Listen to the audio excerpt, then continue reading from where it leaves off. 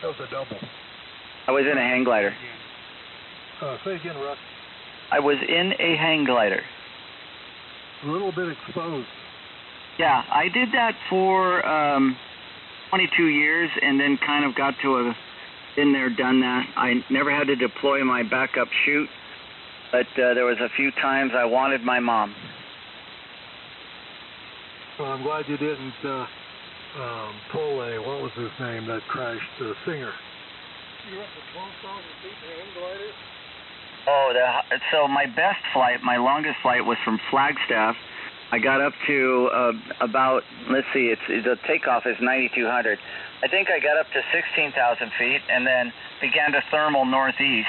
And somewhere out to be about 30, 40 miles south of Four Corners, Utah, Mexico, Arizona, and Colorado, I had gotten into some lift at 11,000 feet and was near a place called Black Mesa, near the Monument Valley, and I was just doing these big, fat, very smooth. Area was pegged at over 2,000 feet per minute, and when I got up to 17,000, I flew straight to try to get out of it, and I did not get out of it until 19,000 feet, and yes, I got lightly hypoxic.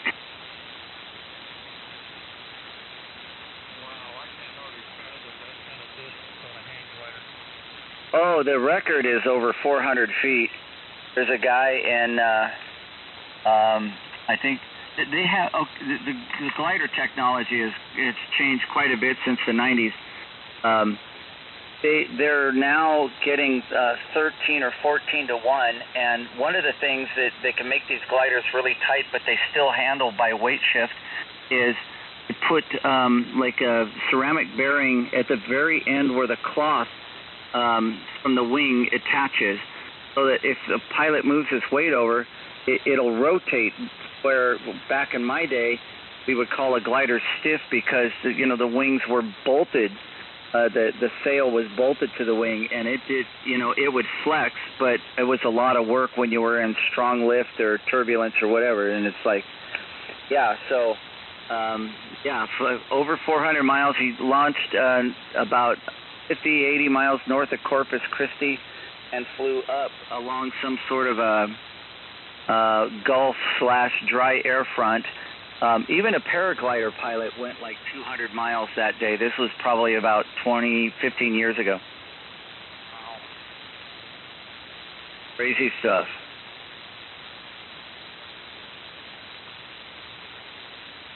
I imagine at high altitude it creates some havoc up around 19,000 feet and then to wreak some havoc with your lungs. Well, so what I remember happening was when I was flying out of that, when the lift finally released me, I was probably doing about 40, and it felt like, and by the way, stall speed in hang gliders is somewhere around 18. It felt like the hand of God just let me go, and I free fell for about 200 or 300 feet, because you're flying into the downdraft of that big of a lift area. But it was very fair weather. I don't think the depth of the cloud was more than 800 or 1,000 feet, but it was big. It was 5-7 miles. I couldn't tell you. But at that point, when it popped through, I just held onto the control frame and just kept the heading, burning off the altitude.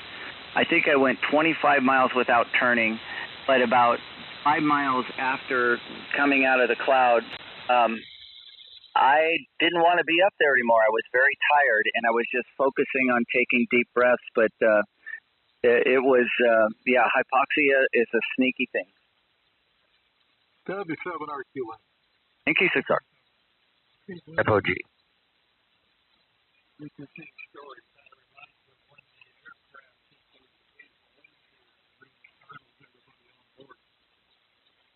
Yeah, wind shears are pretty funky. Kilo 7, that's incoming.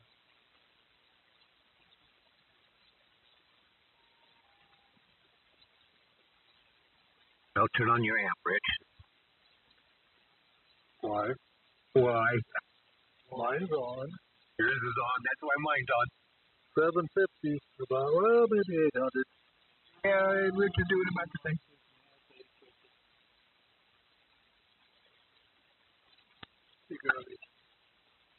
I know I don't need it. I like to warm it up every so often. Try to get to burn the dust off the tube. Exactly. Uh-huh. Get that ozone going.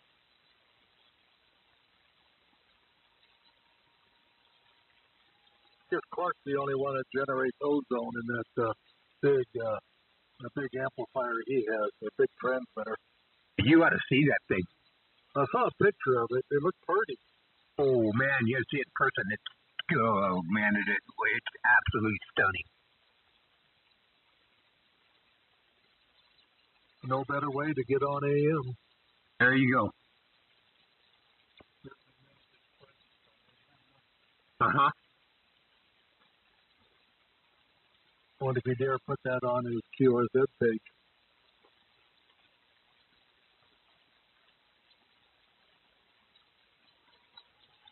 That thing is just, man, what a beautiful piece of equipment. Leave it to Clark. Yeah. I think Rich needs a trowel. Well, you know what? My house isn't big enough, okay? Yeah, it doesn't stop you from drooling. Exactly. Doesn't hurt to maybe want a little bit there, Mr. Jim. Yeah, I hear that too. Yes, sir.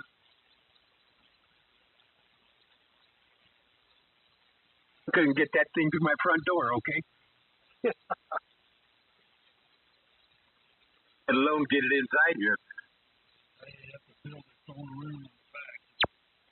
Couldn't even do that. Its own power meter.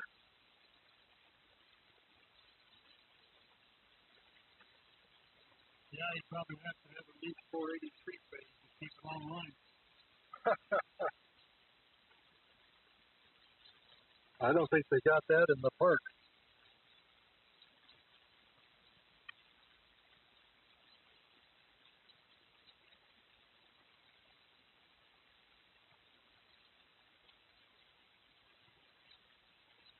I got to see it work and touch it and look at it, and man, oh man. Get to talk on it? Oh, no, I didn't. Oh, that car do that. Oh, my. Yeah. Got to get a picture of you at that operating position. That would have been sweet. With that in the background. Say, my future station.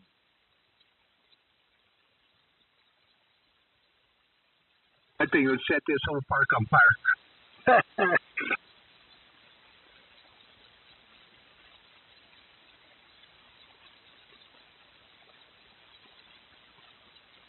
Probably too many propane tanks to the side. Yeah, exactly.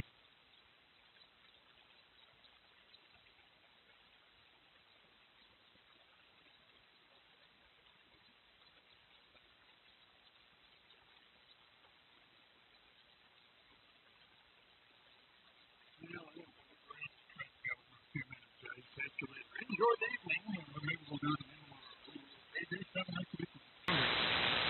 73's old man, see you. Have a good night. Don't burn that treadmill up. Good night, Jim. Good night, Jim.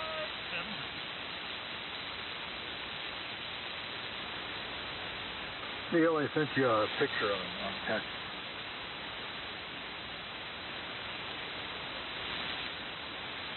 You said who? Neil. This is a picture of the screwdriver antenna raised up right next to the DirecTV antenna. I hope they don't, or not DirecTV, Starlink. I hope they don't bother each other. Well, there's supposed to be a real...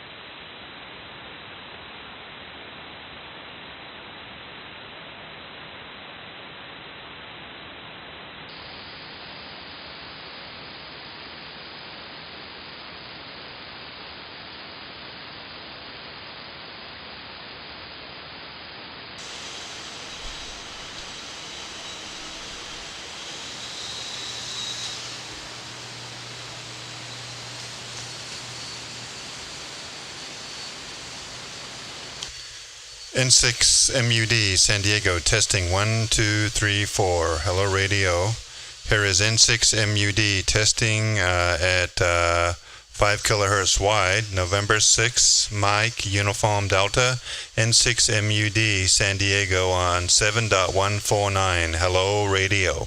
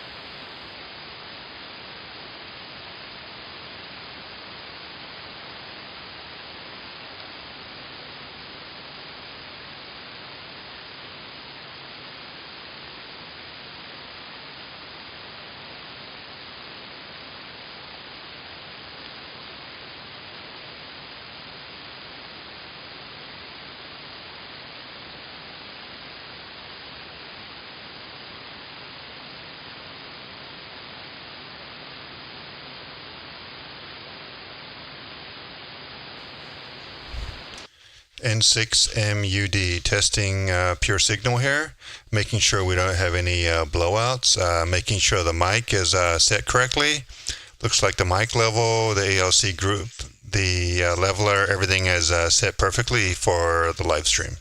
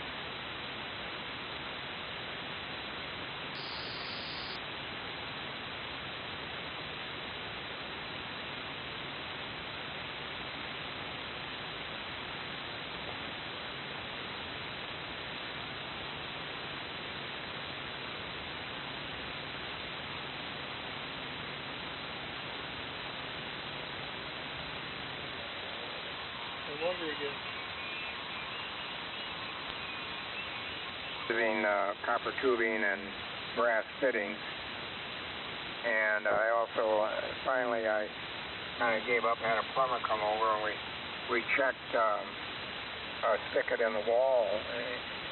Strangely enough, since this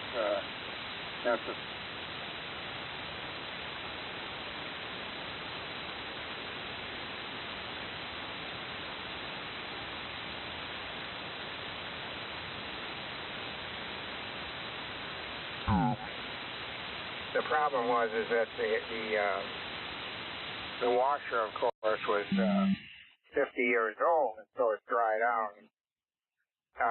Even the plumber says there's no way. That thing's probably soldered in there. It was done 45 years ago. It would be impossible to replace the spigot. So back to square one. But thanks to Amazon, thank goodness for Amazon. They had a connector that was direct, just one piece, a connector. One end of it was the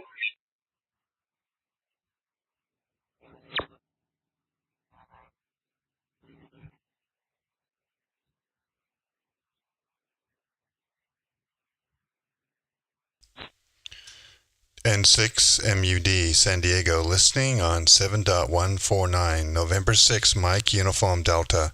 N6MUD, San Diego, listening on 7.149. Hello, radio.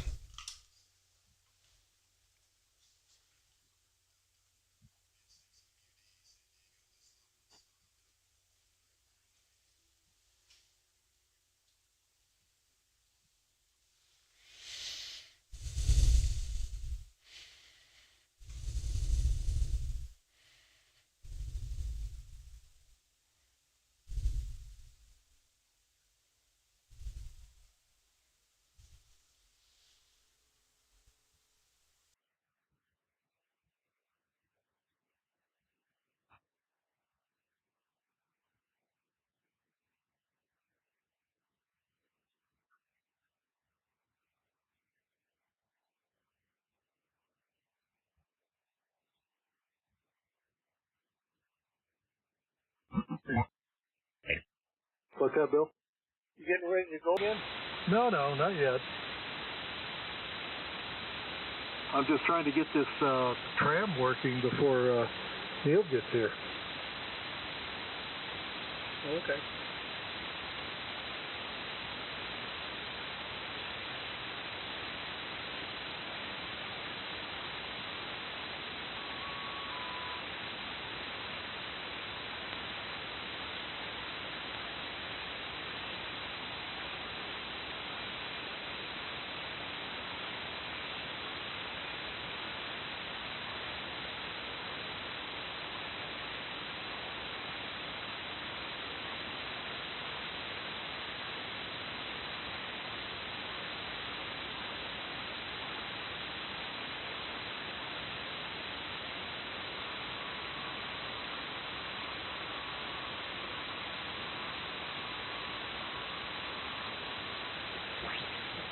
In the high desert, I have no telephone lines around me.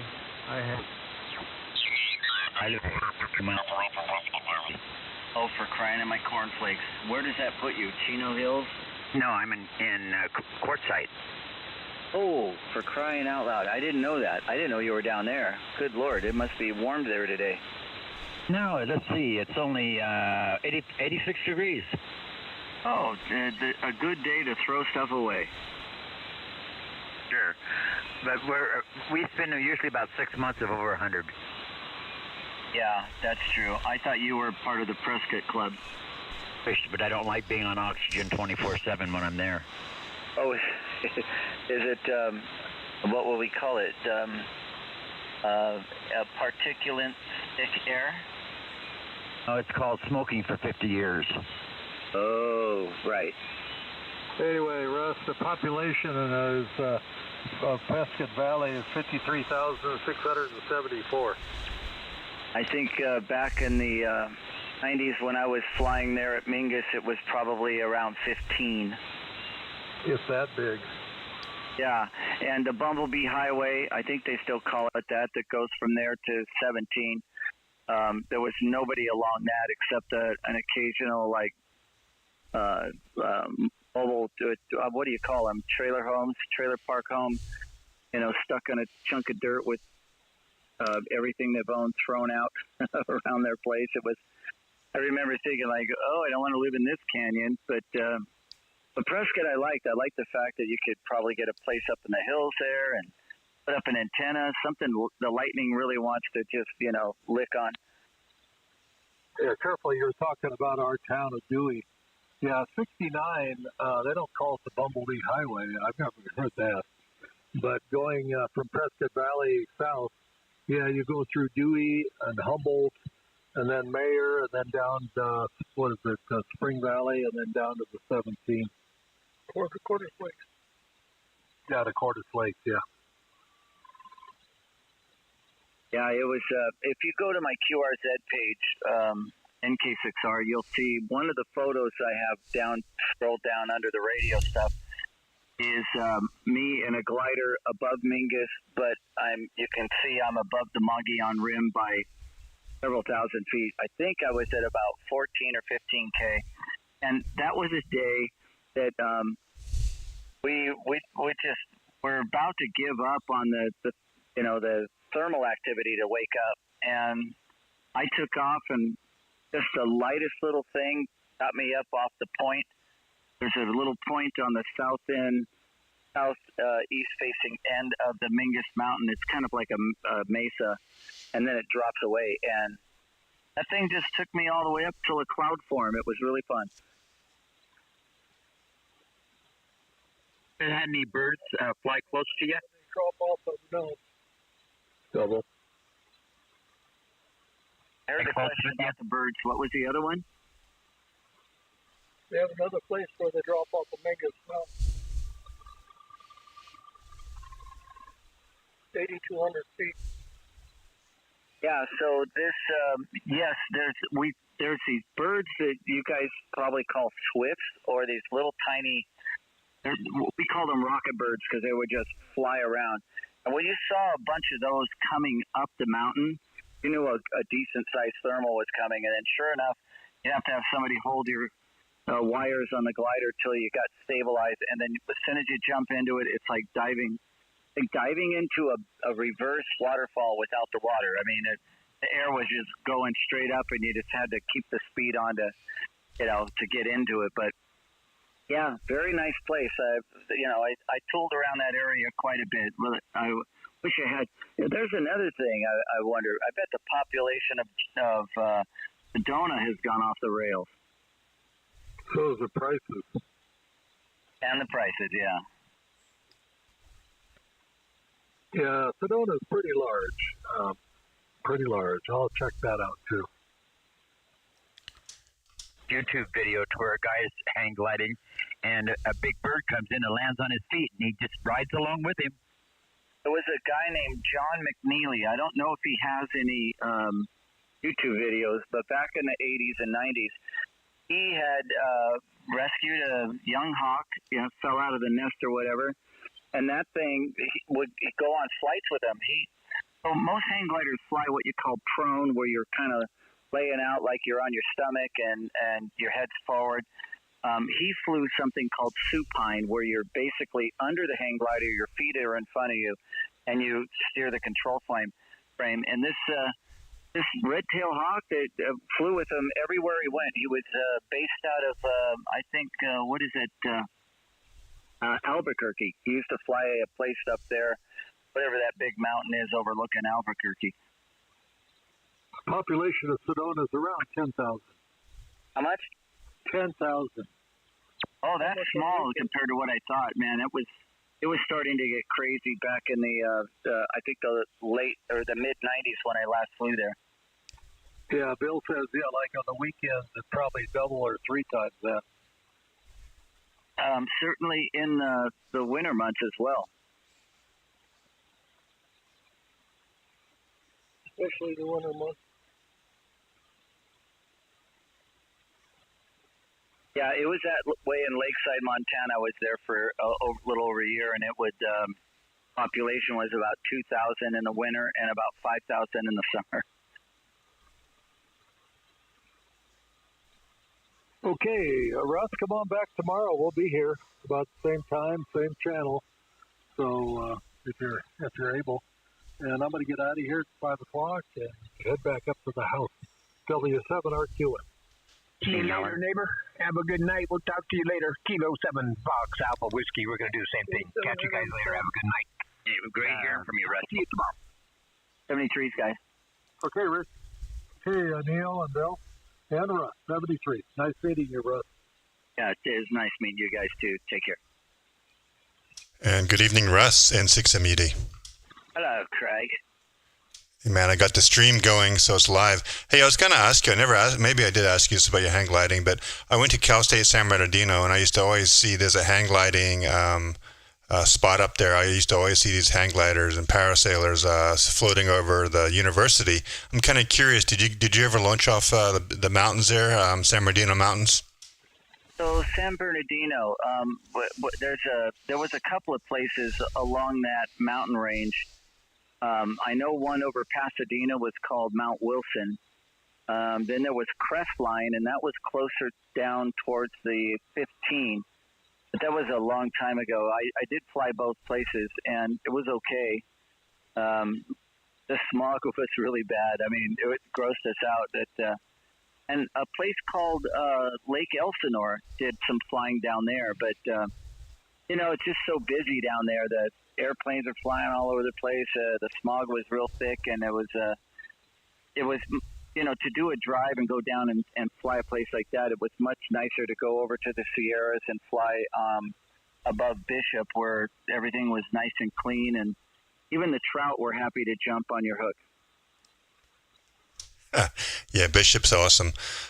Bishop's a gateway to adventure, man. I've been to that town many times, and a lot of off-roading up in the hills above Bishop and stuff. So, but anyway, so you got the new 101 fired up and ready to roll, or what are you working on right now, Russ? Sounds like you're busy on the bench as usual. There, N6MUD Friday. I'm working on an old vintage radio that my uncle owned, and he wanted to see if I could get it going. and it has a bunch of discrete components, from the mid 70s. It has the PLL. It's an 11-meter radio. It was very high end in its day, and the PLL consists of I'm just going to guess here. It looks like about 8 or 10 IC chips that are a combination of gates, programmable dividers, divide by 16 dividers, and what else here? Phase detectors. There's some flip-flops in here. And I'm trying to figure out where I've lost signal going into the phase detector. I have nothing going in, and so I just was looking at the schematic, and it runs up to a divide by 10 counter, which is an old 7490 chip, and I don't know how familiar you are with analog and digital chips, but this was all classic stuff of the 70s. Well, so is the desire to get this thing fired up and working and sell it, or are you going to just keep it? I know it sounds like it's got some specialty there. It sounds like it's your uncle's or whatever. Do you plan on just getting it fixed and actually using it, or what's the goal there? Oh, I just want to make it work. Right now, it's out of lock on the phase lock loop, so I'm so back in the late 70s, early 80s, and before I got into ham, I was I did a lot of stuff in what we called the free band, and there was a guy. The company that made these radios was going strong for about 5 years, and I guess people were selling radios out the back door. I don't know the whole story, but basically the company went bankrupt. And anyway, my uncle had one of these, in a box. He pulled it out, and he sent it to me, and he said, hey, he sent me a couple of them. One was a 40-channel version that they had, and this one's 23, but it has 2 channel selectors. So to go to 23, you have to put the left one on 2 and the right one on 3, but the inside of it, I'm going to send you some pictures. You'll understand, but he wanted to see if I could get it going. And I'm actually going back in blowing the cobwebs off a lot of my memory and troubleshooting these things, because I worked for this radio shop part-time back in my 20s,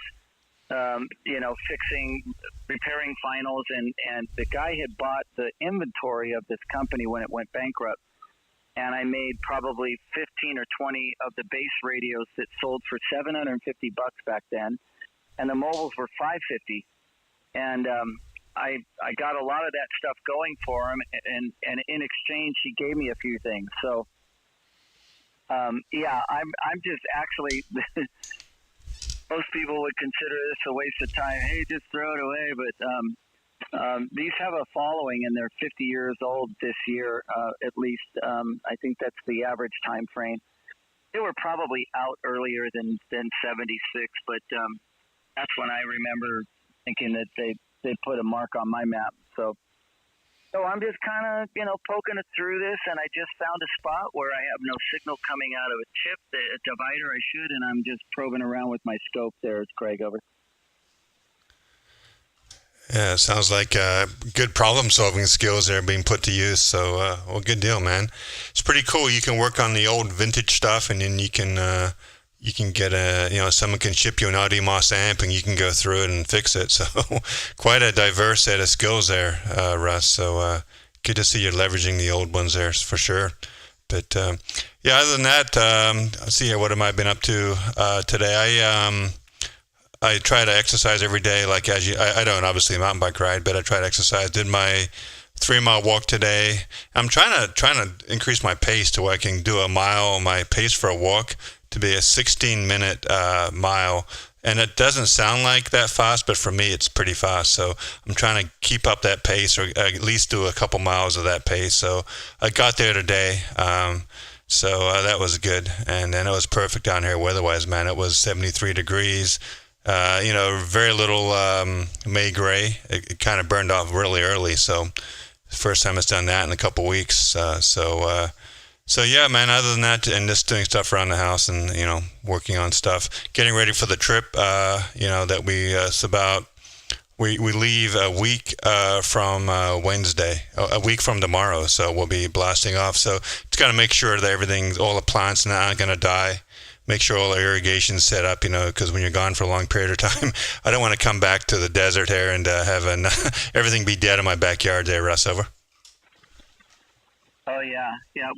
Did you have some sound in the background, or was there somebody trying to get in?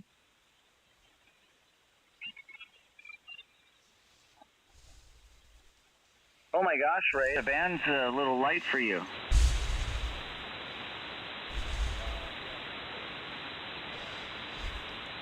Oh, for that'll do it because, yeah, my noise is a 4 and you're a 5 or a 6, but I can hear you fine. But anyway, you got a RCA jack to figure out.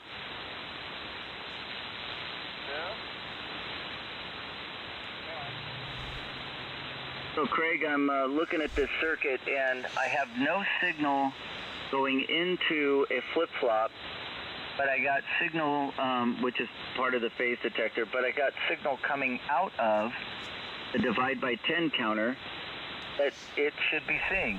Oh, it's kind of cool. I'm going to put a jumper from one point to the other before I unsolder anything and see if something comes to life. That's pretty cool. So how can you have a signal coming out if there's none coming in? I'm not really an electronics guy, but if there's nothing coming in, wouldn't you figure there'd be nothing coming out? No, I have a signal coming out of this divide by 10 counter, and I'm following the schematic, and it runs right over and goes into pin 3 of this flip-flop, this phase detector chip, and I have nothing there, which is weird. So I'm looking into that. Anyway, let's see. I'm sending you a couple of photos. You can see the circuitry on the inside, and I'll send you a photo of the completed radio. Anyway, it's pretty good. This is in really good. These are very collectible, and my uncle will probably end up selling it or just keep it. But he sent me a power supply, which you'll see on one of the photos is under the radio. And the radio sits on that, and you can put a desk mic on it, or you can kind of figure out how to stick that in your mobile. In the day, that was a radio you would put in a truck. You wouldn't. Well, think of how much leg room you had back then. I mean, you could put a bolt-on air conditioning in a 70s vehicle back then, where not all vehicles came stock with air conditioning. So, and to answer your question, I'm back on the 7610. I just flipped over it just a little while ago, just to remember things about it. And there's some really interesting. By the way, I'm very interested in your radio. You're going to have to tell me more about it. All right, we're Amplifiers. Oh, there you are. Hey, Ray. Yeah, I'm streaming you guys live right now if you want to check it out. Just go to my QRZ page and click on the YouTube icon, and then go to live if you want to and hear yourself. But Russ, I want to say I got the photos there.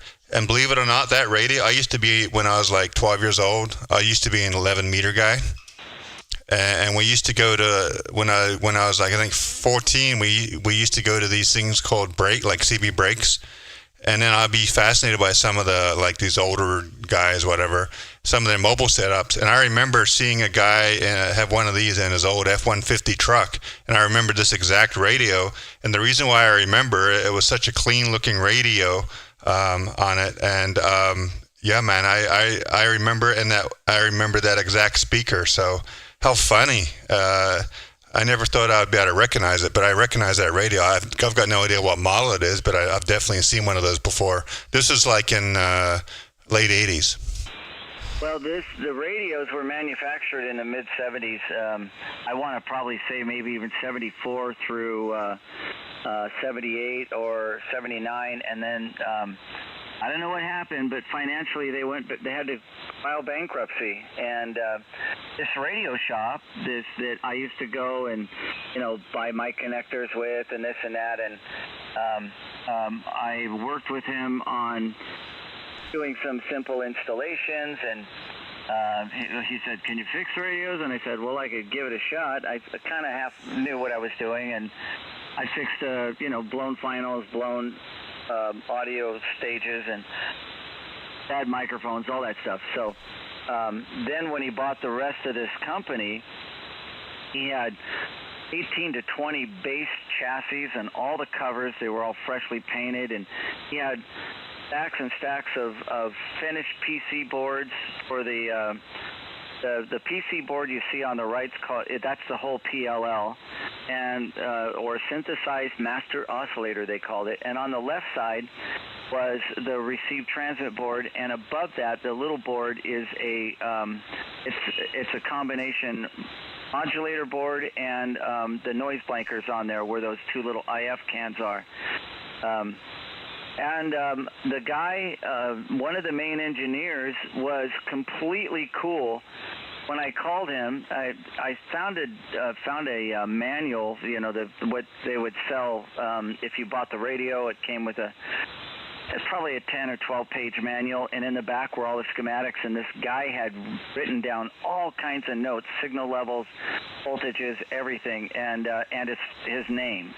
And I called him up one time, and he's like, "Oh yeah, no, I'm working for somebody else now, but yeah, I'll help you out." And anytime I had a question, that guy really kind of led me by the hand through the emerging analog chips that they used, and this PLL system. So like I said, it might be a little lame that I'm working on this, but it's kind of both a personal challenge from what I knew back in the 80s and trying to see if I could succeed for my uncle. And I got one radio going, and this is an older model. The first radio was the CP400, and that was a 40-channel version, and then the 300 was the 23-channel version. That's really the difference, but they're relatively constructed the same, Craig, over. I'll copy that. So does your uncle does he still operate on that band, or is it just like a relic just for historical purposes? I'm hoping that you'll get it fixed and he'll fire it up and be able to use it on 11 meters, right? Oh yeah, and no, he's a ham, and I helped him get a 756 Pro 2 last year, and I sent him an AL80B amplifier I had, and he had a stroke. Now let me tell you, my uncle. My uncle is a result of my grandfather on my mother's side having an affair. He's like a year older than me. But poor guy, a couple of years ago, had a stroke. He's still sharp, but he can't get around very easily. And so he was telling me about this stuff and how his ICOM IC737 wasn't transmitting right, and he also had like a half broken down TS430 140. And I said, "Dude, I'm going to send you a radio. I'm going to send you an amp and get some guys over to help you put this antenna up." I sent him an off-center fed for 80 through 10, and I think next year I'm just going to fly out there and see him and just fix whatever he hasn't got straightened out. But we've been able to communicate. He's in Tennessee, by the way, Sparta, Tennessee, which is near Memphis, I think. Anyway, we've been able to talk on 15 meters a couple of times with no problem at all. Well, that's an awesome story. Well, hopefully you'll get that, and he'll be able to use it. So, but that's cool that he's now he's a ham, licensed ham. So, anyway, Ray, I don't know if Ray can copy me. Ray, you're a little bit light down here, but pass it off to Ray. I don't leave him out here. So go ahead, Ray. Pick it up if you can hear me. N6MUD, San Diego. Ray.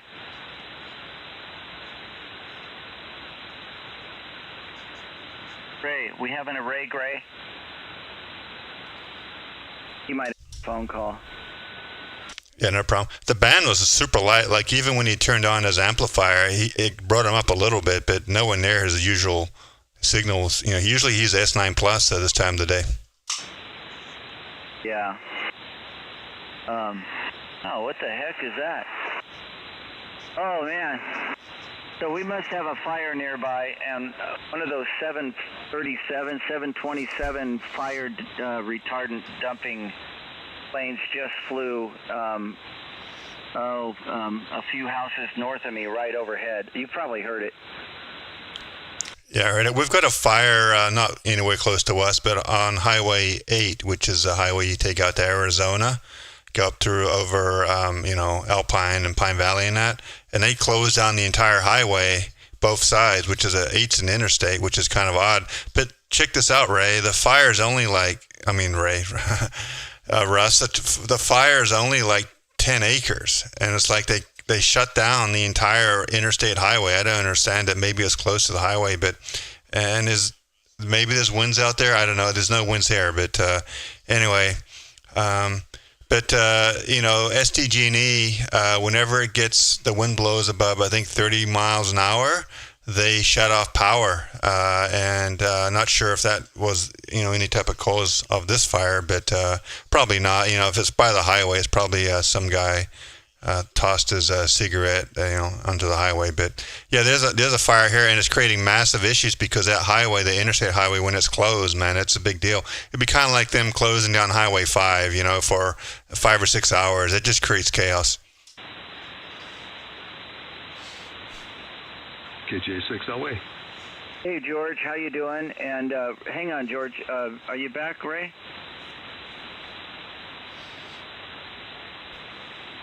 Yeah, I texted him to see if he had a problem up there. Might be chasing after, but he's changing the relay and the radio. Anyway, so he's working on something. George, wow, this is twice in 1 week, dude. How you doing?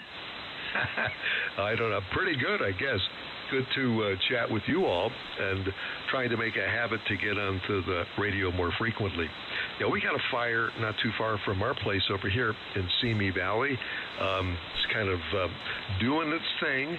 Kind of makes you wonder when I've lived in California since 1974, and we've never had a fire season like the last couple of years. Kind of makes you wonder what's not being done, which create these circumstances. I've been listening for a while, and great story, Russ, on the radio. I wish you all the best with that. What a great project. And Craig, I have your streaming on here next to me. It looks fantastic. Awesome. Well, it's a 10-second delay. I'll have to work on a delay, but maybe it's just how it is of YouTube. I think by law they have to have a delay in there. So if we need to, we can stop it. But anyway, good to hear you on there, George. You're sounding marvelous into San Diego. And yeah, Russ. So real quick here, I didn't answer your text there, Russ, about Thetis and everything, but believe it or not, there's all types of changes happening to the software these days because of AI and everything. So you can get a G2 Apache Labs G2 Anan with knobs and buttons and everything on it. Big screen. It doesn't run Thetis, but it runs a similar piece of software with similar noise reduction. And that's a G2 that does not require, everything's built into it. It's got a Pi into it. So basically, it would be like as close as you can get to having one of these radios with knobs and buttons, and you could treat it like a 101. You could also hook it up to a computer and load Thetis on it too if you wanted to. But the point being is that your question there, yeah, it's been done, but I don't know. I think I would hold off a little bit. There's some major changes coming in software that maybe someone will make a radio, a more powerful radio that can actually run Thetis natively. Run it just like you'd run on a regular radio with knobs and buttons. So. But yeah, man, there's all types of cool, fun things you can do with these types of radios, and just let me know if you ever get the itch. We can start you out with a Hermes Light, ramp you up to, if you like it, then ramp you up to a bigger radio. But it's real cool technology.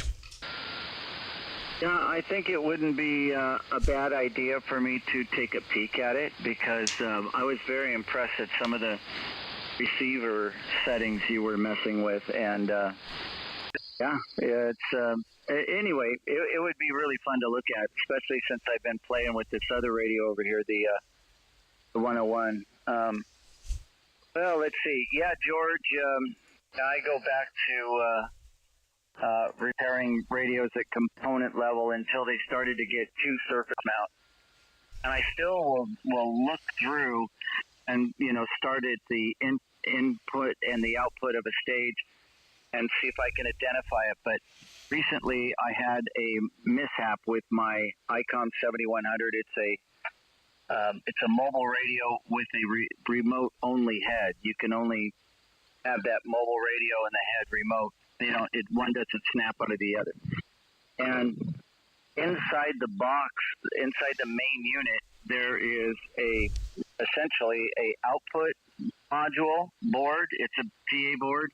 It does the HF all the way to UHF, and the other side is the whole receiver on a board. And the receiver suffered like a 24-volt surge, and it went dead. And I worked on that for off and on for about 3 days, and finally I decided, I'm going to send it to ICOM, give them a couple of $100 and let them fix it. So there's some stuff I'll just get to a point where it's like, okay, I'm going nowhere here. The problem with the ICOM service manual is on that main board, which is the one with this receive transmit stuff. It's 10 pages separated, and then you have to keep going back to the component placement board, the board layout, and then the schematic. And I just couldn't find the voltage regulators for the front end of the receiver, but that's what looked like suffered, at least. And by the way, Craig, I think I'm seeing my RF coming out my rig here is much narrower than the little window there.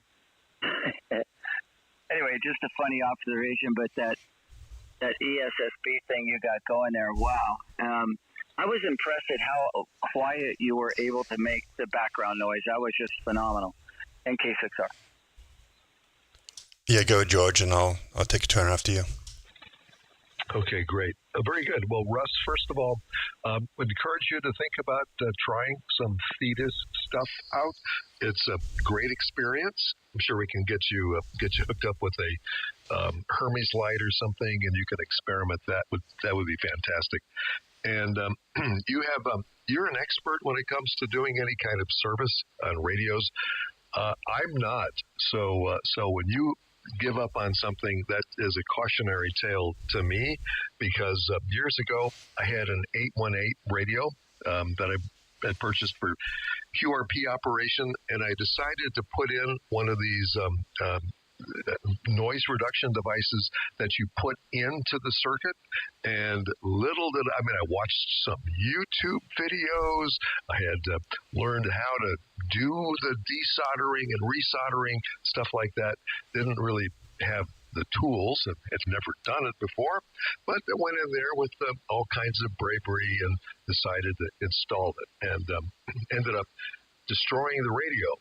Sent it off to Yaesu to have it fixed, and they said, I'm sorry, you ruined the board, double-sided board. It's not savable, so just toss it. Send it back to me, and that was the end.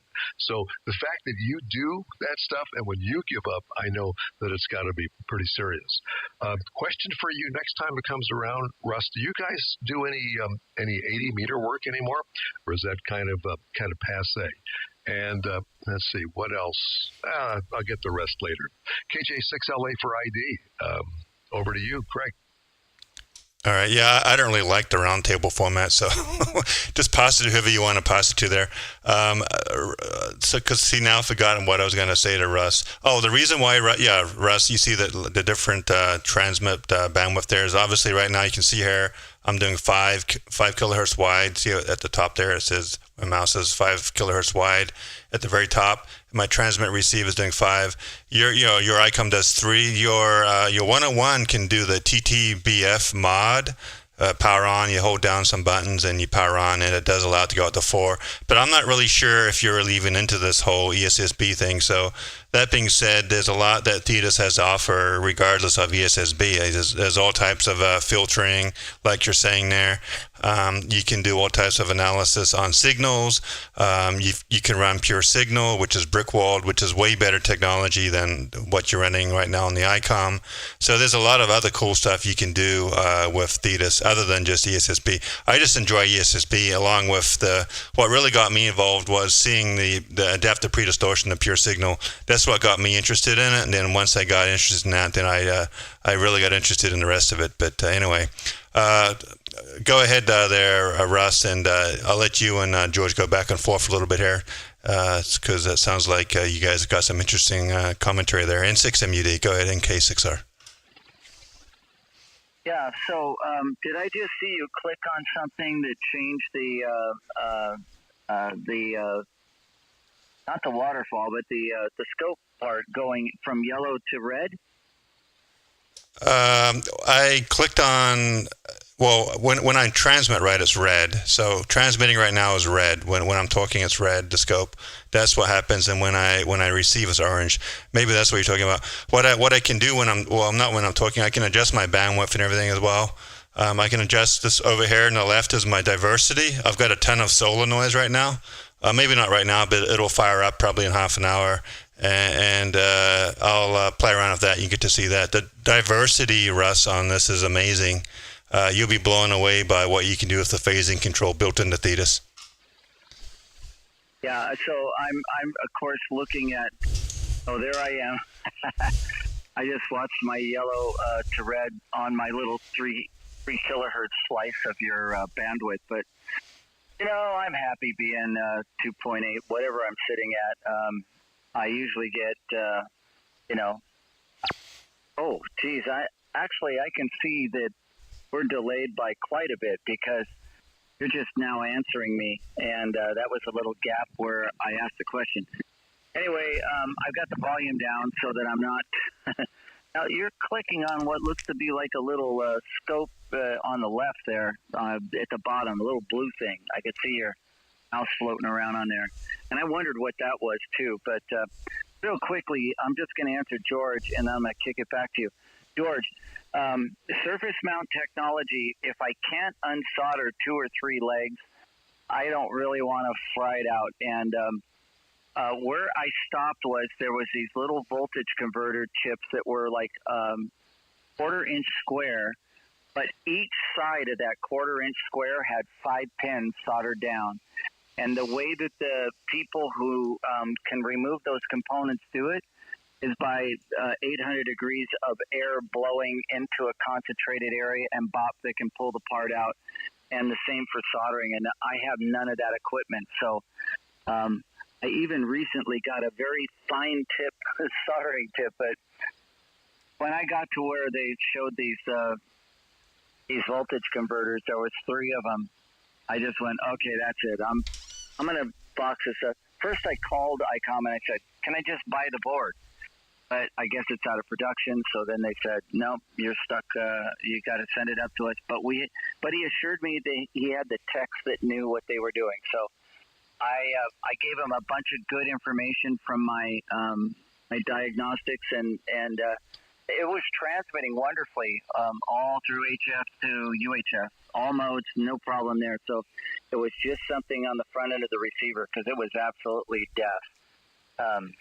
Anyway, let me pause a second for Craig before you grab it. See if our old buddy up in the Oregon borders got his stuff going there. KF7QNI, NK6R. Yeah, I just switched the radio. The hell with it, right, Russ? I thought we had other radio. KF7QNI, NK6R, right. Yeah, you're doing fine. S9 to 10 over. And anyway, Craig, Craig, have you sent this link up to Ray? I don't think I have. Ray, just go to YouTube and search for my call sign, N6MUD, and then my channel will come up, and just click on live stream and you'll see the live stream of this. It's about 10-second delayed, or maybe a bit more. I'm trying to work on a delay. I'm not sure what's causing that, but anyway, that's what Russ and everyone's looking at right now. Okay, we'll take a look. We got YouTube, that's for sure. And Ray, and Russ, to answer your question. Yeah. That little box with the blue circle, that's the phasing control. And what that does, right, so basically it's diversity receive. And I'll have to see if I'll have to zoom out on my band scope here, but what it does is it allows you to turn that little, kind of like a target, right? Turn that little white dot around, and it allows me to visually, as I'm turning it, see the results of either adjusting the gain or the phase, because I've got a second receive antenna that I use for diversity, and it allows me to null out the various like solar noise, and it doesn't null out obviously all the noises, but it nulls out quite a lot of it, and it does a very good job of it. Then once I find a good location, I can save it, and that's what you see. Those numbers are there for 1, 2, 3, 4. Those are prior saved settings that I can just click on to go to in memory. So it's really powerful, and quite honestly, if I did not have this phasing control, I couldn't operate past like 5 p.m. because my entire 40 meters band gets all messed up. There's huge things that march up and down the band. Let me take a look here. Let me unkey and take a look at my band here, and you could probably see some of the noise, and I'll play around with the phasing as you're talking. You can take a look at it here. So anyway, back over to you there, Russ, and 6MED in the group. Cool. Ray, I'm going to have to send you a Hermes light so you can screw around with it. Oh yeah, but there's always other cool stuff. You know, I actually have Paul had a radio that you couldn't figure out, and it's actually just broken. It's one of the early SDRs, and it's so Chinese. The software wouldn't work for it. I can't get it to talk. Yeah, no, I'm talking about these with what Craig has going on here on YouTube, and some of the video that he streamed us yesterday. The noise reduction capability of that system, where he's talking about the phase. And when you come back, Craig, you're going to have to tell. So you got 2 separate antennas running. Is that the story? Yeah, Hermes does not have diversity, but it's got everything else. Yeah, I've got my loop, and then I have an end-fed half wave, basically inverted owl, that splits my loop in half, and that just happens to be a really good diversity antenna that works out real nicely. You could do your end-fed half wave as one antenna, Russ, and then your loop would be another antenna, so it would work fine for you too. Yeah, I'm interested in messing with that. I do have a phase 2RM eliminator. They call it a X phase noise canceller, and I haven't got the other antenna set up to it yet, but I do have it all set in here, ready to connect up and try out. And it sounds like that's all built into this radio you're talking about.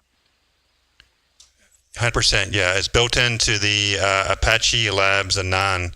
The Hermes. See, in order for this to work, you probably realize you got to have 2 independent receivers, right?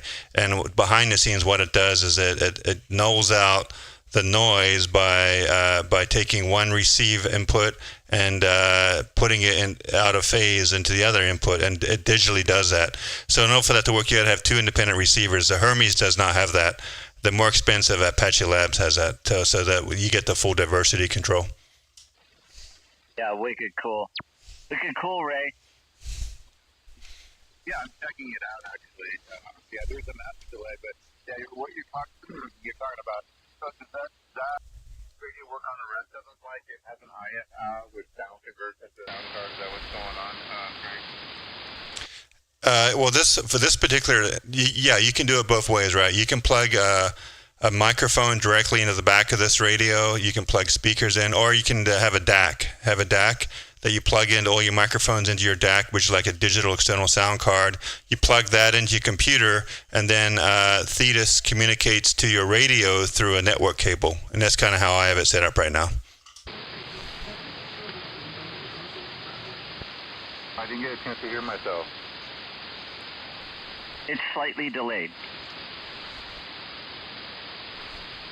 Yeah, no, I helped this guy Russ a long time ago, Craig, and I'm here, lurking. And it was the first world of this. I think he was using SDR Play software, and I'll tell you what, Doesn't bother me a bit. just like what we're looking at. It was not quite as smooth, but it was all 32-bit back then. That was a long, long time ago, but it was very Doesn't cool. bother me a bit. Back in the day. Yeah, SDR Play, man, was ahead of its time. That was a awesome platform, and it still is for SDR receivers.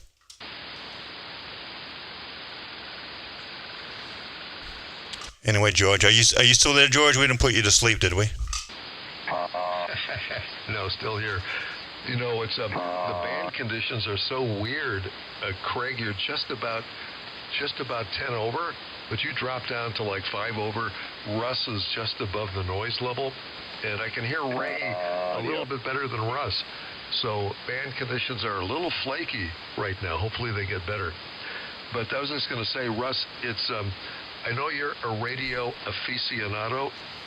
Even if you don't do any ESSB, there's enough to play with the Thetis system that you could just lose yourself in all kinds of exploration.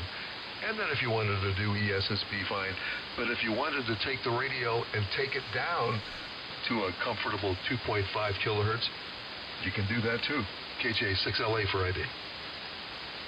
Yeah, no, it looks pretty cool. I'm intrigued. I'm not going to go down to Craig's house tomorrow and load up my trunk with all of his computer-operated radio stuff, but maybe next month. Anyway, so I'm concerned about my signal level not being good enough in LA. So please let me know what's your noise floor. I'm kind of curious about that. You're coming in pretty good here. Yeah, my noise floor is like an S8. Terrible. And your signal's coming up. Now you're like 10 over. Some peaks up to 15. So it's just band conditions. I mean, Craig normally is booming in here like 20 over, 25, 30 over, and he was like less than 10. So it's just condition. Life in LA. Yes, life in LA. And we have a fire between where I am and where you are. So I'm sure that's blocking the radio waves. Fire. Audio. Let's see. There was a station in there with you, George, in K6R.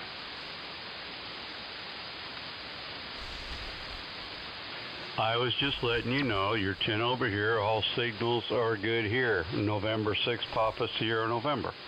So Apple turnover. Audio. Absolutely. All right. So hello, Chuck. And let's see. Yeah. Okay, George. Yeah. No, I'm running up the rails here. I'm just scraping 1490, so I wanted to make sure that if I had a good signal on you, you weren't hearing me. Yeah, I too have a high noise floor in my little hood, but you know, you're carving through it, and Chuck, you're also banging in here. Let me get a report on you real quick. Okay, yeah, let me give you a little bit of information here. I was listening to you through Half Moon Bay. I'm back on the local receiver, and you're about 10 to 15 over. You're bouncing back and forth. Audio. So I have a bouncy little signal? You're just like a little bouncy little girl. Oh, I don't want to be that far, but okay. I'll take the bouncy signal. Go ahead, Chuck. Welcome to the, it's not even a net, NK6R. Well, we can start the slug net at any time, but hey, hello to everybody. Yeah, I just came in after taming the jungle out here, mowing and everything. Decided to come in and turned on and heard a familiar voice. So I'll let you know, now you're almost 20 over, so band's a little different, but everybody's sounding good. Yeah, it's been kind of an unusual band. I saw that 6 meters opened up on above kind of Kentucky area. It was like a 90 megahertz, a couple of 90 megahertz E clouds there that were floating up, and a handful of hams got to enjoy that. And I got really curious. I have a theory that when eSkips opens up, especially in the Midwest, which it does about 75% of the time compared to the West Coast, there's usually a storm nearby. So I went over to windy.com, and sure enough, there was a massive thunderhead, bolting out lightning and rain and so forth. There was a few of them around, but there was one kind of in the middle of all of it, and it was. I wonder if it's related. I wonder if those sprites that shoot out of the top of a thunderhead and hit the ionosphere. I wonder if that is part of the charging. It absolutely must be, but it's something I haven't looked into any further than noticing what I was just telling you there. So let's see. N6PSN to grab it, and then you can send it down to Craig, and then Craig. Well, anyway, I know what you mean, Craig. It's kind of nice to just answer the question directly. Yeah, good evening, Chuck. Go ahead. Be able to elaborate on that because I haven't been on 6 meters my whole amateur radio career, but that's probably be changing here this next year. But I'm sure the ionosphere and all the activity with that, because those electrical charges, I would think, just being the non-scientific person I am, that there's got to be a little bit of correlation there. Other than that, I don't have much to say on it because I have, like I said, have not been on that band, have not done any of that. With that, we'll see. And hello, Craig. Didn't know he was on. I heard your voice, Russ, so I thought I'd say hi. And hello to everybody else, whoever's on here. N6PSN, go ahead and pick it up, Craig. Yeah, hey Chuck, hey man, good evening. Good to hear your voice once again. And we're just talking earlier just about the band conditions and stuff. And I mean, your signal tracker fluctuating from 20 to 10 to S9, so it's interesting band conditions. But I can hear everyone fine. And Russ, I have not done 6 meters. I got into 6 meters for a little bit back when I first got my general back in like 2004. And there's a 6 meter linked repeater system down here in San Diego. Really nice one, a bunch of voting receivers and everything. And I did that. That got me into the 6-shooter club, and I did a lot of 6 meter sideband with my TS480. But once I got, once COVID happened and I got back into the hobby again, I never got into 6 because it's just, I didn't understand it. I mean, what I mean by that is that it wasn't the same as it used to be. It used to be more consistent. These days, man, I know there's services out there that ping you when there's an opening, but I don't know, man, few and far between, and it makes you wonder, is it even worth the effort to put up an antenna and keep a dedicated radio with the squelch open 24/7 just to get an opening that lasts maybe 5 minutes? I don't know. You tell me. No. Well, you're also asking, you could ask the same question, is it worth setting up a computer to make contacts on FT8 while you're out gardening? I mean, it's an opinion thing, but no, it's always been when the fish are jumping time of year, I get into it, but that's just me. I'm not a contester. I like that little thing since the 90s. But as the No just said, there's a lot that just like, yeah, I don't want to watch paint dry. So I have a receiver, this time of year that I set up, and it's sitting there monitoring anything that's going to pop through the squelch, and that's pretty much how I use it. Yeah, I'm the one that said no, just to be clear. And hello, Chuck. Back from the days of an 80 meters, so it's been a long time. Let me make sure I got it. Okay, feel like I do. Anyway, I've been an amateur radio operator since 1973 when I got my general back then, and all of that time, over 50 years, I've been on 6 meters one day for a very short contest, and that was it. I've been on 160 more than I've been on 6 meters. So, but I'm sure some people like it, and so that's all good. I thought about getting a mobile radio that has 6 meters on it. Not sure if I want to do that. And by the way, Russ, I have two 7100s. I think they're great radios. So just to let you know, KJ6LA for ID. Don't run the voltage up on them over 15. I had a power supply failure that took it out, and if I sound weak to you, yeah, you just took a fade. I think we're getting the afternoon fade for the short distance of LA. So, Ray, are you still with us?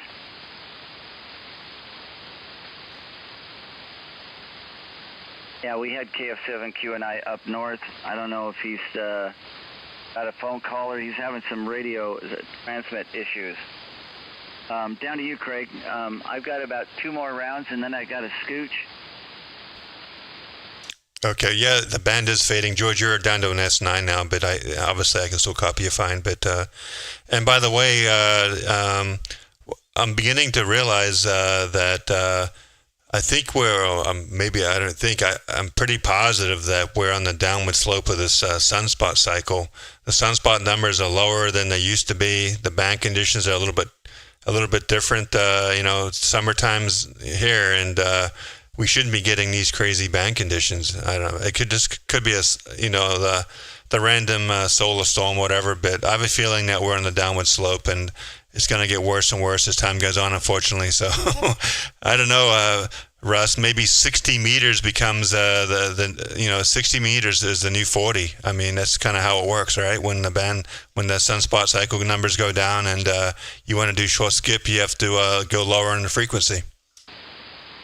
Well, I can tell you this. I've been through a few of them since I've lived here, and what happens is 80 meters becomes usable up until noon and sometimes all day long. So when you can't talk 40, the same thing, the same E layer that's not, or I should say the same sun activity that's not charging the E layer is not charging the D layer, and the D layer is what keeps 75 from working during the day. So many times we were on 75, throughout the afternoon. But at least one thing that does happen is that it seems like 40 meters for the 300 to 500 mile distance, 40 meters tends to be operational. So, yeah, I think that's the deal on that in K6R.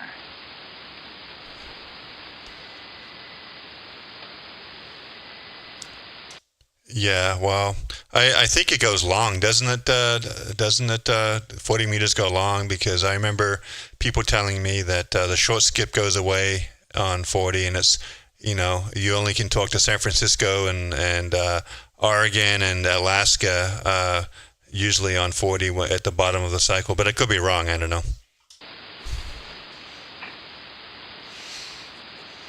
Yeah, Craig. So it's usually you lose the short stuff, 100, 200 miles. But hang on, I got to answer a question. Yeah, it goes real long. I mean, once nighttime hits, you're working Australia, Europe, and stuff. At least for my QTH. Yeah, that's typically like late, early morning. You do that now, but you're saying, Chuck, you can do that much earlier in the evening, right? Because the band's super long at the bottom of the cycle. Yeah, and I can pretty much work the East Coast, no problem, but I do have a 3-element monobander.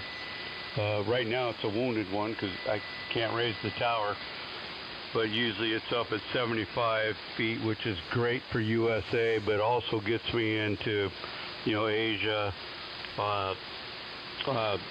down in the South Pacific, and over in Europe. So the band goes long, and then I got a vertical too that get up, and I've had good times with that working the same continents. So it's actually 40 is a very good DX band.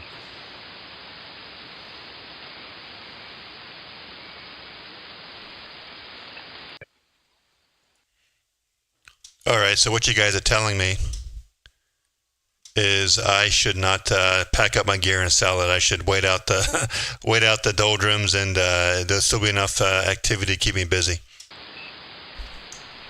Well, it depends on what you want to work. I don't know your antenna situation and what you want to do, but if you want to work DX, like on 40, a nice 40-meter vertical, you know, if you're not putting up a beam.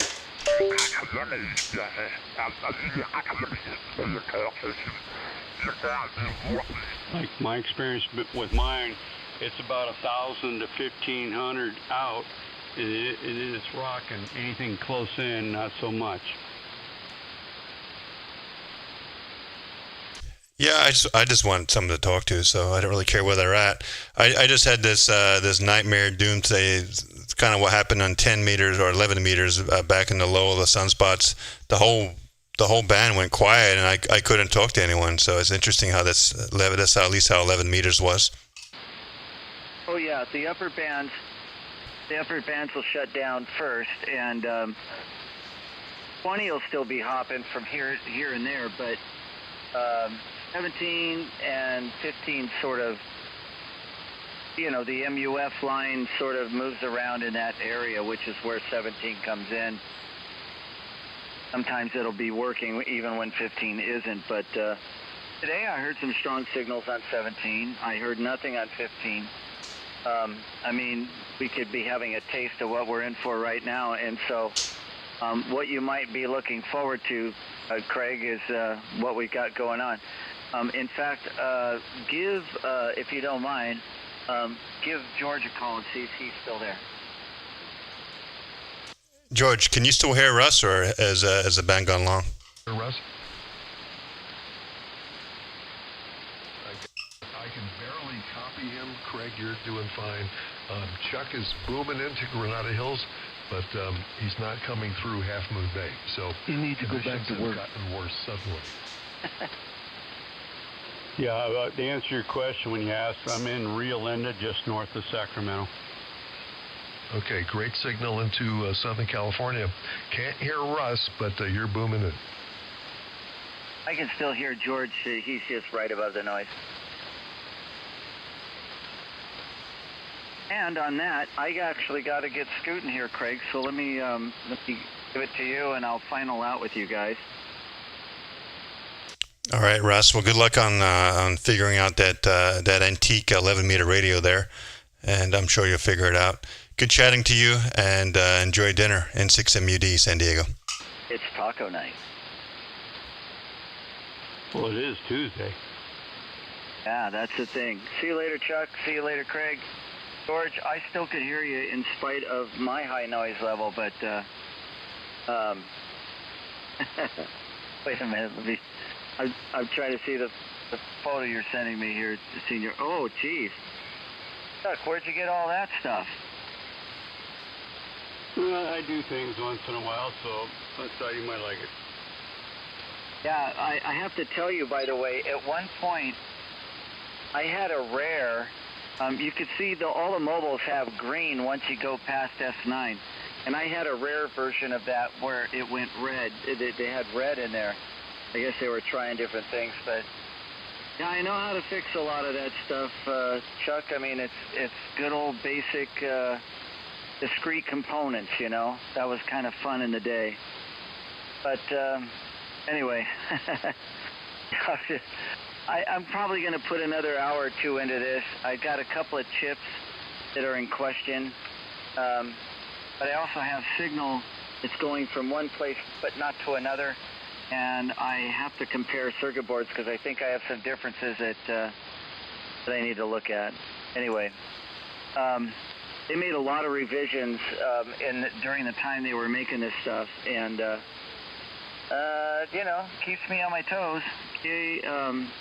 Oh, I'm sorry, N6 PSN, and see you later, Craig, N6 MUD, NK6R. Go ahead, Chuck, and I'll listen out. All right, always good to hear you, my friend, and it was good seeing you last week. I think it's been a week, but anyway, it's all good. But yeah, you know, through my amateur radio endeavors, I've learned enough to be highly dangerous.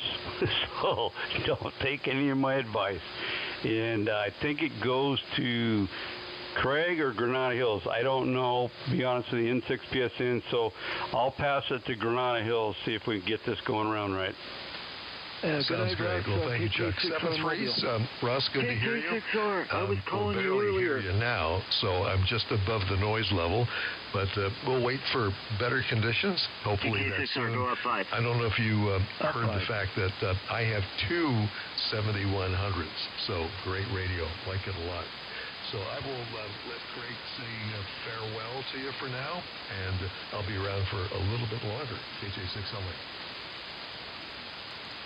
I think Russ and KK6R went up the band, the QSY up there, but yeah, George, I still copy you fine, but hopefully you can hear me. I know you typically listen in the SDR because of the noise level, but anyway, and Chuck, I don't know, man. You talking about antennas and 3-element Yagis on 40? I mean, that's a dream right there. But I'm not really sure if I'm really into DXing. So my current antenna is just a 40-meter loop under homeowners, so it's only up about 25 feet. It does pretty well. I cannot operate 80, so because my lot's so small here in San Diego. But the loop does pretty well. And sure, it would be nice to have a 3-element at 80 feet on 40 meters, but I'm not really a DXer. But maybe once in a while, late at night when I can't sleep, come down and fire up the rig and fire up that antenna and work the world. I guess that's something that's probably easily done if your antenna.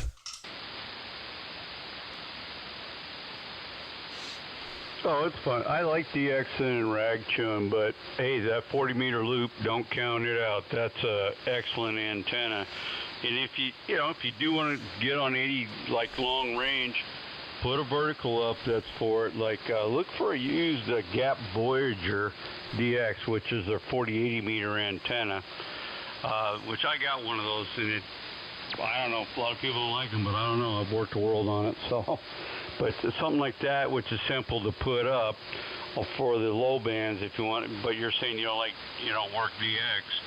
But I don't know. I kind of get a kick out of it talking to other countries, and like sometimes when I haven't been able to sleep, get up in the middle of the night and talking to the VKs and the ZLs, talking to those guys down under, and chatting with them, and just getting a different view of their lifestyles and stuff. So I like that. I'm not a contester. I don't have that kind of patience. I can't just keep banging them out. But I do like working other parts of the world and chatting in N6PSN. Yeah, definitely contesting is not my thing, but it is interesting to if you can't sleep, fire up the radio. I can even do it on my loop. Fire up the radio and just listen. Listen to the DX rolling in. I can't really, in my current situation, I can't really talk because I'll wake everyone up in my house, but because my radio's down here, downstairs in the living room. So, but I know George does a lot of, at least you used to do a lot of DXing, right, George? I mean, I don't know, George, do you do much DXing anymore, or is most of your time spent rag chewing? And it does okay, not fantastic, but it fits in my space. But I can run 80 meters, so I look forward to maybe doing some of that. Chuck, sometime around, are you guys, I met you years ago on 80 meters. The name here is George, KJ6LA, Granada Hills. There was a group, Russ was there, Leo was there, other folks. Are you guys still on 80 meters once in a while, or not so much these days? That was a long double, but I got you at the end, George. I've actually been off the air, just got it back on. I moved my whole ham shack, so I've been off the air. I think the guys are still there at 38:03 in the morning. I have not been, like this evening, getting on there. I have not been there, so I can't answer that question. It's been probably 6 weeks that I've been off the air. I had my ham shack in one location in the house for 25 years, and so I moved it out to actually a ham shack outside.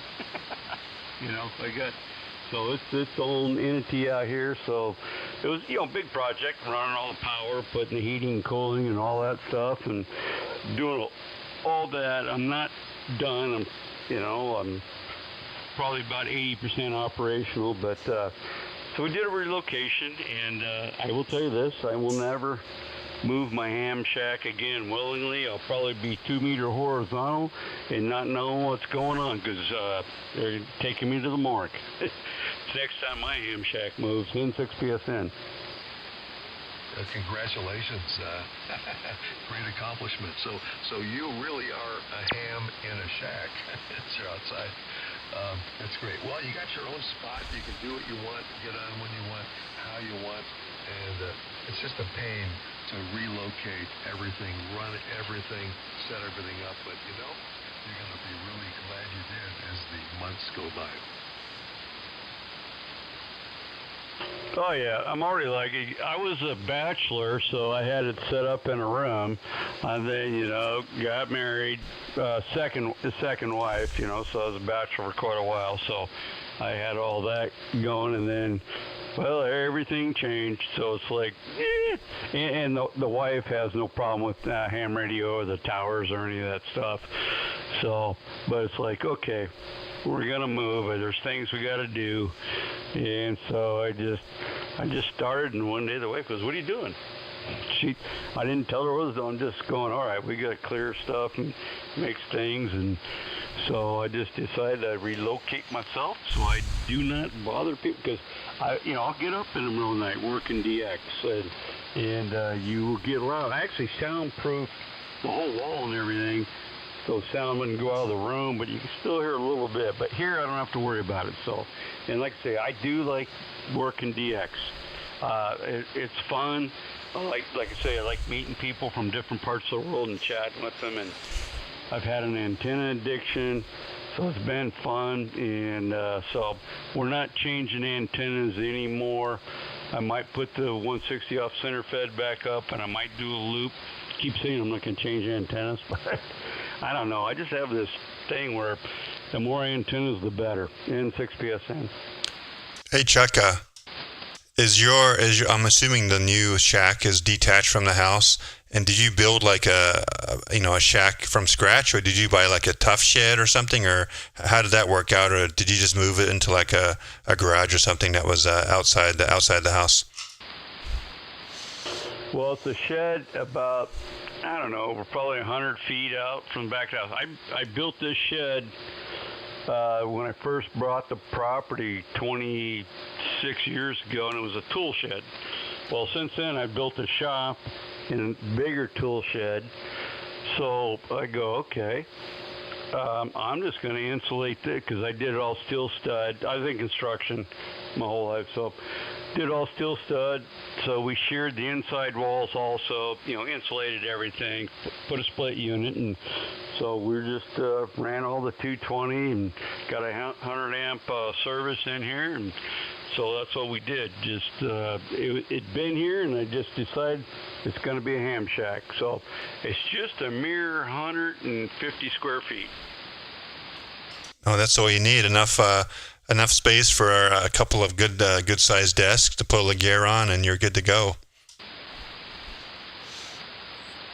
Yeah, the good news is, coming from where I had it, I saved, I was running 400 feet of 7/8 hard line to this tower that I'm on right now.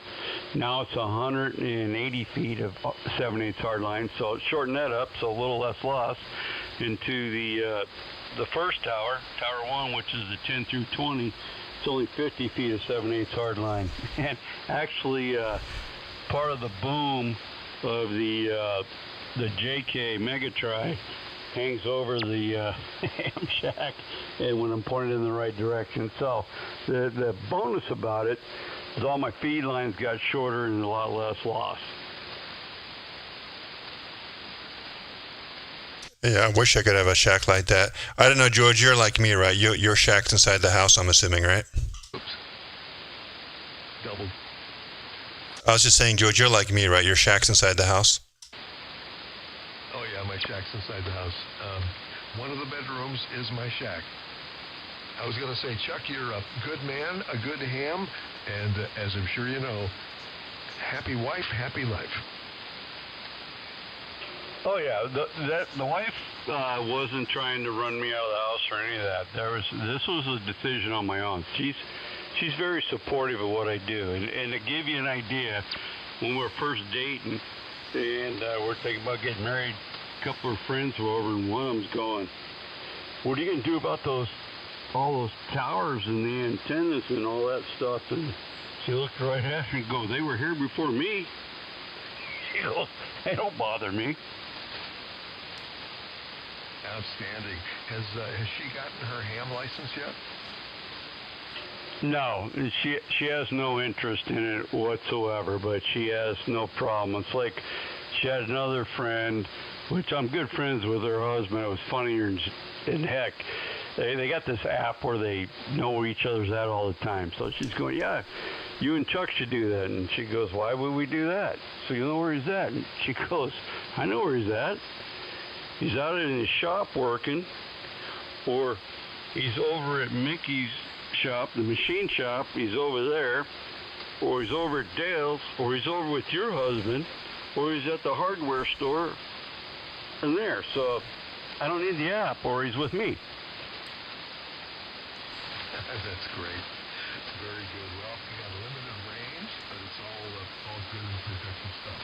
And so congratulations on that. You found a good one. Craig, you're indoors, aren't you?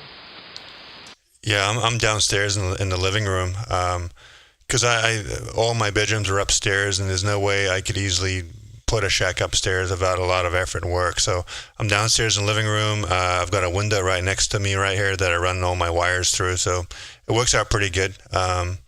Other than the fact that it's just me and my wife here, but the fact that once in a while when we have people over, they see all my gear and they start asking, what is it? What is the microphone? Are you a podcaster, right? And that type of stuff. But other than that, it's not a big deal. Well, now you can say I'm an amateur radio operator and I'm a podcaster of sorts. Yeah, right.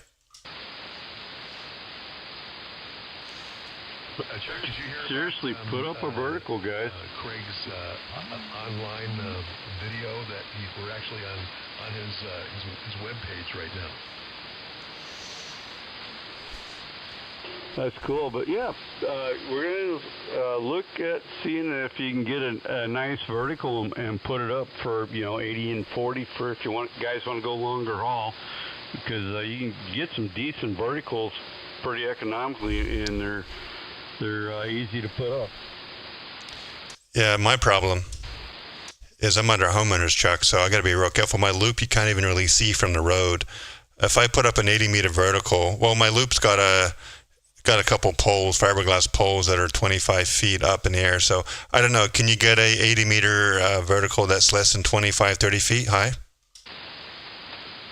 Yeah, you could, but I wouldn't recommend it. But I didn't know you were an HOA, man. So yeah, that's a tough one to do there.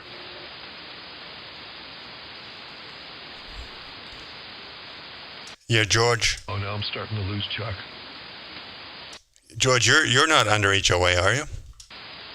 No, not yet. No, we're not. And if you move, you're not going to be under HOA as well, right?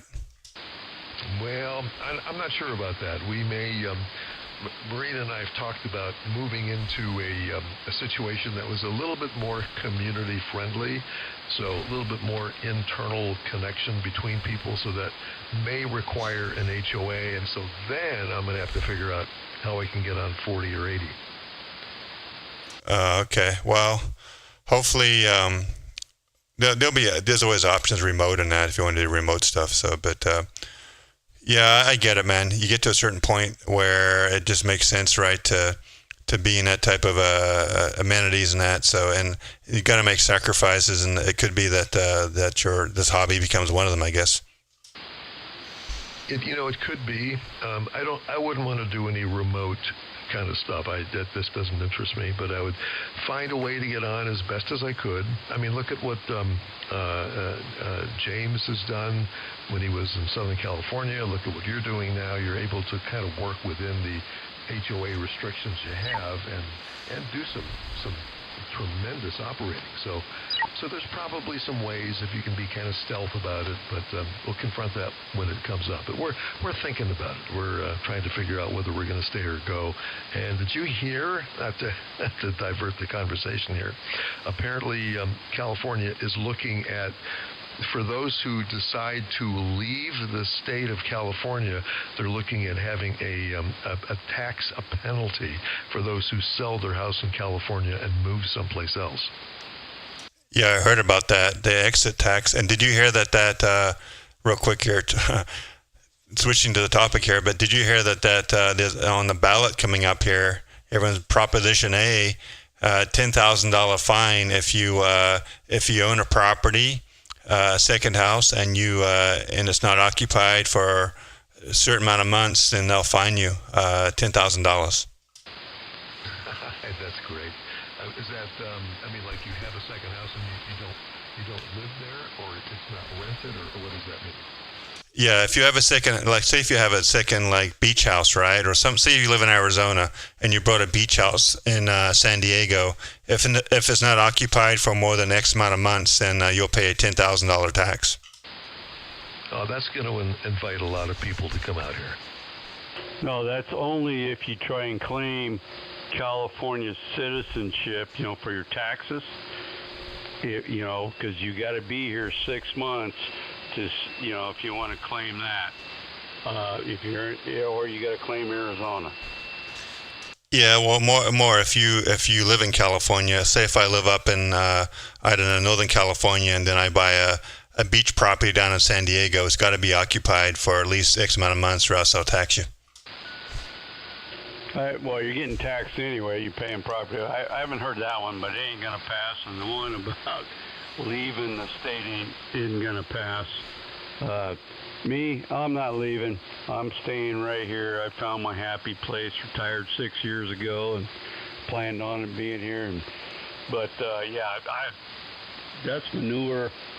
Somebody sells their property, where they want to go and move to is nobody's business. Totally agree. We'll see what happens with that. I think they passed the mileage tax. So the legislature did. There's no public vote on that. So I'm not sure if they need to have a public vote on the other one.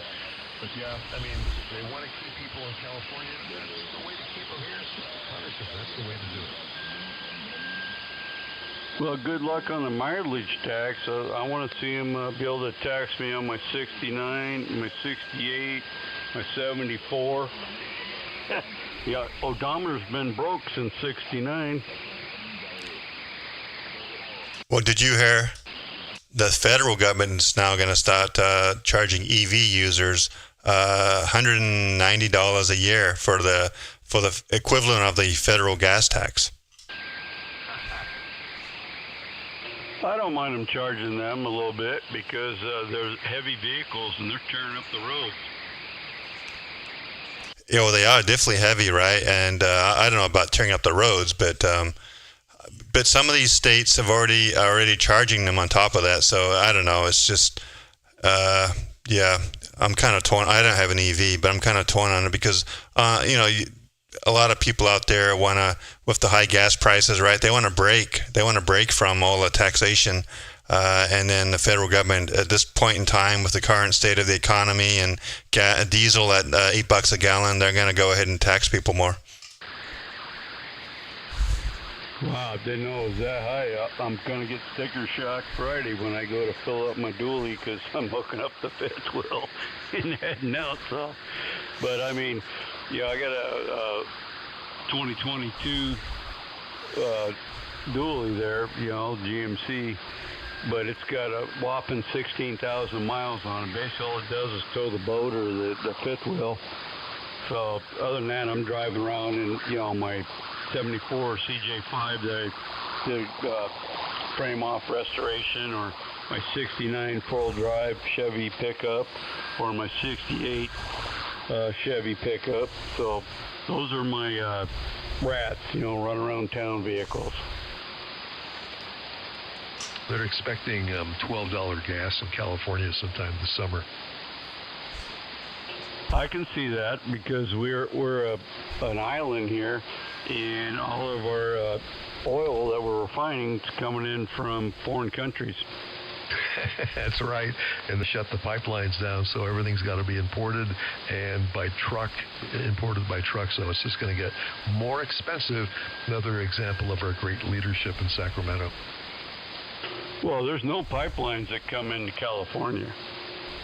Now, they used to have pipelines that ran around the state, and they shut them down, so everything's got to be imported by truck. Yeah, no, interstate, but we can't get, you got to go over Sierra Nevadas, all that, so we're landlocked, and it's like the refineries didn't change up for the oil we can pump. They can't refine it, so we have to ship it, and then we got to have oil shipped in. And just, I don't know, that part's what boggles my mind. That's the fuel companies and doing that. That one blows me away. 20 over. But 7 refineries down, so we're kind of strangled on that side too. And that was they decided to take the business elsewhere because the business climate is not good in California. Well, I think with that, but even if it was good, we can't refine our own freaking oil. There's a problem with that. That's true. That's the other side of it. So I think that we need to settle on a blend of gas and make it national. Make it so that there's one blend of gas that's good for the entire country, and that way, gas that's good for Texas will be good for California, and that'll probably help us out. It could, but you ever tried to get 10 people to agree on one thing? Well, that's what I'm saying. Just make it a federal level thing, right? Federal law, Trump state law. So just say, hey, at the federal level, this is what we're going to do. Yeah, well, see, that's another slippery slope. You got your state independence, but there's nothing perfect. But this is, to me, is the best country, and with all its warts and everything, and so just getting it figured out.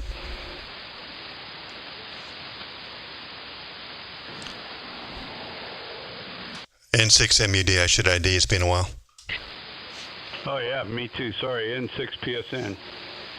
KJ6LA. Hey, you were Chuck. You were 20 over there. I'm not sure if we're about to go on the cliff or not, but you're 20 over. George, you came up too for a while there. George, you were about an S9. Now you're back up to 10, 15 over. So the band is, it kind of fades and it looks like it's coming back. Yeah, you were the same. You were down to like S9, and you were fading away. Now you're back up to 10 and 15 over again too. So yeah, the band conditions are just really kind of squirrely. Oh, it's moving around. We'll get a change. Sometimes when it comes up like that, it'll just drop out, or sometimes it holds in solid. Yeah, I want to take a quick break here for someone who texts me, N7E&D, Rob, are you listening? N7E&D, N6MED. N7E&D, as a matter of fact, I am. Hi, Greg. Hey, Rob, so did you want to do a test? Like, did you say you've got a new temporary, station set up or something? Or, because you sound like there's a lot of background noise. I heard all types of noise in that transmission. Yeah, sorry, but I am on puppy detail, and I'll be on it for another 5 weeks. So we have puppies, and I'm taking care of them. But I have to have radio, so I set up a small Zygu G90 here in the other area. Over. Okay, well, if you want, man, just click on that YouTube link that I gave you, and I'm streaming live, so it's probably 10, 20 seconds delayed. But you can hear yourself and hear how you sound. It sounds, you've got a good signal. The audio sounds like it's loud on that, but you definitely have a good signal. So I'm assuming you've got it hooked up to your dipole or your loop or something, right? Just the dipole only. Chuck, can you hear Rob? Rob's in Phoenix area. Yeah, I hear Rob very light. He's in S3 here. And how you doing, Rob? So what part of Phoenix are you in? Hello, Chuck. N7E&D. I'm in Glendale, just south of Arrowhead. I'm running 20 watts, Zygo G90 in the house because I can't be in the shack right now when I have priorities here with the K9s. Over. Yep, we can hear your happy friends in the background, and yeah, I know the area very well. I went to Moon Valley High School. Well, Cortez my freshman year at 35th in Peoria, and then Moon Valley at 35th in Cactus. For my last 3 years, and I got 2 sisters and a brother living there in Peoria, and then I got family down in Tucson. I don't know if maybe we've talked before, Chuck. My wife went to Moon Valley. I went to Cortez from 1976 to 1980. Cortez High. What time did you go, or when did you go there? I was out at 1976, so I left before you got there, or right when you got there. I was on my way out. Okay, so I came in 76, September, whatever, when school started. Yep, so senior year was 76 for me, and during our sophomore and part of junior for me, we were doing split sessions with Thunderbird High School because they were rebuilding that high school. And you had Greenway and 35th Avenue, dead end at Greenway, did not go up to Bell at that time. Oh, yeah, I remember it. Dead end. 35th Avenue would be a dead end at Bell Road. My 2 sisters and brother went to Cortez 5, 6, 7 years before me, so you might have seen one of them. Okay, that's cool. Maybe for another time to go more detail, but yeah, just 20 watts, and I have a cane Corso that broke out of his crate about 3 months ago, and got the female. Anyhow, we didn't plan on it. We wanted to wait another year, but here we have 6 beautiful dogs. It's very nice. Anyhow, all right, Chuck, nice chatting with you. I hope my 20 watts still hanging in there for you. Kilo November 6, Yankee Tango Yankee. Heard notice that you're S5 here. I'm going to spin it over to Craig and let him pass it. And I got the 6 Yankee, I think it was. But anyway, Craig, go ahead and pick it up. All right, thanks there, Chuck. And Rob, by the way, your Zygo, your 20 watts, whatever, is doing 5 to 10 over 9, man. So it's a good signal, but there's always a pipeline between us. But the breaker in there, go ahead, the Yankee breaker, N6 MUD, San Diego. Kilo November 6, Yankee Tango Yankee. Yeah, Yankee Tango Yankee. Good evening. Go ahead. Yeah, Kilo November 6, Yankee Tango Yankees out of Southern California. Try it. Yeah, you're an S9 into San Diego. Good evening. Okay, I appreciate you picking up my call. I've got some work to do here.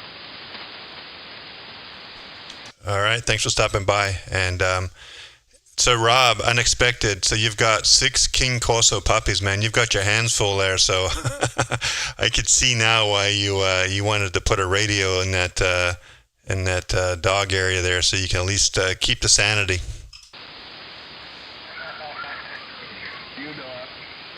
I have to be here full time.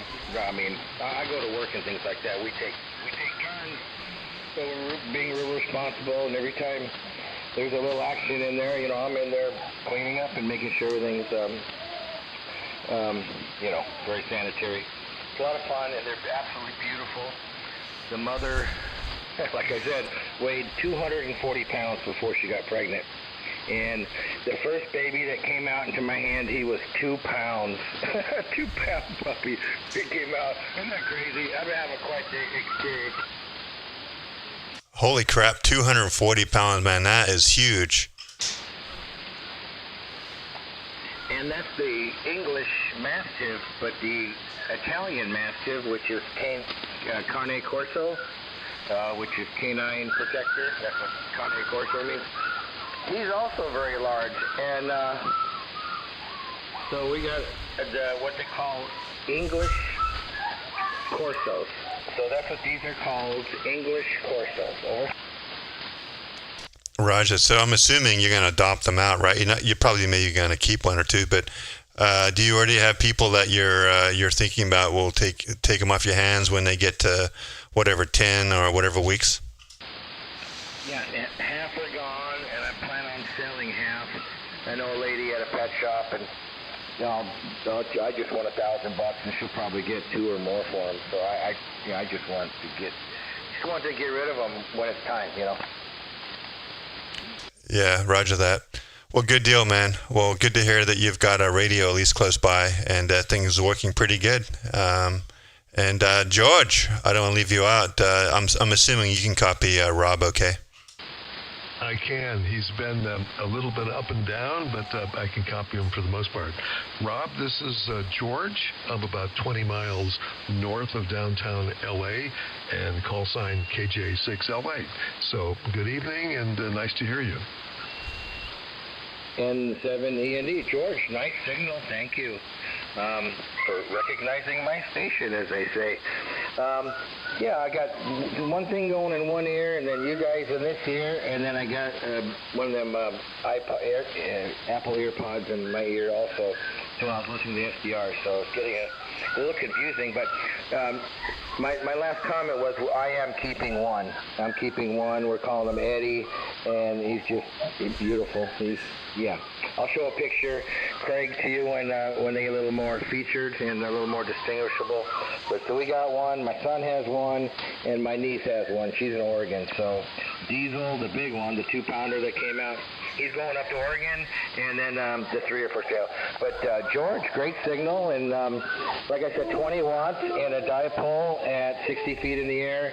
And normally I'm out here with 1,200 watts, but we're just chugging right along with 20. So I imagine my 1,200 would be a lot better. Oh, I imagine so. Yeah, you're 10 over, a little bit of QSB, so you're fading in and out, but 10 over, a very respectable signal, especially for 20 watts. That's amazing. So, yeah, we love dogs. We love cats. We have cats over here. We love all animals, small animals. We consider our backyard a small animal sanctuary. We have squirrels and birds and rabbits and stuff, and so we take good care of them, and want to have dogs someday when we have a little bit more space and can accommodate. But 240 pounds, oh my, I can't even imagine that. That's like, that weighs more than me. That's huge. KJ6LA for ID. Well, N7END. Her father was 280, George. 280 was her father. Catch you later, Chuck. Hey, when they try to describe what kind of animal a mastiff, whether it's English mastiff, French mastiff, all the mastiffs, it's the whole mastiff family, they say that lion is the feline like mastiff is the canine. Wow. Mastiff is massive. Hey, Rob, you were 20 over on that last one. 20 watts, 20 over, and 40 meters, man. That's a good signal of 20 watts. Well, that's a good time to talk about my dipole. We'll go from dogs to dipole. We'll keep it in the Ds.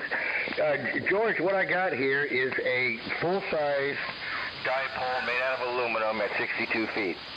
I have an 8-foot insulator, which is 1.5 inch diameter, solid plastic structural rod that was very expensive, and I slid the elements on each end with a space in the middle, directly fed, and like I said, it's 32 feet out each direction, untrussed. It's been up there 8 years in the 70-mile-an-hour wind, and it seems to do just very, very well for my half wave up and half wave out. Over. Oh, that's amazing, Rob. I haven't talked to many people who have that kind of a dipole construction. That's amazing. Well, obviously it works. So I'm kind of not the opposite.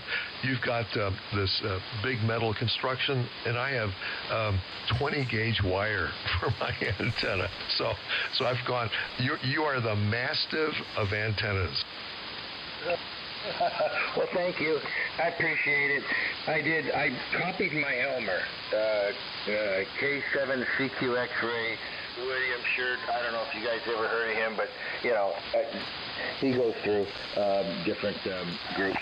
But he's about 78 now, so he does he did 50 words a minute CW back in his day. But he's quite good Elmer. But Woody built the same thing I have, but he used something for an insulator that only lasted 6 months and broke in half. And, so I said, well, I called Carrington Plastics, and it was $22 a lineal foot for an 8-foot rod. And it sounds like iron or steel if you were to drop Craig's heard me drop my little pieces I've had on the concrete. They sound like pieces of metal. Very strong plastic, and that's the whole secret to 2 U-bolts, plate, the aluminum tubing. It's just as simple as can be. And it's been up there. It'll probably stay up there till the cows come home. N7, END, over.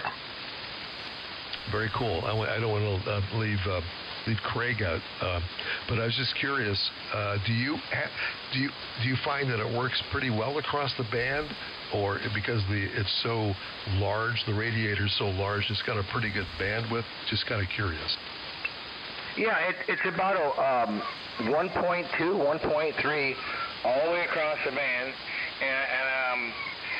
and because of the height, I guess, I don't notice any difference in any frequencies. It works just great. The higher in frequency I go, the lower the SWR. So I imagine I could probably make it just a little bit longer. And on my ends, I do have these copper little, whatever it is, 12 gauge wire is what I used on the very end, and had these little pigtails hanging down for tuning, just on the edge, and they're up there. I think the pigtails on one, and on the other one I got an aluminum rod from welding. I got it on the other end for adjustment. So real crude, but it works. And like I said, 20 watts, Zygo G90. I'm here in the kitchen, and it's like, if I can do this, then I can enjoy the next 3 weeks. I'm kind of quarantined here with the animals. Over. Copy. Well, that sounds great. Well, you got double entertainment. You got the puppies and mom, and of course the radio. So you got the rest of us. So that's pretty cool. Well, great design. Proof is in the pudding, as they say. So it's a very effective antenna, and your G90. I mean, it's a great radio. Certainly very cost effective. Can do a lot with it, and seen a lot of people take it also out portable, which is another great thing which interests me. I know Craig has had some experience with that as well. So listen, I'm gonna back out here. I gotta go see what's happening with the rest of the family. But Rob, nice to meet you. Chuck, I think, is back on frequency. And I'm going to pass it over to Craig and say good night to you all. Maybe we'll catch you tomorrow. KJ6LA, near Los Angeles. All right, George. Hey, man. Well, it's been great seeing you, listening to you and talking to you the last 2 days in a row. So good deal. And as always, it's fun. And thanks for hanging out on amateur radio on 40 meters this evening there, George. And hopefully we'll catch you soon, tomorrow sometime or later on in the week. And thanks for checking out the live stream, too. I appreciate it. N6MUD, San Diego. Looks great. And Rob, that's a testament to the antenna. 20 watts, 20 over on that dipole. So the antenna is doing all the heavy lifting there for sure. And so it doesn't matter. You could put a ICOM 705 at 5 watts on that antenna, and I'm sure you'd have a good signal. WB1G. Oh, wow. Okay, B1 Josh. I think I heard one of the other guys that we know. I can't remember the name quite, if it's Jeff or Mike, but I'm going to stand by. Yeah, yeah, if it works. If I build it, they will come. Okay, I don't know what to say, Craig, other than thank you. And I had a comment here, but there you have it. 20 watts with 20 over 9. I can't ask for any more. I think there's a BG out there. Go ahead. Yeah, hey, good evening, gents.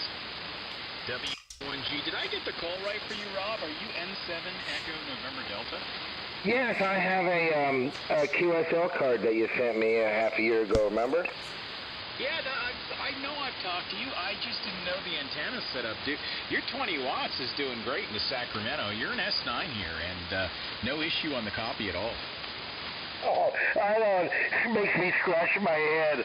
Why do I run a SB220? Why do I need 1,200 watts where I can have all this fun? My question that I forgot to ask everybody was, is my audio okay?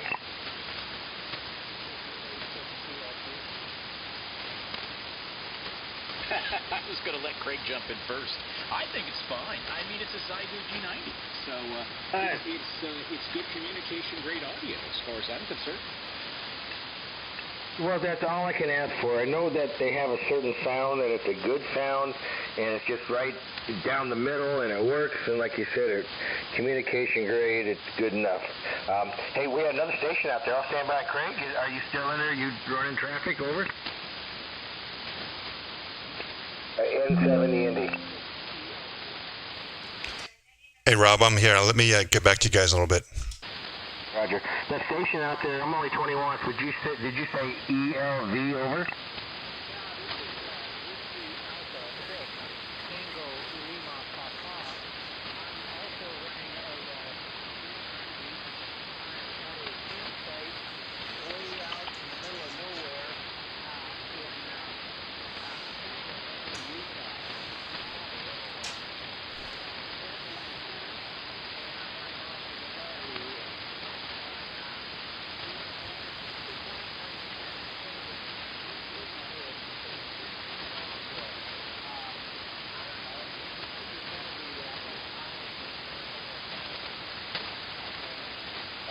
Thank you. Thank you. Wow. Yeah, G90 to G90. That's a good, I got you about an S7, and that's quite the deal. Well, these radios do good, very well. I have a story. I won't tell it right now, but I was up in Flagstaff in a motel with no balcony, and I had an end-fed antenna with, wooden clothes hangers. And boy, I talked to Craig from Flagstaff to San Diego, as well as to some other folks for some nice QSOs inside, and that wire was getting out. It was amazing. But I'll stand by, and someone else with a little stronger signal pick you up. But G90 out of Utah. The name here is Rob, N7END. I'm in Phoenix. N7END out of Phoenix, and I'll be listening. Can somebody else pick up the Utah G90 station? Over. Yeah, Utah station, go ahead. WB1G in Sacramento. Do you copy?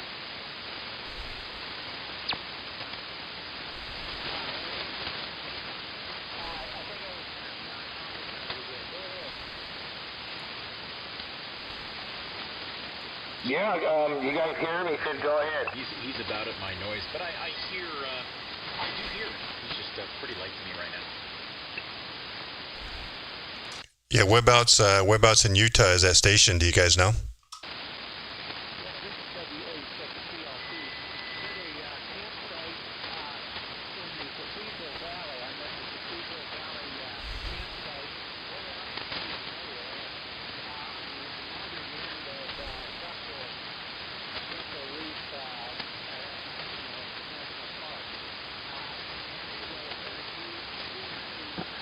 Whiskey Tango 7 Charlie with a comment.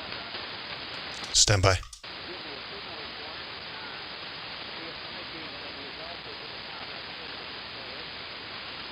Okay, Roger on Cathedral Valley. I've been camping there a few times. I do a lot of off-roading into that whole area. So that's a beautiful area out there. So not too shabby for a G90 being way out there in the desert in Utah. So you're sounding good into San Diego. You're right above my noise level, but you are making it with that G90 into San Diego there, Rova.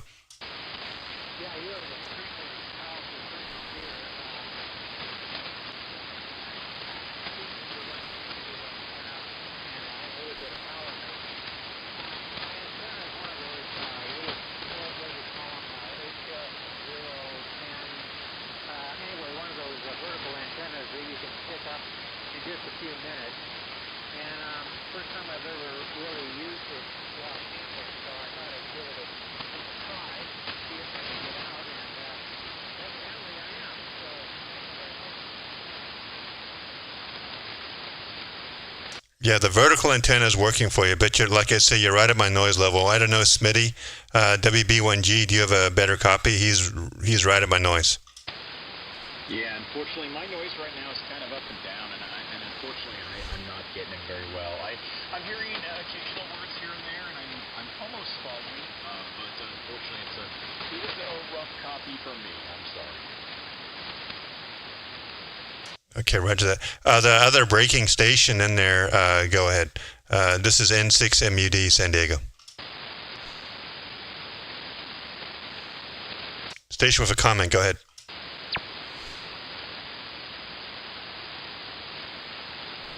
I don't know, Smitty. Someone broke in there, but I can't hear him anymore. Anyway, Smitty, the band's kind of odd, man. It was much stronger earlier to Sacramento. Chuck was 20 over 9, and he's pretty close to you. Now it sounds like the band's going long or something, because you're about an S8, S9. Yeah, what gives, man? Did you not pay the power bill again?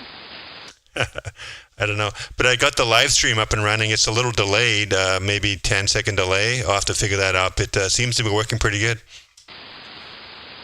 So I'm on it? Roger that. Click on that link, Rob, that I sent you, and say something and wait 10 or 15 seconds, and you should hear yourself. Okay, hold on. I'll load it up. Thank you. N7, Andy. Oh yeah, I tuned in already. By the way, I was one of your viewers a little while ago, and it was pretty cool. That's how I knew you were on the air. I actually opened YouTube, and I'm like, oh, he's live. Yeah.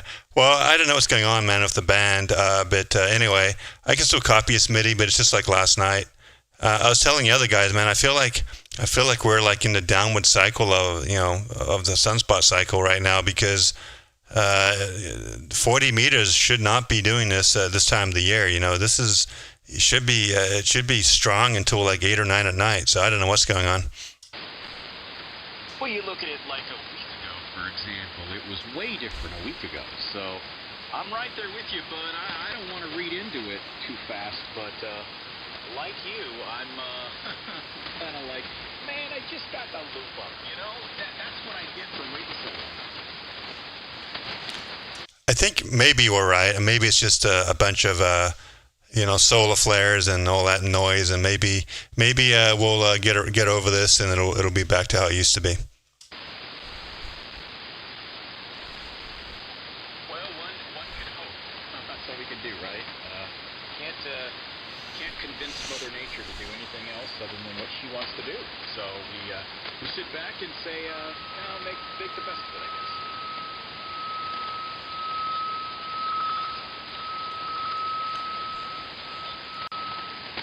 I've been listening for a while.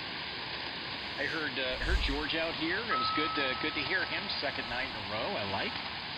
Yeah, man, good stuff. Yeah, copy that. I think at one point I had I was glancing, 10 people were listening to the stream at once. So that's I don't know. It's interesting how people find out about it. So, but yeah, man. Well, I finally figured everything out, so I just got to figure out the whole delay thing, but I'm not sure if there's much I can do about that. But anyway, it is what it is, and we'll see. When signals get bigger and stronger, then it'd be really cool listening to them. listen to yourself, hear how you sound at 5 or 6 wide when you've got a 15 or 20 over signal, Oh, it'll be nice. Now we just need, again, Mother Nature to jump in there. And, wow, amazing. It's funny. At this time of night, usually you're just banging in here. That last transmission, you dip down to S7. She's still by my top, which is not usual to hear you dip that low. So, yeah, she's not cooperating. We could call her a she, but she is not cooperating very well right now. Yeah, but earlier George dipped down to an S7 and he came right back at 10, 15 over. So I don't know if we should wait or not. But I actually do need to get some dinner here. So Rob, N7END, did you get the stream fired up? And maybe you can listen to yourself here. I'll leave the stream running. I'll leave it running when I get some dinner here real quick. And if anyone wants to listen to it, they can go ahead and do that. Oh, I love it. Let's see if you can pick it up in my ear. No, you can't pick it up out of my ear. I got my earplug. Yep, okay, that's the delay. It's about 15 seconds. Yeah, thank you, Craig. I'm really enjoying it. Maybe I'll hear what this thing sounds like here shortly. Yeah, am I okay, or do I need to back down? I need to turn up? What do you think? Yeah, you're hitting it pretty hard. If you could back down your compressor a little bit, you'll listen to yourself when you come through. You'll hear how you sound, but I think you're overdriving it a little bit. Maybe back off the compressor a little bit, or maybe the microphone gain. I'll do both. Yeah, I can definitely hear that. My goodness. Right now. If you leave the stream on, I might test it and talk to Smitty for a minute while you're busy. Oh, yeah, I'll leave the stream on. In fact, I'll be back in like 15 minutes. So catch you guys a little bit. Smitty, will you be around, or have you already eaten dinner? I haven't eaten dinner yet, but I'll be back around. The boy got his driver's license today, so we're celebrating. We might go out to dinner. I don't know yet, but I plan to be out here tonight. Hopefully the band holds up for us so we can shoot the rap. Yeah, please leave it on, Craig. Copy that, Rob. Well, congratulations, man, on that. And I know that took a lot of effort there for your son to get his license. So good deal. And the daughter's got the new car. So, yeah, family's getting all situated there. All be driving. And that just means more time for you, Smitty, more time for you to play radio, because you don't have to be Mr. Uber driving everyone around and dropping them off, That's true, except we got the new car on the insurance, and now we got the new driver on the insurance. Holy hell, my friend. We'll save that for the later season. Oh, yeah. Wow. Yeah, it's not cheap. Well, that's honestly, Smitty, that's the deal, right? When I first got my parents brought me my first car, but I had to get a job and work and pay for everything, pay for the insurance, pay for the gas, and do all that. So that's kind of how that worked out for me, at least. That was, I don't know, I thought that was fair, at least. Yeah, they're both going to help out in some form or fashion. I'm not sure what that looks like long term, but yeah, I'm excited for them both. They're kind of an exciting week all around. So get some dinner, my friend. I'll be back out here in a little bit. We'll pick it back up, I'm sure. WB1G, Northern California. And by the way, you came up. You're 10 over 9 now, so imagine that. You as well, 10 over 9, and that couple transmissions ago you were S7. So there you go. I cut the compressor down. N7END. That help?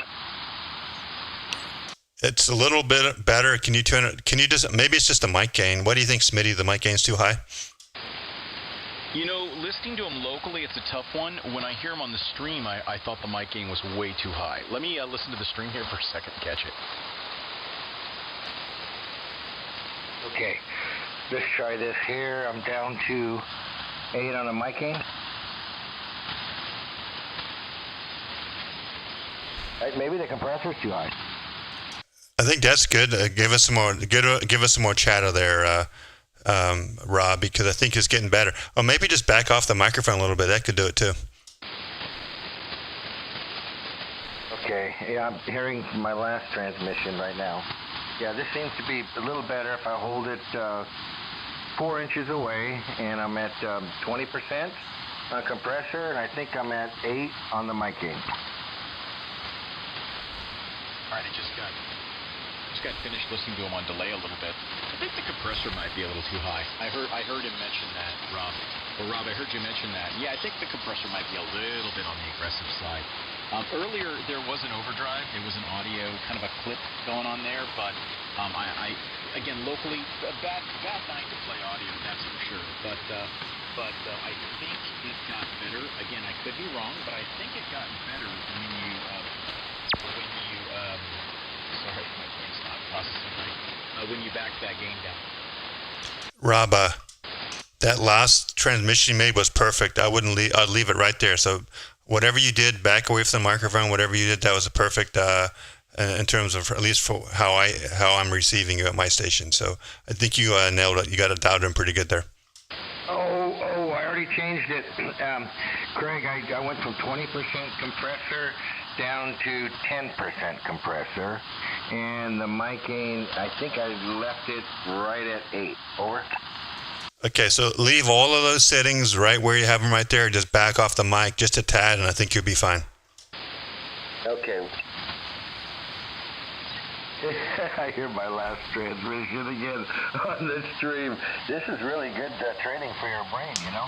When you have two things going on and it's both of you in your head. Well, thank you. I think I'll maybe change things just a little bit more and reduce. I'm going to reduce when you guys are off the air. I'll use your stream and do a little testing. So that'll be fun. It sounds like I'm in too much audio right now. Okay, yeah, feel free to play around there, Rob. I'll leave it on, and I'll be back in 15 or so, 20 minutes maybe. Catch you guys a little bit. N6MUD, San Diego. 7-3 there, Krager. Catch you in a little bit. WB1G. Okay, Schmitty, I dropped it down to 8, 10% compression, and I'm listening from my next go around. So this might be okay. I might even have to drop my mic gain down to 5. Because my voice seems to be like, Craig, have a good one. Craig, have a good night. Have a good night, Craig. Forgot I'm a little late on that. I'll talk to you a little later. N7 Andy. Yeah, Rob, I mean, I'm hearing you local. You're S8 locally, and it's 100% copy for me. It's tough for me to discern the audio, only just because, it's just you're not terribly loud over my, I mean, you're maybe an S unit or two, or about 2 S units over noise for me. And so I do hear you, and it sounds good. You're piercing, like you're getting over that static, but it's tough to know whether there's distortion there or whatnot. So, I mean, hopefully the band will play a little nicer tonight, and maybe we'll get lucky and in half an hour it'll decide to relax a little and I can hear you better. But it's definitely better now than it was, 5-10 transmissions ago. So you went in the right direction, absolutely no doubt about it. WB1G. N7 Andy. I dropped it down to 5. I mean, I'm down to, that's a quarter of my gain, down to 5. And compression at 10%. So I'm down at some small numbers. And I don't think I want to go any less than 5. You tell me what you think. N7, Andy. No, I don't think I'd go any less than 5. I would leave it right there. What's the compress? Yeah, the problem with me is that I don't know the G90 all that well. I'm just not a G90 guy that well. I've actually, I've seen one, just haven't used one very much. What is the compression like? What's the range on the compression, like 0 to what, and what's the range on the mic level? N7 Andy. The compression, Smitty, is from 0 to 100. And I'm just running it only at 10. The mic is from 1 to 20, and right now I'm on 5. I'm thinking about raising it maybe to 6 or 7. What do you think? Yeah, it's so tough. I don't want to lead you astray because I'm just not hearing you well enough to hear a difference. So I'd say table it. I wouldn't make any more changes for right now. Greg's got good ears. A lot of these guys have really good ears, and if I can hear you better, I'm happy to jump in and assist. But it's a tough one for me. I'm not going to lie. Tough to hear you, my friend. But listen, I'm going to clear out of here as well for a little bit. The dinner bell is about ready to ring. At least I've been told that, and I think we might be doing something special for the kiddo. I don't know if you heard a little little earlier, but my boy, he passed his driver's license test, so we got a little celebration to do tonight and celebrate that victory. So for now, I'm gonna wave a 7-3 and hopefully catch you and everybody else a little bit later. Well, thank you. Smitty, thank you for being there, and thank you. I can hear myself on the stream, so I'll do some fine adjusting, but I'm right around 7 on the mic gain, and I think it's 10% on the processor. I may have to run the processor at 5%. We'll see. I'll listen up here. Have a good night. Good talking to you. This is, oh my gosh, I just heard myself come in there. It's too loud. Oh, it's not good. All right. I just came in, I heard myself, not good. I got to lower the mic gain. Thanks, Vinny. Have a good night. I'll be playing radio. N7, Andy. Hey, Rob, I'll tell you what, there's another station there, by the way. I'll let you pick him up, but tell you what, man, you're coming in really strong on Craig's YouTube feed, so I wouldn't be shy. Go turn it up and listen to yourself on delay, and then use it to your advantage, because you're definitely strong, and he's not doing any NR, any noise reduction or anything like that, so you should get a pretty good read.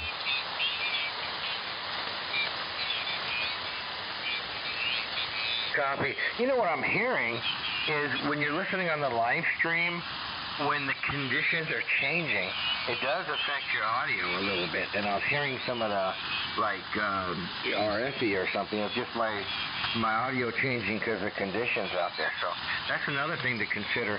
So I may have to lower it just a little more than it is. But until then, it's still loud. My gosh. I'm going to have to, I wish the delay wasn't so long, because now I'm disappointed 15 seconds later. 7-3, Smitty. Have a good night. N7, Andy. Yeah, it's funny. I just pulled the stream up and I listened to you on delay. Boy, your brain, you're not kidding. Your brain works overtime when you have the stream on and you're listening to your local receive. I'm like, wait, which one's which? I gotta pan the stream one direction and pan the radio another direction, and then maybe put some headphones on and help myself, because my brain is getting scrambled eggs with this. But at any rate, good luck with it, man. We'll catch you a little later, 7-3. And I know there was somebody else in there. My apologies. I gotta skedaddle. Use old man speak. I gotta skedaddle, but I'll catch you guys all later, I hope. 7-3 WB1G Sacramento. All right, WB1G N7 Andy. And that other station, please go ahead. I'll try to listen in.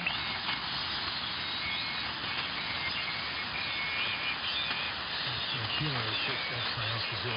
just wanted to check Smitty before you left. Did you get my email the other day? I haven't quite left the shack yet. Go ahead. Smitty, it's Brendan here. Kelly 618. Hey, did you get my email from a few days ago? I did, and it was wonderful, thank you, and I appreciate that. I got to be honest with you, I didn't really hear much of a difference, but, I think some of these settings on these lower bands, I think you said you also wanted a copy of my profile. Sorry about that, brother. I had a busy couple days. We bought a new car for the oldest. The youngest got his driver's license today. The oldest had her anniversary with her boyfriend yesterday. I could go on, but it's been like a crazy few days, so not ignoring you, my friend. Just got overwhelmed with life. Oh, yeah, no worries at all, mate. Yeah, I think we need to have a stronger copy. Here's the difference. Okay, mate. Catch you later, and have a good dinner. Hey, will do. You as well. I hope, Brendan. I hear you out here a little bit later. And, it's one of those things, too, that I kind of consider at a certain point you hit that diminishing return where you ask yourself, if in order to hear the change, you've got to be 30 over, then maybe the change the juice isn't worth the squeeze, Depends. I think the thing is, if you're going to, for the ESSB, if you don't have a full strength copy, you're losing stuff anyway, so no worries, mate. Okay, all right, we'll catch you later. Smooth. Alrighty, man. We'll catch you later, Rob. You'll get it, man. Use Craig's copy on this YouTube channel as your off-air monitor for right now, and get her dialed in. Brennan's got a pretty good ear too, so he can probably give you some advice. Brennan, he's on a Zygo G90, and he's kind of working a little bit with the audio. They're trying to clean it up a bit, make it a better communication grade audio. So, all right, gents. Good luck, guys. 7-3 WB1G. All right.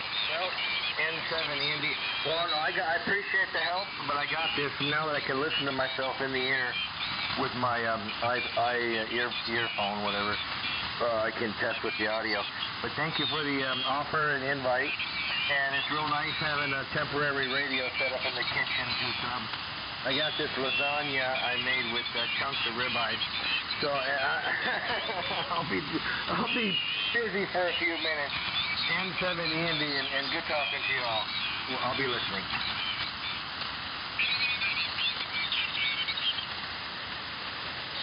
Okay, now what I recommend is basically you could read like a paragraph of some kind of text. And you've got 15 seconds, right? So you could read like 10 seconds of something, and then wait for it to come through and have a listen, and then make your changes, and then read another 10 seconds of data and listen to it again. That's the way to be your friend. Well, it's in my ear, and it's also teaching me to sort my thoughts out really well.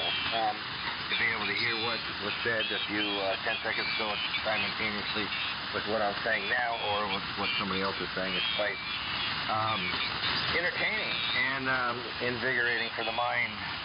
Like those crossword puzzles, will keep it going. Well, I appreciate the time that you've given to me on the frequency.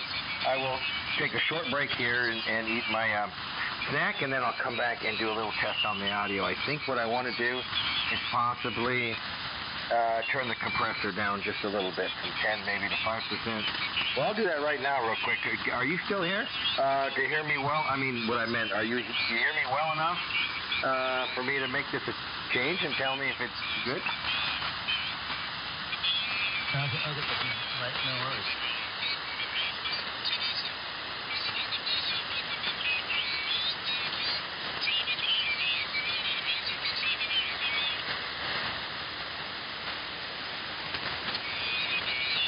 Well, I apologize. The compressor is as low as it will go. N7, Andy. Yeah, well, I'm getting a bunch of noise, people that are in my passband here, right below us, less than 3K below us here.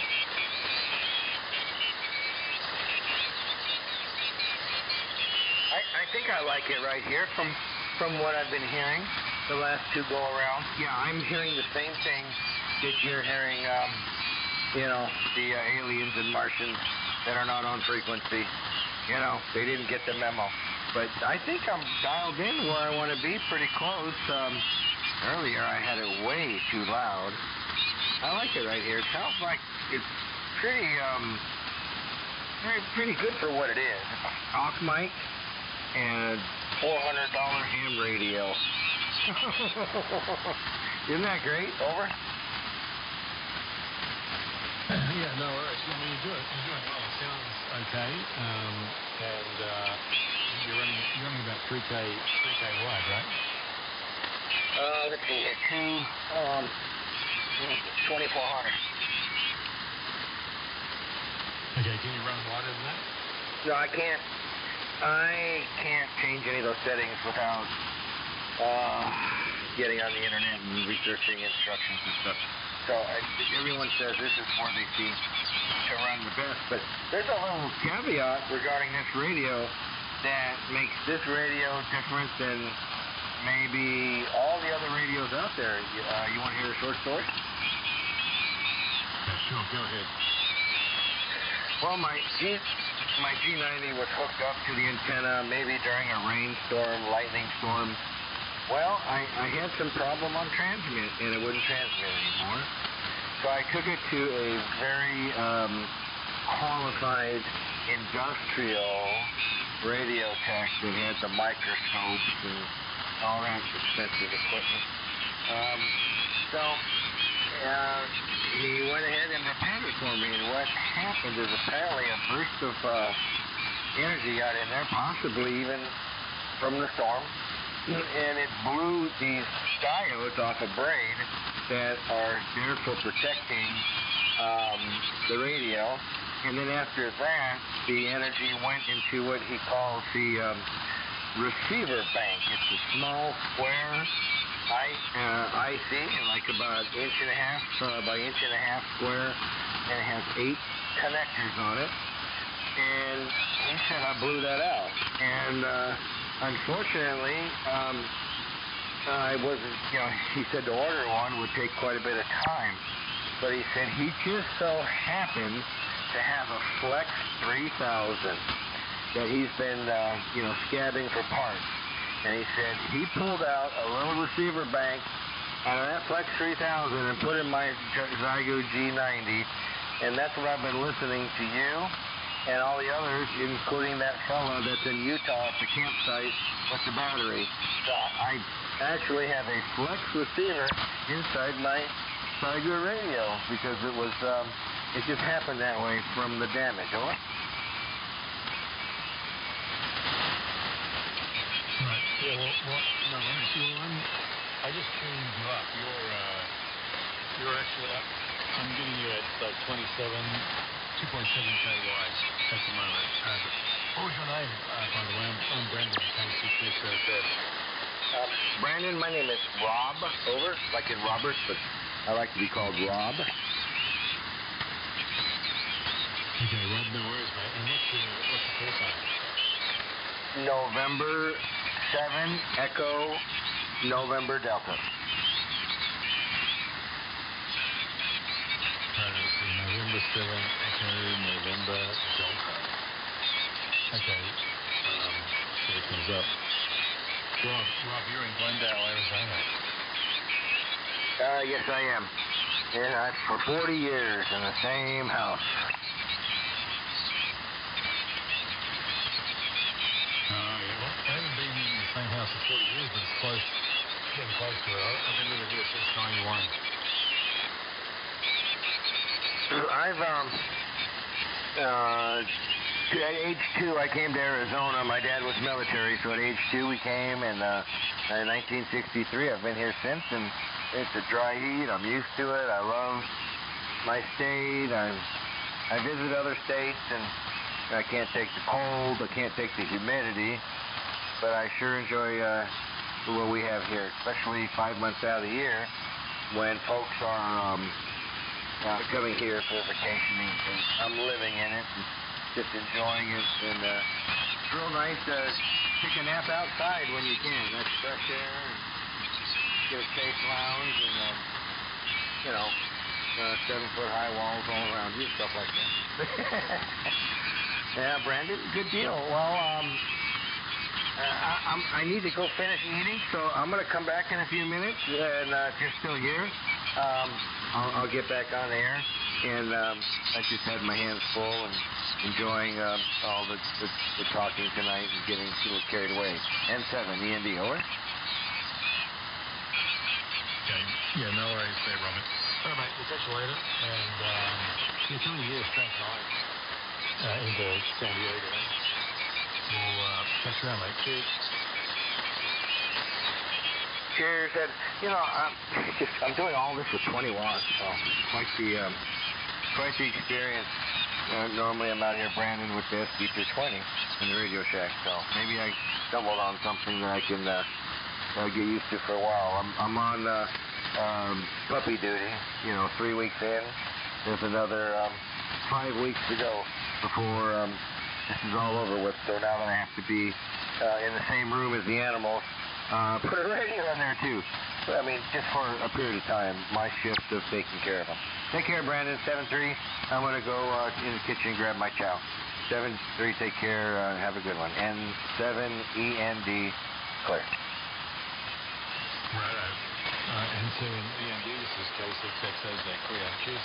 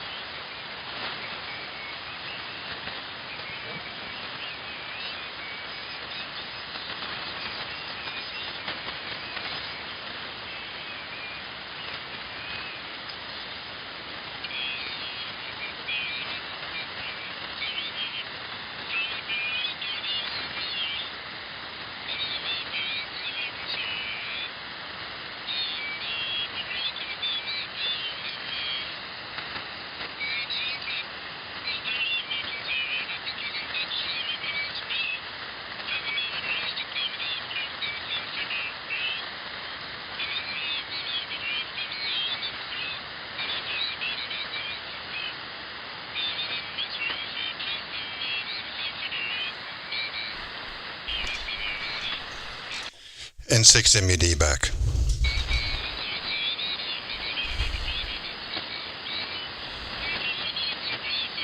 Hey Rob, is Brandon still out there? I think he is. I told him I'm in the kitchen here making round 2 of my lasagna. I think he's still here, but I'm out here listening, Craig, and 780. Yeah, copy. You sound like you got that thing dialed in. The audio sounds better. Hey Brandon, do you copy? I know the band's long. You copy N6 MUD?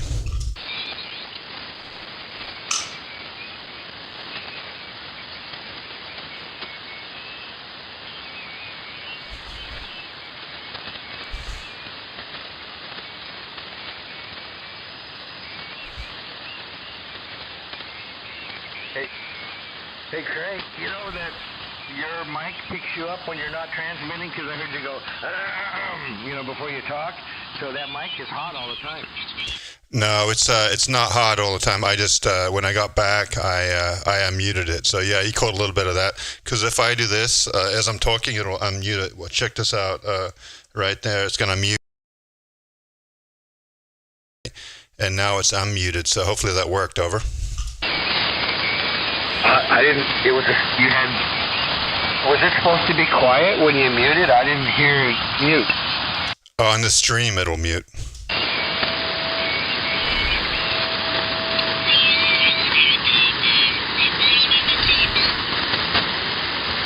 Okay, I got it. I caught it on the stream.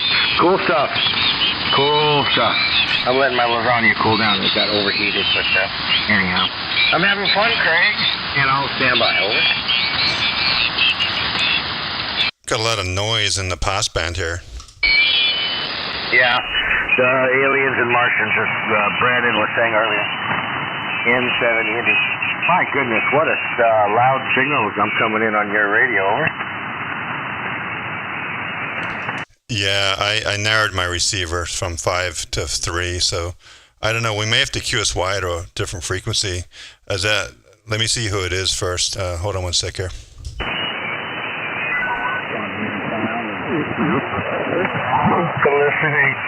I've been listening to with these puppies. Wee. That's fantastic. My tolerance has changed. You don't want that, but I knew another guy. He was the... Yeah, it's East Coast. It's East Coast is coming in loud.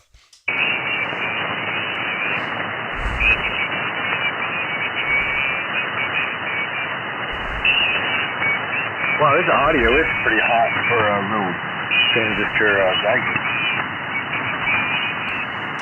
Oh yeah, man. It's Zygo, like you say, it's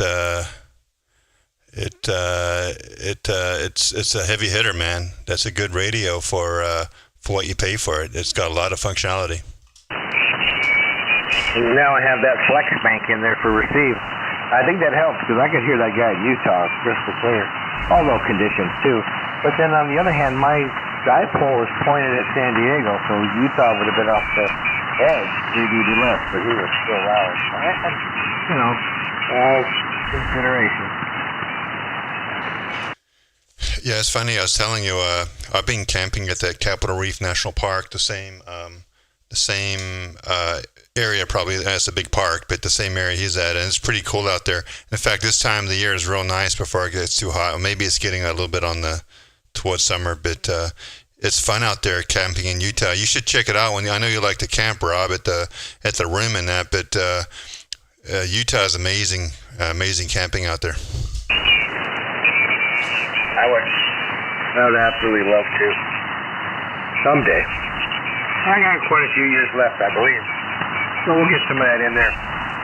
We're just dialing into what's going on right now, and it's a lot of fun.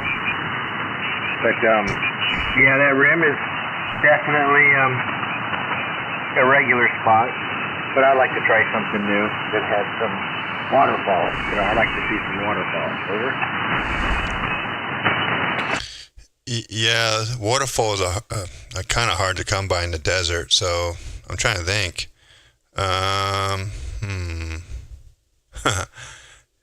Yeah, man, the only place I really come across waterfalls are like in the Sierras. I've never come across waterfalls like out in Arizona or at least waterfalls that are there like all the time, right? I'm sure there's waterfalls that form when it starts raining out there in the monsoon season. But yeah, I'm trying to think here. It's very difficult we come across rivers and stuff, but not waterfalls. Those are hard to come by. Well, we have a park that's west of the valley called White Tank. It's a mountain, and I think it's let's see, if we're 1,200 feet above sea level, I think the top of that thing is close to somewhere around 2,500 degrees, and right at the very top, they have an area that they have waterfalls when it rains. So people, they hike up there when it monsoons, and the water runs for quite a while. And it's way up high in the air, so I don't know how that works, but, it's there, over. Yeah, that's interesting. I've never heard of that area before, so that's cool. Do very many people know about it, and is it crowded? They had to start charging the entry. Yeah, everybody knows about it. So you go up there and camp out, get camp, and not with an RV. They want you to camp with old school, but yeah, like that. So yeah, limited. So there's a person at the bottom of the mountain, and they only let so many people in. Over. Oh, that sucks. One of those. Yeah, I don't like camping around a bunch of people. Kind of destroys the whole reason why I like to go camping. So that's why I get in my Land Cruiser and go off the beaten path a little bit and find my own spot there. Me and my buddies do. At least we used to. Rob, it's been a couple years since I've done that, so I'm well overdue. So sooner or later I have to get back into camping and that. But anyway. Well, good deal, man. Well, I think you've got that thing dialed in really good, and you're 20 watts. I'm amazed. It's 7:30 or coming on 7:30, and I still hear you crystal clear at on 40 meters here on your 20 watts. It's pretty impressive.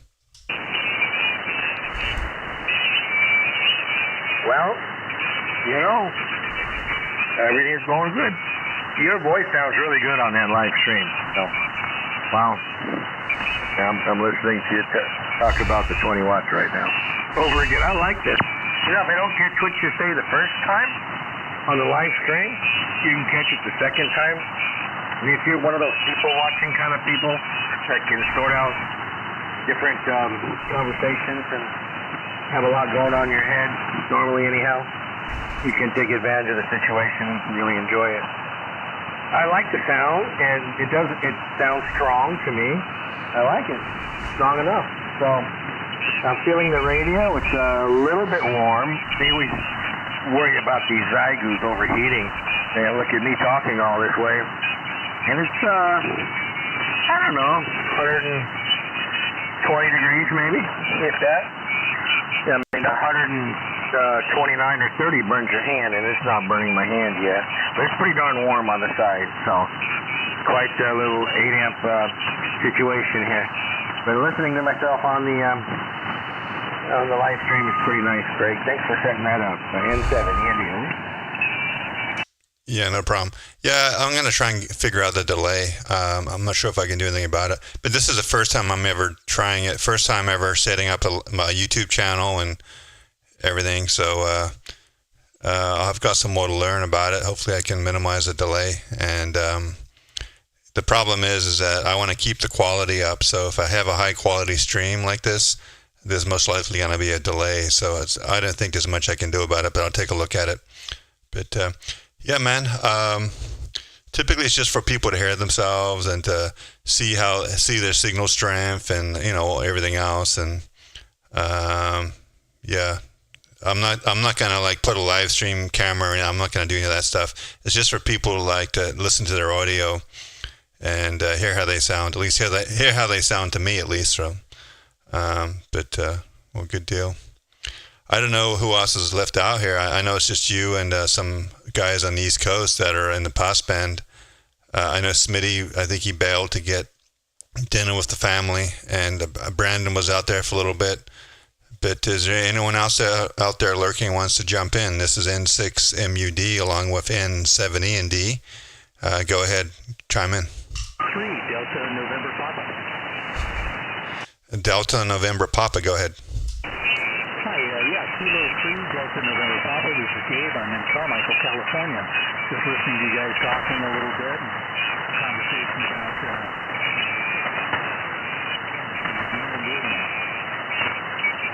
Yeah, hey Dave. I didn't catch somewhere in California. You were coming in strong there for a little bit, and then the band just changed. So I don't know. Can you repeat the location where you're located at again? I'm in San Diego. Sure. I'm in Carmichael, California, which is a suburb of Sacramento. Roger, Carmichael, California. I know where that's at. Yeah, my noise is kind of high. It's about S7. You're right above the noise. Yeah, you're making it into San Diego. We've got N7E and D Rob out there in Arizona on his 20 watts with his big, huge antenna. Do you copy the station in Carmichael there, Rob? I'm kind of lost between listening on the stream and then there, so I wasn't totally tuned in. But I think that station, try again. This is Rob in Phoenix, N7END. 20 watts out of Phoenix, and just enjoying the night here. Can you copy Rob in Phoenix, over? This is Kilo 3 Delta November Papa. Not enough. Yeah, Kilo 3 Delta November Papa. Yeah, I got you. You came up there. Unfortunately, I don't think Rob can copy you, but I can copy you fine in San Diego. Your signal came up.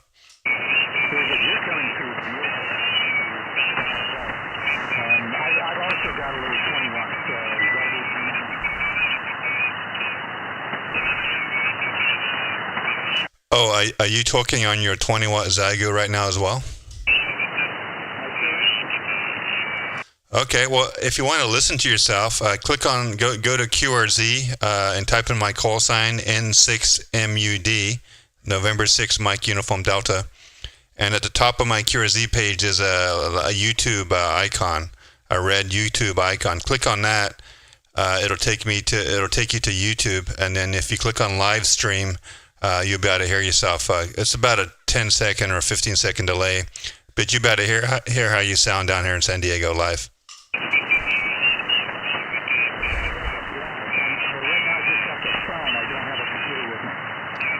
Oh, okay. All right. Fair enough. Well, it'll stream on the phone too, but very good. Well, the Zygo's sounding okay. What's the antenna?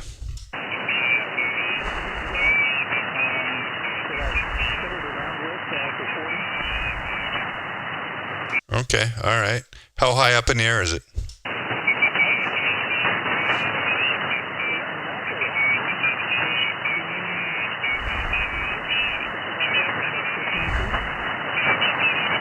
Okay, all right. Well, hey, the band's kind of funky now. We've a friend up there in Rockland, which is kind of probably close to where you're at, and he typically is 10 to 15 over 9, and he was an S8, S9 this evening. So I know the band conditions aren't as good as they can be right now. So maybe that's good. And plus, you're 20 watts. Just to let you know, I'm doing about 1,300, 1,400 watts right now. So there's a big difference there, Ova.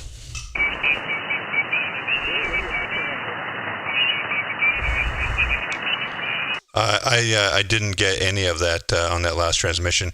I'm gonna go ahead and sign a few. It's really tough to copy you. So have a good evening out there in Carmichael, Sacramento area. 7-3s from N6MED.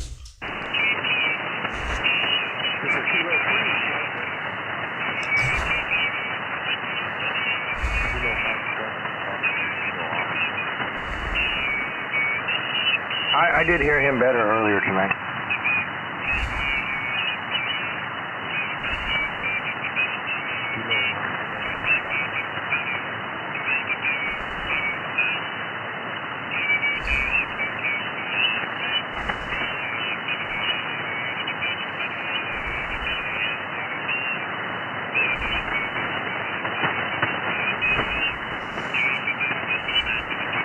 Yeah, it's funny. I'm banging in here with a 20-watt radio. 10-7. Yeah, Rob. I mean, for San Diego, you don't need any power. There's always a pipeline. But hey, I've noticed that the band conditions today, like during the daytime, have been really crappy on 40. Like I can barely hear Andy. I can barely hear any of the normal people here. So not sure what's going on in the daytime, but it's been terrible.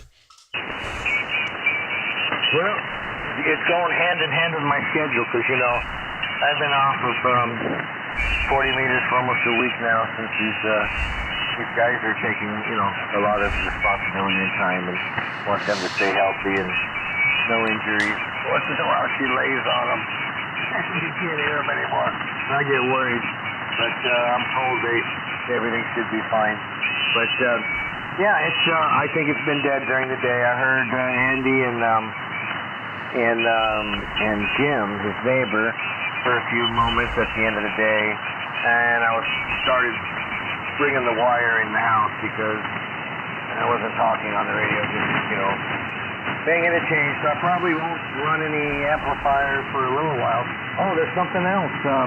Remember when you told me it was time to run the ICOM 7300 and all that?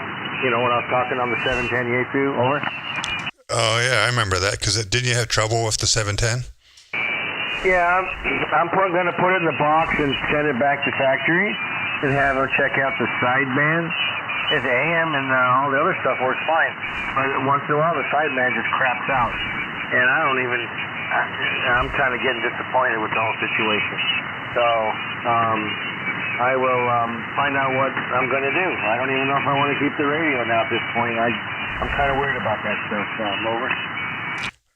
Did you buy the radio new or did you buy it used?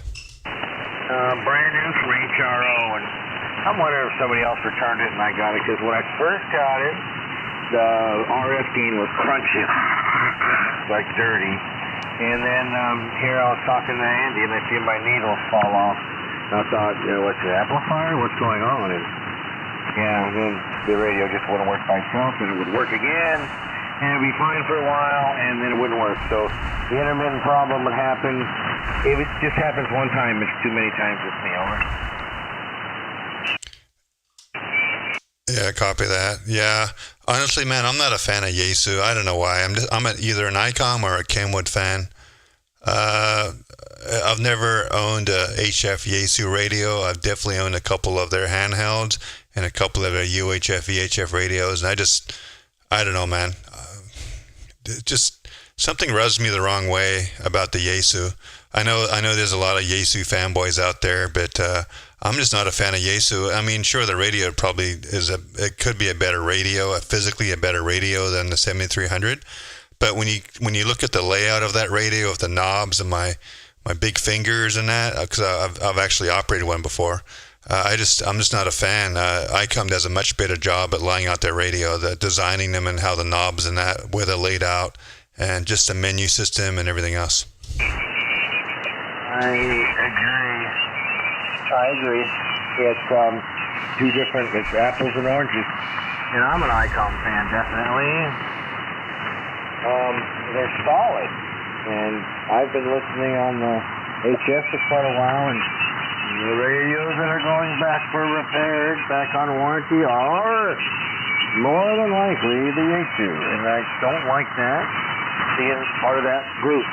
So, to be honest, if HRO doesn't take the radio away from me right there, I'm going to send it back, and when I get it back, I'll either put it on consignment or sell it, and I'd like to get another old school 7300, so I got to probably communicate with Jason, because I know he wants to sell his 7. I want the old 7300. I don't want to have to hook it up to the computer. I don't want to have to update it. I want it to be like mine. It's 4 years old, out of the box, never been touched, by computer or anything, and that's just me.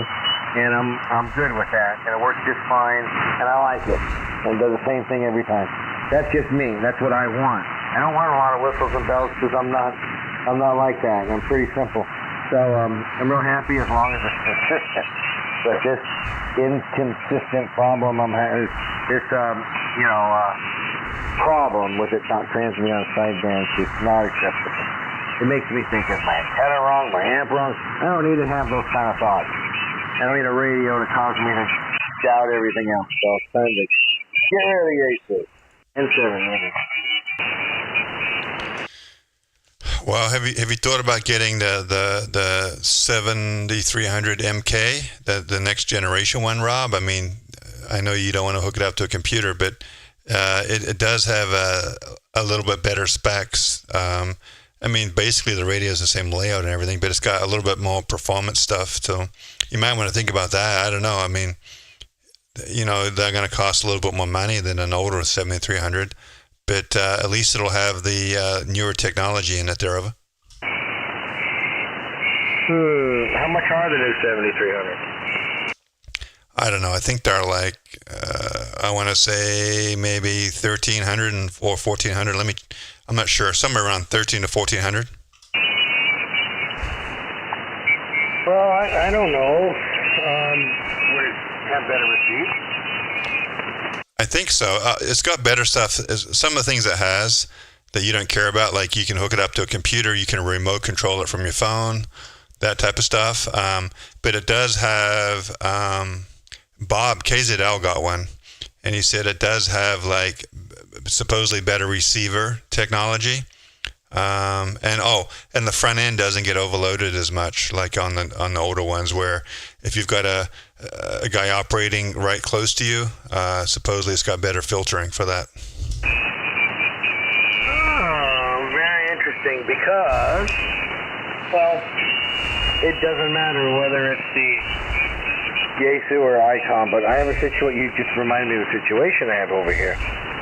In the daytime, if I run the loop, I get that just overwhelming overload, right, in the radio. But at nighttime, the loop makes that go away. In the daytime, the dipole usually pretty quiet, and at nighttime, the dipole has a high noise, unless it's nights like these where conditions are really good and I don't have that atmospheric noise. So I don't know what that is, but it's one time of the day on the dipole, one time of the day on the loop, and I get that overwhelming amount of energy. I mean, it's like you hear AM broadcast bands slamming in your sideband, Yeah, it's interesting. I wonder what that is. Do you think it's local interference or something, or what? I mean, I get all types of interference in daytime from solar and stuff like that, but that's just, my diversity takes care of most of it. But I don't know if the new 7300 would take care of that or not. I'm not sure. You could buy one, try it out, and if you don't like it, take it back. But HRO charges you that restocking fee. But I think the manager, right, Rob? You could probably get around that restocking fee, I'm sure. Well, if I say I'll pay the difference and get the 7300, can you waive the stocking fee, or can you, do something, right? Find another coupon somewhere. Yeah. Yeah, well, anyway, that's definitely an option. That's what I would do if I was you. I wouldn't buy another older 7300 unless you get a really good deal on it, right? Because people are selling those older ones for good deals because they want to upgrade to the new ones. So maybe, hell, you could probably pick up a 7300 for about $600 right now if you wanted to. See, that's what I'm thinking. I mean, that's what I'm thinking. Yeah, I could go either way. So we'll see if they make it easy for me, and then it'll be like it's the right thing to do because they're paving the way for the newer. So we'll see what we get out of this, because I'm totally open and I'm not in a hurry, and I got other radio and I'm not desperate, and I care but I don't care at the same time. So I'm in a good position for trading or selling or whatever. I'm not gonna just grab the first thing. I kind of know what I want, right? This thing sounds really good on your live stream, Craig. Thank you very much. I think I got this dialed in. It's I don't have that echoey like I had the background earlier. That kind of over power mic sound. Yeah, do you want to move up to 195? This noise is bugging me. Because I'm having too much fun and we need others out here. Over. Yeah, do you want to cue us way up to 195? This noise behind us is making me go crazy. Cue us way to 195 there, Rob, over. QSY 195. N7 END. All right, N6 MUD.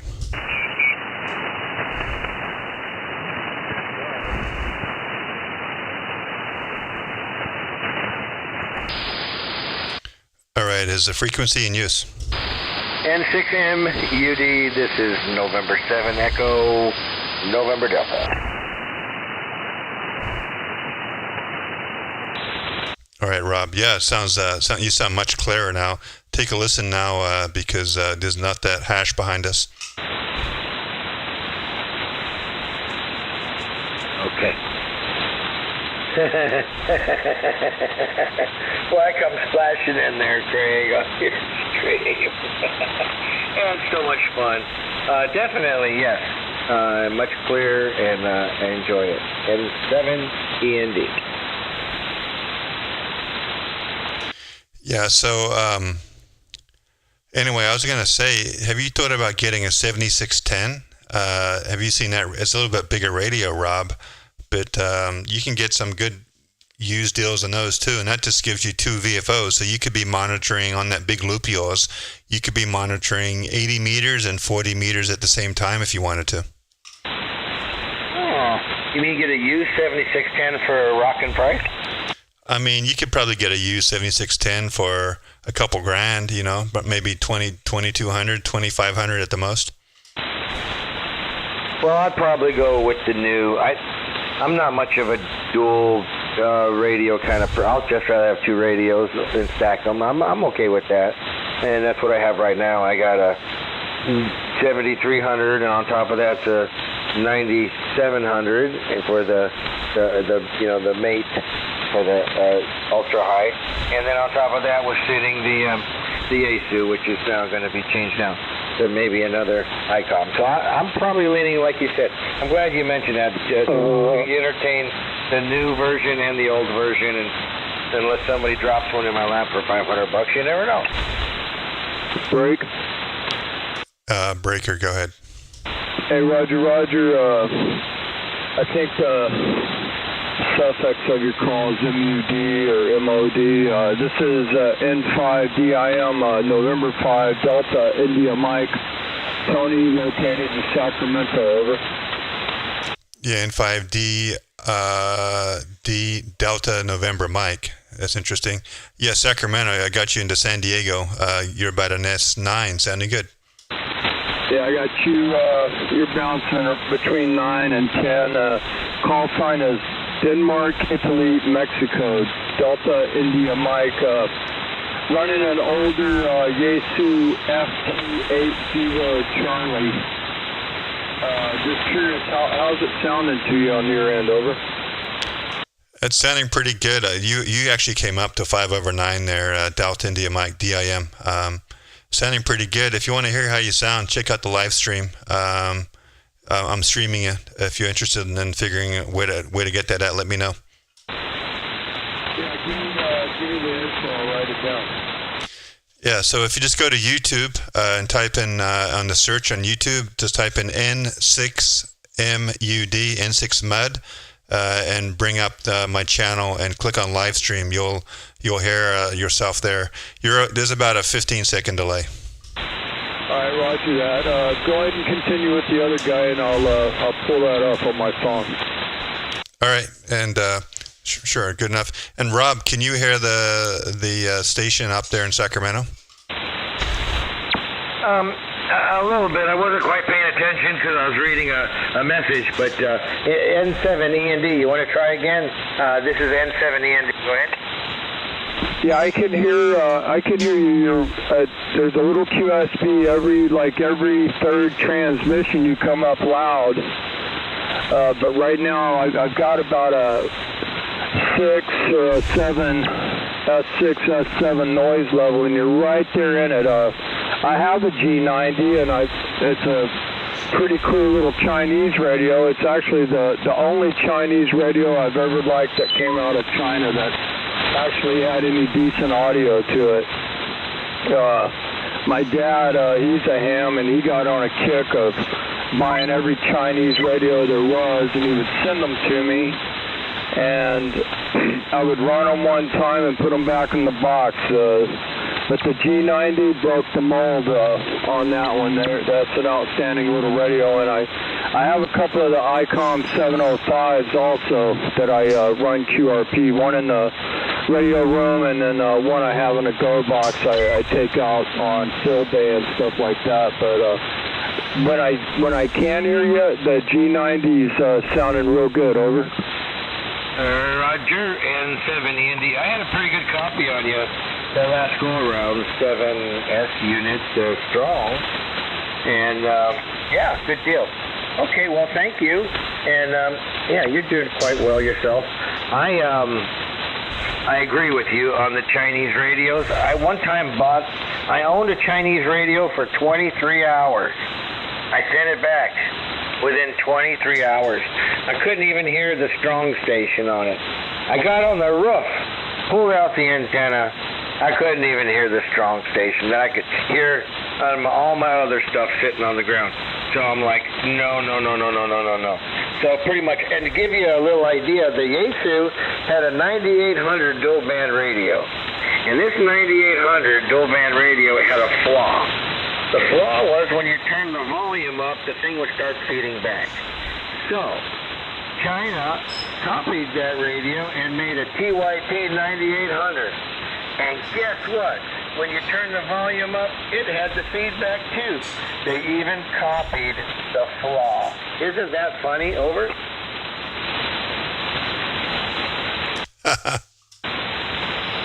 Anyway, DIM, you came up to 20 over on that transmission, that last one. So I guess the conditions all over the place. But yeah, check out the stream.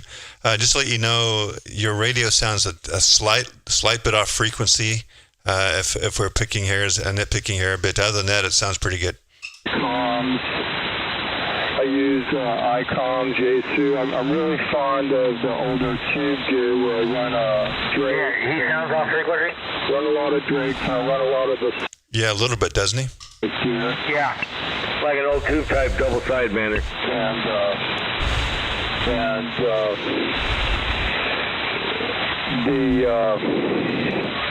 Yeah, I can hear the audio. It sounds all right for this thing. I'm running the MD100 on it,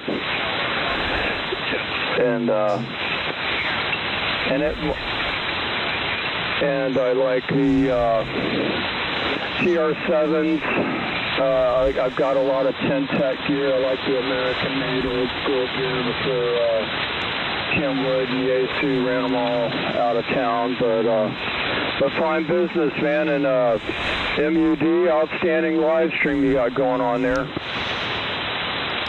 Hey, appreciate it. Yeah, my first time setting it up, so check it out. Subscribe, man, if you care about just hanging out and rag chewing. This is what this is all about. ESSB a little bit with my ESSB buddies, but yeah, you're sounding good from Sacramento. That's it. You're putting in a good signal. You can tell there. You're 15 to 20 over, so not too shabby. And you can also tell I'm doing about 1170 watts right now, around there, between 11 and 1200 watts. So there you go. That's what we're doing here onto a 40-meter loop. 30 overnight. Yeah, roger that. Yeah, I'm just running this old radio. It's from probably the mid-80s. They're around the same time the 757 GX and all those were rolling. This one's like in a steel case with handles to look a little like a military or marine version. And I'm running it into a Yaesu FL2100 for about right around 550 watts on the peak. So, all right, well, hey, I appreciate it. I'll make a note to look at your page on YouTube, man. And thanks for letting me break in. And you guys have a good rest of your evening. I'll be on the side listening to see how the conversation goes. N6 MUD, N5 DIM 73. VIM, I had a good copy on you all the way through here in Phoenix on my Zygo G90. So, sounding good. Thanks for coming through. And Greg, I got another question, another radio comment after we get to the next subject. N70 any? Yeah, I had a good copy on you two that go around. You were about a good solid S9 here into Sacramento. Yeah, the band. Hey, Craig, you know that Dayton Ham Fest was last week? Yeah, real quick here. Yeah, it was last week there, and DIM. Yeah, you're sounding good, man. And the band's coming back because you're 20 over 9. So, yeah, Dayton was last weekend there, Rob. K5BLS. You probably talked to him. Jeff, he was there, and he's just trying to get home right now. He's got some bad weather he's dealing with. So, Jeff, if you're listening on the stream, good luck, man. Hopefully you can figure out a way to get home. I know today's shop, but hopefully tomorrow you can figure out a way to get back to Carson City there. And remember, if you're listening on the live stream, you can always send Craig a text. Yeah, I don't know if he is. Probably not, but he was for a little bit there. But so anyway, Rob, yeah, there's if you check out my YouTube channel, I did a stream yesterday about and this was pretty funny about the stench at the Dayton Ham Fest, Rob. I mean, there's so many hams there that just don't do typical hygiene, and we did a whole rag chew session on the stench at Dayton, and my stream yesterday talked all about that. Well, I wear these spray masks, and they have a pre-filter, which is 2 filters of cardboard, right? But then they have the main filters, which are charcoal canisters. They're good for 8 hours, and they filter out gasoline, xylene, toluene, stinky ham, BOE, and everything. I'd be wearing that respirator and breathing some clean air if I was forced to be in that environment. Over. Well, here's what happened, Rob. It rained. The first day it was fine.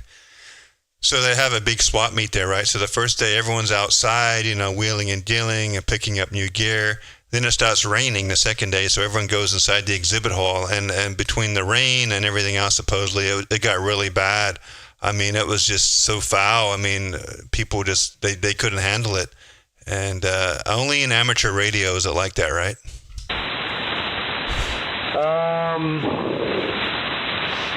And CB radio. Oh boy, now you got them in the same group. But did you hear the new radio that ICOM is debuting? The 02. Hold on. I might have to go outside. The 026. Over. I haven't actually paid attention. I'll have to check it out. The 026, huh? Tell me more about that radio, Rob, when you get back from the dog situation there.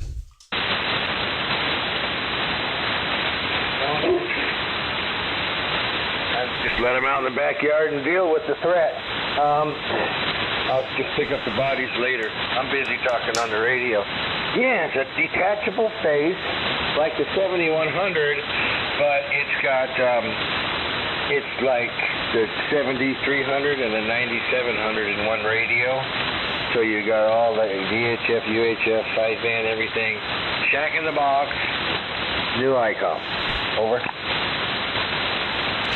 Interesting. I haven't heard about this radio, so I'll have to check it out. Is it something that you may want to be interested in, Rob? Or because I typically stay away from those shack in the boxes, but is that a radio you think you'd entertain buying one day?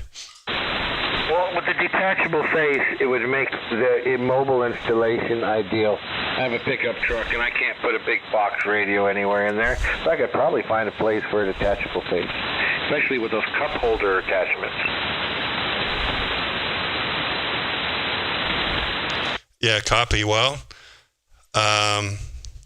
interesting. I run HF Mobile, and I have my 705 in my truck, and then I have a separate UHF VHF radio. But yeah, man, that's a good point. If you want to run mobile and limited on space, then it could be an option. I wonder how much they want for that radio, Because typically ICOM, the Shack in the Box mobile radios, like the 7000, they had back in the day, those are pretty pricey radios. Wasn't even the Kenwood TS 2000, wasn't it $2,000? Yeah. Well, Kenwood, I used to have a TS 480 in my mobile, and that was a great mobile radio. And I still have it in there. I just don't use it. So, but Kenwood, I don't know, Rob, you tell me. I mean, Kenwood's kind of like left the game. They're not really into the game anymore. They haven't really released a new HF radio for a long time. Yeah, I don't know what. This world has changed, but yeah, I don't. They had one new one come out, but it was so expensive and big. It was just I couldn't conceive it. But the original TS2000 had the tuner in it, so I'm thinking that if you can get a radio that has UHF, VHF, and HF, and a tuner, and it's modern, and it's SDR, and it has a detachable head, make a good mobile radio.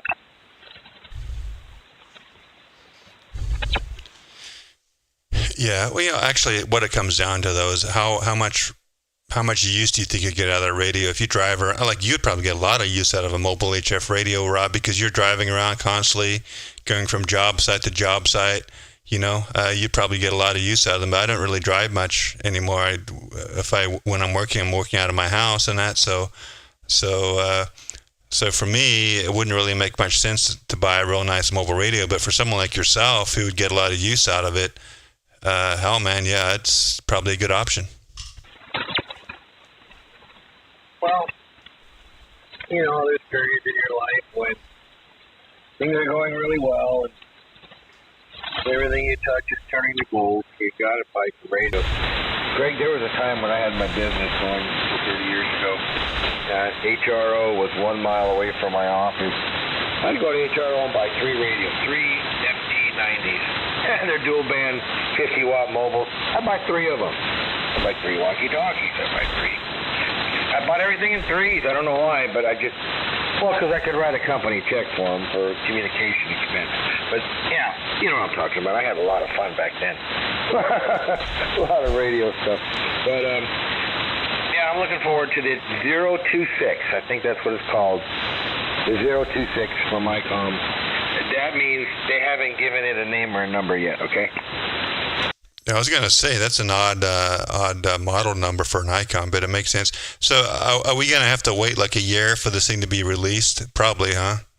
That's the next problem, Rob. If they get you excited about that new radio, but you got to wait for a year to finally put one in your truck there. So hopefully it won't be too long.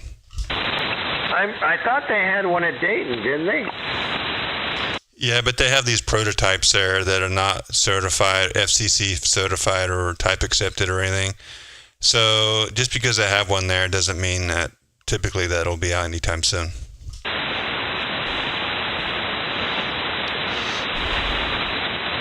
But what was it a couple years ago? Everybody was waiting for something to get approved by the FCC and put their deposits on it. What radio was that?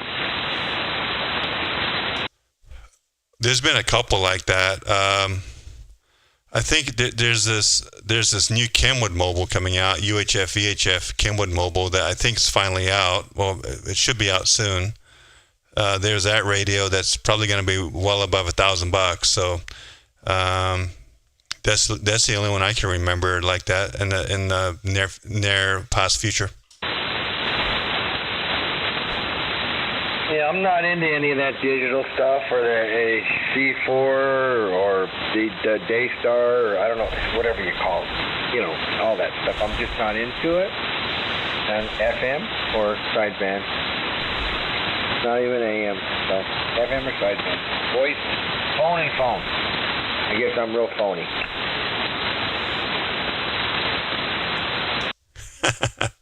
N6 MUD for ID. Well, Rob, I'm going to take a break here, get a drink of water, but I'll be back in a couple minutes if you're still around. But it's great chatting with you. And good job on getting that temporary Zygu set up there right by the dog pen, so you can have some fun while you're dog sitting. Yeah, thank you. And for the invite on to the stream. I'll keep that and listen from time to time. And yeah, it's been a lot of fun. This has been a really neat radio time with this little radio. You're getting all the enjoyment I would out of my big stuff, and maybe even more, because it's been fun and not been any trouble in the radio. It's just doing fine.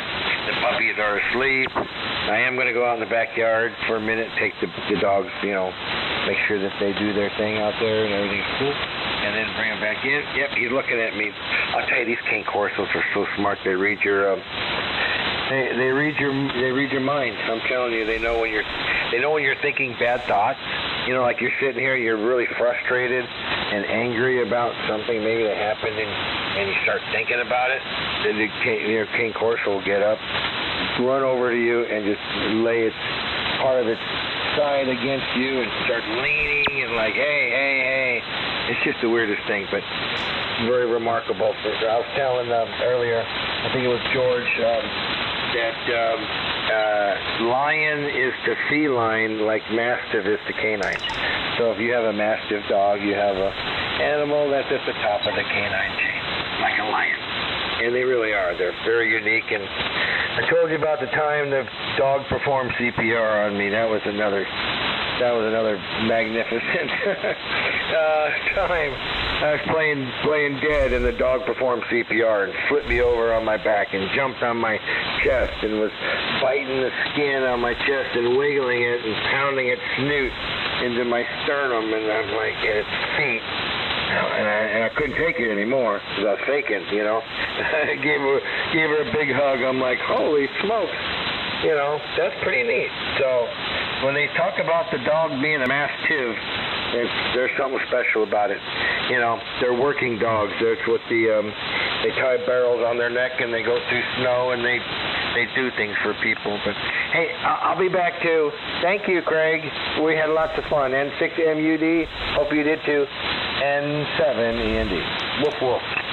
All right, Rob. Yeah, I'll be back. Just taking a break here to get some water. So I'll leave the stream up, and we'll catch you maybe a little bit, or if not, catch you maybe some other time there. N7END from N6MUD 73.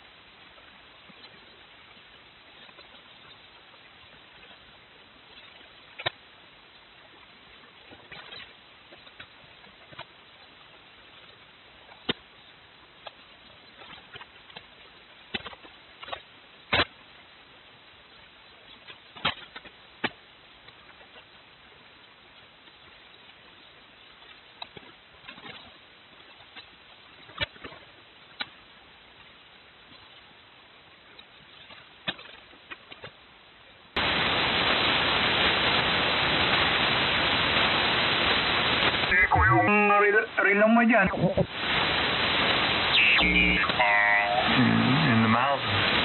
And they actually started using those crashed planes as kind of markers for their, serious in the woods hiking, so they know where everything.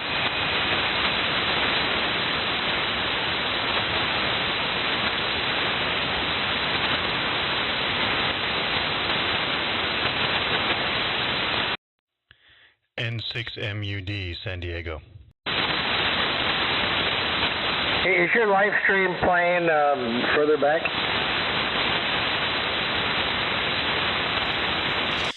Yeah, Rob, it plays back to like 3 or 4 hours ago. N70 Indy. Yeah, I'm just listening to it right now in my ear about our conversation we had about 10 to 15 minutes ago.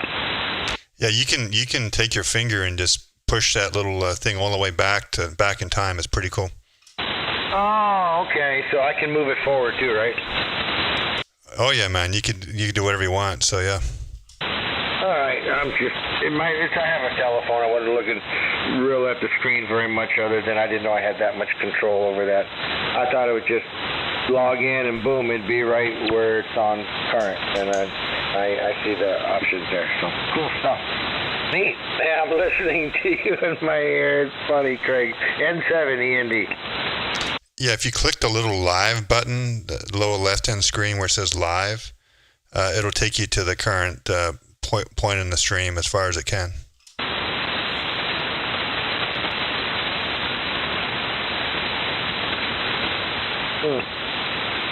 It's on my telephone. Where does it say that? If you're not already listening, if you're listening back in time, there'll be like a live icon at the bottom of the screen with a red dot on it, and if you push that, then it'll take you to the most recent as is available. I found it, Craig. I found it. I had to just make the screen bigger, and it said live. I hit it on there, and it straightened itself out and came up to date. So cool. All right. Well, there's 4 people listening right now. Or is that 4 messages? I don't know. Yeah, right now there's 4 people listening. I think the most I saw was like 10. So somehow for a while there we had like 10 people listening in. If you do it on a Friday or Saturday night, you're going to have 20 or more, because right around this area right here, there's a lot of people on the weekend. So, yeah, try it on the Friday and Saturday nights if you can. Watch that number go double digits. Yeah, I don't really care about that. I just want a place where people can listen to their audio, and because everyone always asks. And sometimes I record people and play it back, but it's just easier to say, hey, check out the stream. You can hear how you sound. It's way easier than trying to explain to them how they sound, right? Yeah, it is. It's a great place to be here. Yeah, pretty neat. Yeah, a lot of the guys that were on earlier with you, I've talked to them off and on, including Ray up in Medford. I'm going to go out in the backyard for a few minutes, because I've been really keeping these dogs in, and they probably need to spend some time out, and I throw the ball and things like that. So I'll be back. Yeah, that's the girl. She wants to go out too. So I'll be back in a few minutes. 73N7END. I'll be clear. All right, catch you later, Rob. N6MUD, San Diego.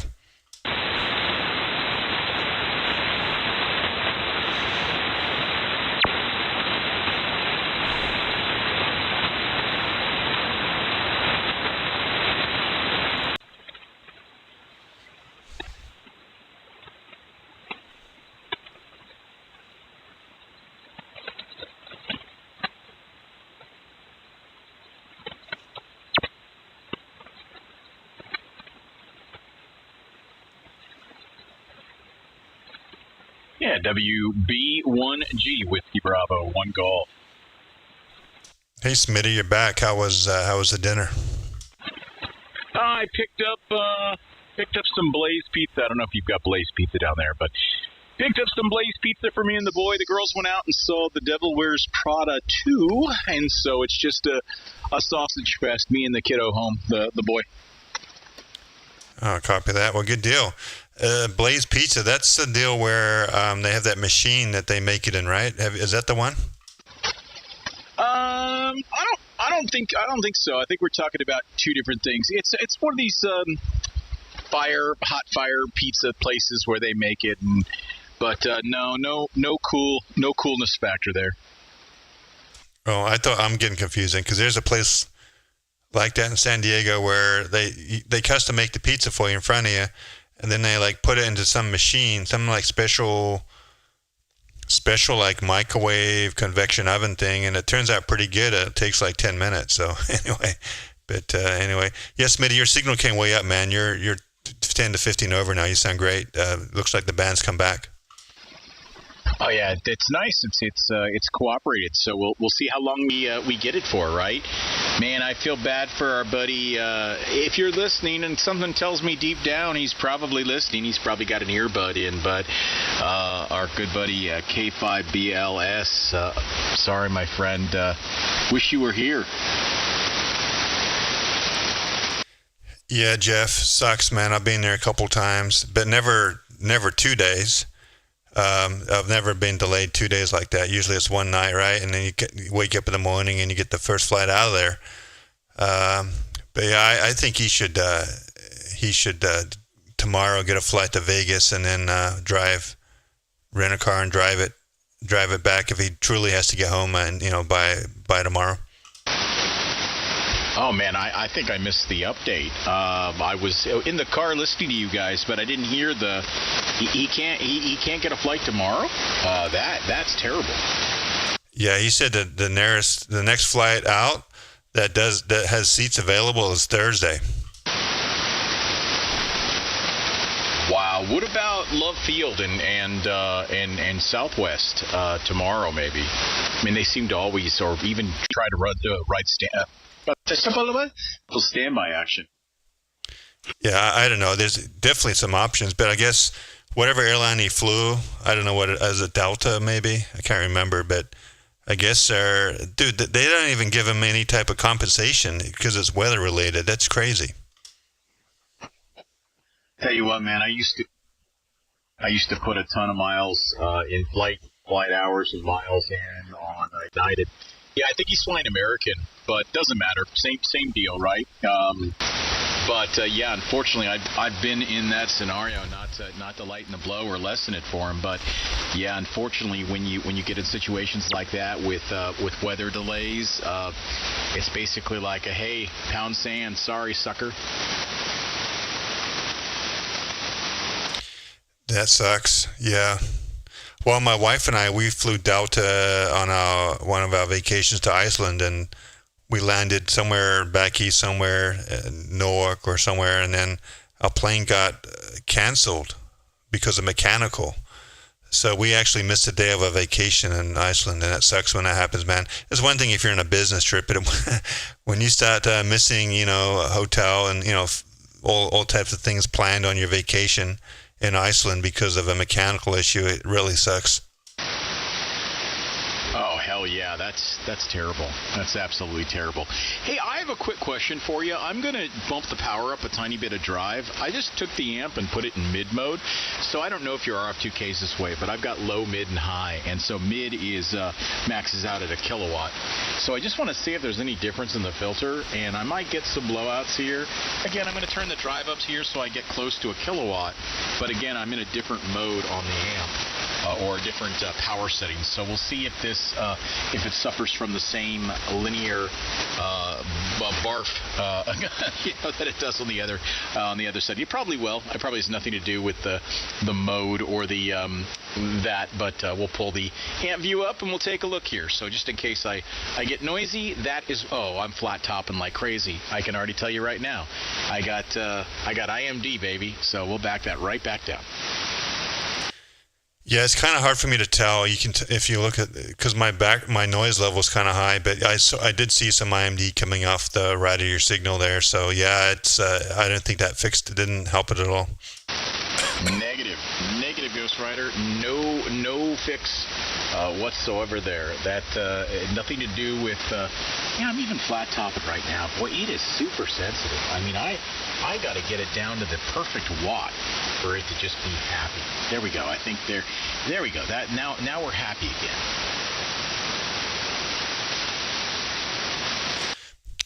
That's weird, man. Like, why did this all of a sudden start happening? And I know you got a bigger antenna and you're stronger, but still, I think we would have said something if it would have been this bad. That prior to you putting up your new antenna. So I don't know what the heck happened to that amplifier in the last few weeks.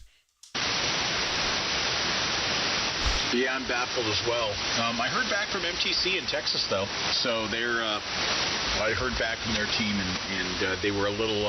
They mentioned they were kind of backlogged from Dayton, to be expected. But he handed me off to the support guy. He said he'll most likely be in touch with me in the next 24 plus or minus hours. So I'll. Oh wow! Looking at the stream. Whoa! Is that your neighbor's Tesla charger right there? Yeah, but check out what happens, man, when I disable diversity. Check this out. It's enabled right now, Smitty. Disabled. Check out the difference there. I've already seen it improve, man. Diversity for the win, baby. Yeah, check this out. And now when I do this, look at that. It's crazy, man. Without diversity, I couldn't operate on 40 meters. As well as I do. What, man, I sure like the ESSB, my friend, or pardon me, the stream. It's a lot of fun to, first of all, to kind of see it, and you got it. I mean, for a brand new channel, man, looks like you got 8 subscribers. Look at that. I'm one of them, by the way, in case you're wondering. Yeah, I just had AI do all the images and that, but I'm learning how to do images in AI. It's pretty powerful, man. I haven't really done this many images with AI, but it's pretty cool what you can do without opening up any program. So everything's in ChatGPT. So it's just all about how you prompt it. So the maximum amount of people I think on the stream today, I had 10 people at once listening. So I don't know, not too bad for just me throwing up a live stream. I bet if you keep it going, man, it'll get a following. Especially with it being ESSB and the fidelity coming through it. That's phenomenal. And I every once in a while I take it off mute and I'm like, oh wow, okay, that's. I just unmuted while you were talking, man. And I'm not kidding, by the way. When I was in the truck, just the way my crossover is set in the truck for the low end, you were talking, and then I think Rob. And I don't know, is Rob still out here? I heard him a little while ago, but I heard Rob. And then you came back, and while Rob was talking, as you were breathing, I could hear your breath, and you were like, I don't know, you were like groaning or anything, but I could hear the rumble of your exhale, and it was funny, dude. I was laughing. I was thinking, where's Jim when I need him? That's funny. I'm getting hammered with noise. Let me try and cut out this noise. Give me 1 sec.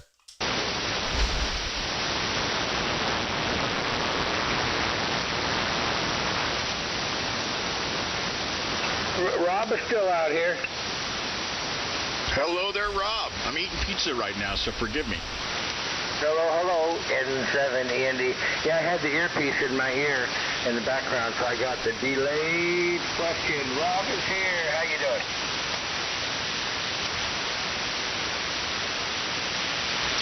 I'm doing quite well. You're not as loud to me as you were earlier. Actually, no, I take that back. You're about the same. Sorry, I've got a mouthful right now, so forgive me. Talking and operating at the same time. No worries. I got 20 watts. 20 watts on the Zygu.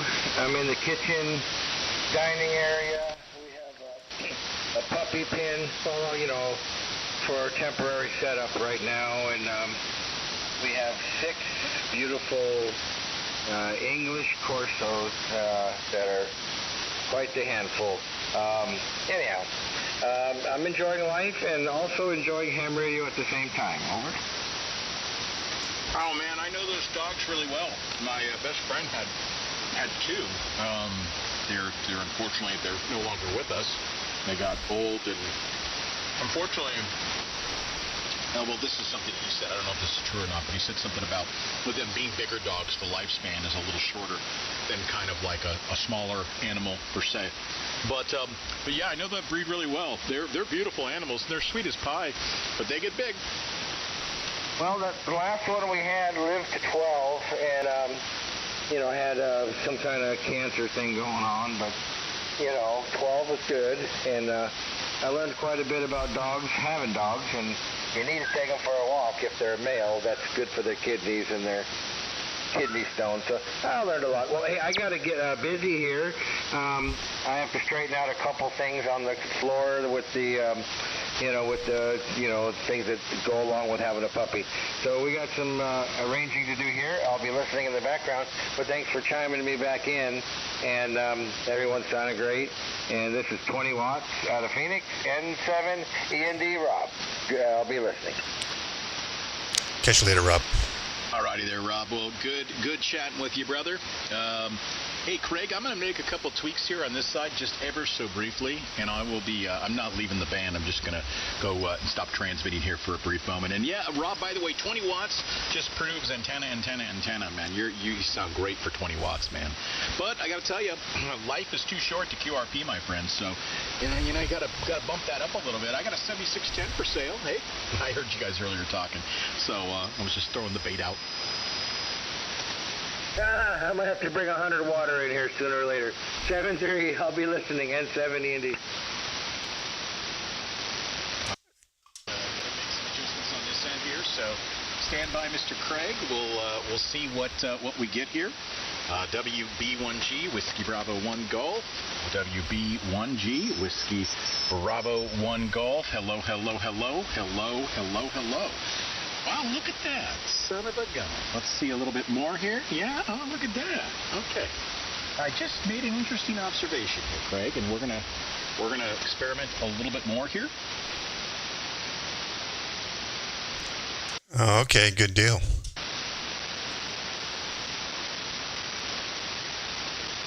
I'm trying to trace back things that I changed that have caused this flat topping more prevalent than before.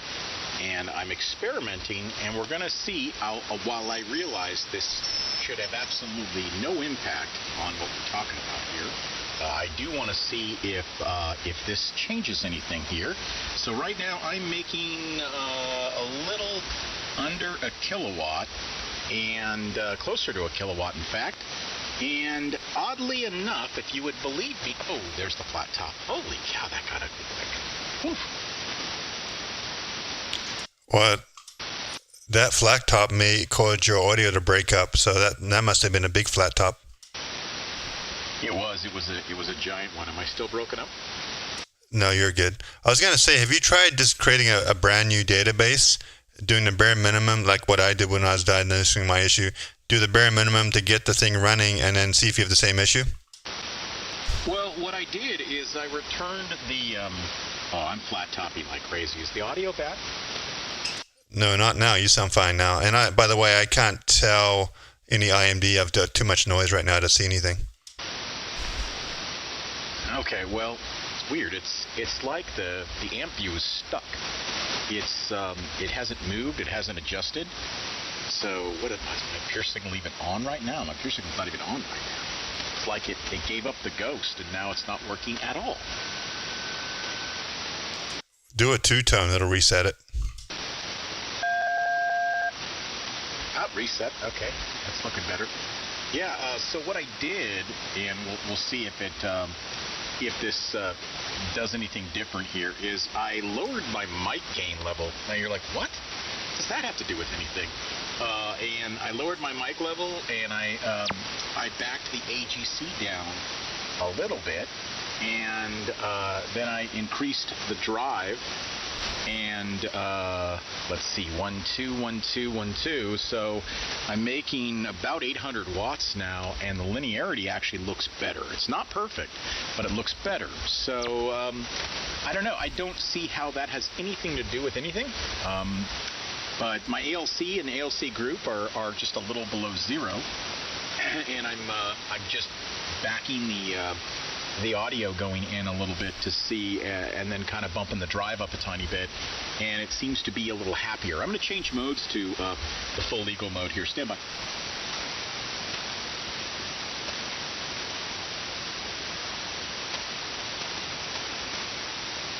All right, let's see what I'm driving here. This is close to a kilowatt, WB1G kilowatt.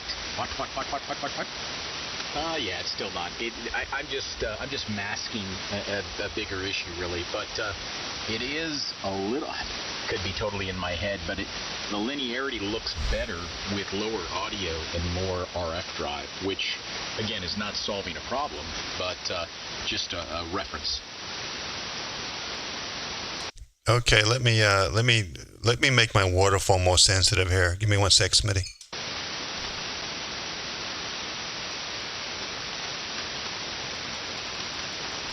You know, I suspect I'm still going to be blowing out, but the question is whether or not I'm going to be blowing out as bad as I was, and that's kind of the bigger question here.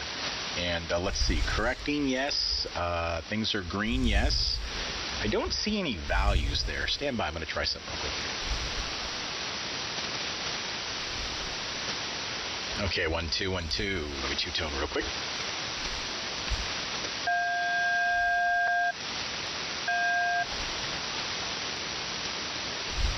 All right, 1 2 1 2 1 2 1 2. Just turn it on there. There we go. 1 2 1 2 1 2. Step. All right, 1 2 1 2 1 2 1 2 1 2 1 2. Okay, well, it's almost a propeller, and I'm doing about a kilowatt, so that's definitely an improvement. Again, I don't think this is necessarily the fix, but definitely an interesting observation. What does your mic meter say? Is it close to zero? Or is it a lot less than zero? Because I turned mine down quite a bit. Mine is probably going -3, -2 at the most, and it helped quite a bit for mine.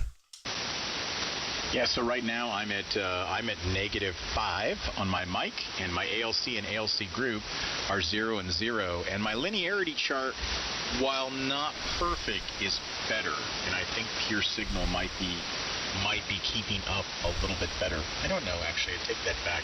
It doesn't look like it's still struggling a bit. So I think I'm still probably good and noisy.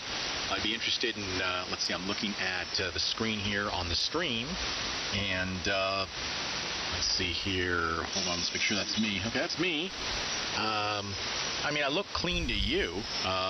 You know, I don't see a lot of spurs coming off right now, but maybe I'll run it like this for a little while, see what we get. It doesn't look like PureSignal's happy, though, to be quite honest. Yeah, like I say, it's tough to tell. But there is, I think I see some off to the right. So, but it's probably a lot better than it used to be. So yeah, I'd just run it like that for a little bit and see what happens there, Smitty. But at the end of the day, I still think you're probably going to have to send that thing in for repair, or at least have them look at it, look at some of the bandpass filters or something, right, to see if they can fix it, and then because you know, if it costs you $50 to ship it there, $100 to have it repaired, and then $50 to ship it back, $200, that could save you, you know, the cost of buying potentially a whole new amp, right? So. Oh yeah, roger that, absolutely. And yeah, it's definitely not, so yeah, it's funny, it is playing nicer right now. So I think, and that's how I used to run it. I used to run my mic at about -5, and then I had a little bit of ALC gain to bring my ALC levels up to 0. And it's funny, so right now I'm driving with 22 watts, and it looks like PureSignal's keeping up. Again, I'm kind of looking at your stream here. But yeah, so I've got it set up now where ALC is kind of compensating, or ALC gain is compensating for the level out to the amp. But my mic level is -5. I'm still getting blowouts. Like there was a blowout right there, I think. But yeah, it seems to have improved though, because right now I'm closer to not closer to. I'm pegging or my peaks are at about 1.1 kilowatts. So that's good for the linearity to be the way it is right now. So I think that might have something to do with it. Is that mic level? Again, I don't think I think I'm chasing my tail. I think the problem is still a problem no matter what.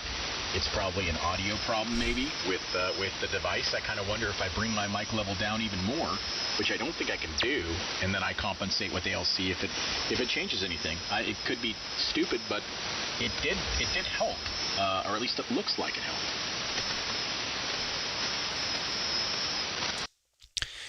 Yeah, it looks like it's doing better. So keep it like that for a couple of days and see what happens. Or you can check yourself out on an SDR because, like I say, my noise level is too high for you to really gain. But if you look at my transmit right now, it looks like I'm really blowing out on my transmit, which is crazy because all my levels right now are at zero, way less than zero. So, but keep in mind, I've got my waterfall set to very sensitive here. So, it's gonna be. This is all probably false. It's not realistically. I don't think this is realistically going to show up. You tell me, Smitty. Do you see anything do you see me blowing out on the sides? Does it look as bad as it does when I'm transmitting here? Because it doesn't look too bad, but I've got the sensitivity on the waterfall way up for my transmit here. N6 MUD. Yeah, so I just brought my level down, so I probably came down. Yeah, I came down quite a bit in power. So let me bring that back up. No, I don't see the blowouts, but and you're actually pretty darn strong to me. So I'm definitely not seeing that. What we'll do here is we'll bring that up here like this, and we're gonna take a look here and see. Sorry about that. I'm kind of talking my way through this as we go through. And this may be a total pooch screw. This probably isn't going to fix a darn thing. But I'm only talking right now because, son of a gun, look at that. Interesting. So the linearity stays a lot more like a propeller the lower I bring the mic level down and the more I compensate with ALC. So I'm putting out 1.1 kilowatts right now, and PureSignal seems to be happier. That is an interesting observation. I'll take a screenshot real quick here of the screen so you can get an idea. And again, I haven't seen the linearity look this good in quite some time. And that's okay. I just took a picture. That's 1.1 kilowatts. And interesting. What I did again is I brought that mic level way down, and way down. So the mic is now, I'm screaming into the mic, by the way. Mic is now registering neg 10, below neg 10, but the ALC and ALC group are up, and that's giving the amp what it wants. So, and the amp is coming back. Let me send you this screenshot real quick here, and you could take a look.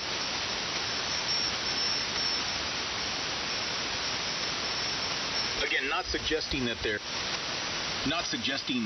amp doesn't have an issue on 40. I think it does, but interesting maybe the way it's handling the audio in general. So take a look. I brought the Wideband level down, and then I brought ALC up to give enough drive to bring the amp, and it shouldn't be changing my dynamics too much. In fact, I'm going to bring it a little bit more down here real quick. Stand by.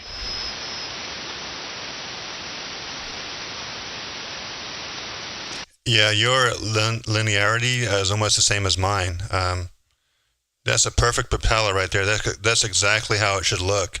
And if you look at the stream, you can see mine. But yours is almost exactly the same as mine, Smitty, and mine seems to be working pretty good. So yeah, that's exactly how you should look. Okay, so and Craig, all I did was back the mic level down and then bumped up the ALC gain. So my mic level's like negative 15 right now, but the ALC is up. So, and I'm making 1.1 kilowatts. So intriguing. I don't know what to make of that just yet, but there is some cause and effect here because again, that linearity looks very, I mean, I think your linearity actually, I'm looking at yours on screen. Thank you, by the way. You've got yours up. God, they're almost identical. Yeah, and if you uncheck low res, like this button right here called low res, if you uncheck it, it'll probably be more accurate. It'll probably be thicker lines like mine. So, but Yeah, interesting. I've never tried that. And by the way, your audio didn't change. You still sound the same to me as you were before. So I didn't notice any change in your audio. All right, let's see if I've gone the wrong direction here. This is WB1G Whiskey Bravo 1 Golf, making 1.1, and the ALC and ALC group are pegging at 0, but they're not pegged at 0. They have some fluidity to them. What do you have your decay set at for ALC? Your gain on ALC. What do you have your decay set at?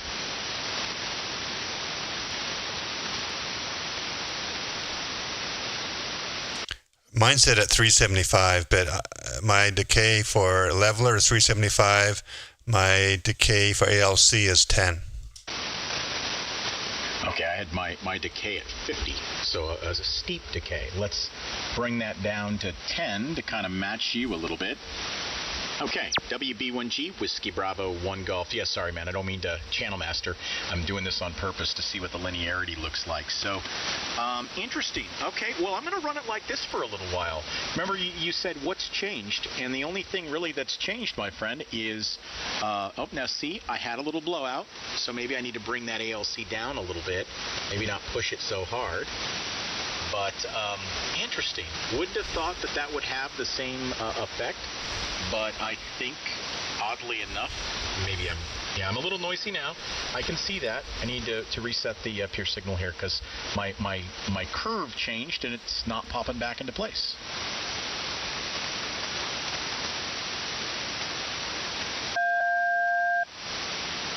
Okay, back the way it should look. Linearity is now nearly perfect. Maybe not perfect, but it's better. And again, doing about 1.1 kilowatts. So interesting. And again, all I'm running is a lower mic level and a higher ALC gain, which again isn't changing the dynamics of the audio, but is making a difference in how the amp is treating the audio, I guess. Yeah, I've got a good, I think, I changed my waterfall so I can hopefully get your blowouts more. So, but I did see the blowout you talked about there, but then you fixed it. So good deal, man. Maybe you're onto something there, Smitty. Yeah, maybe it's all about the mic level. All right, let's see here. Made another adjustment. Well, I hate the fact that AmpView keeps minimizing. I got to find a place to put it where it's visible at all times the way I've got my screen. Yeah, what I did notice though is when I blow out, it seems like I need a two-tone to get things back into the right spec. So we'll run it like this for a little while. We'll see.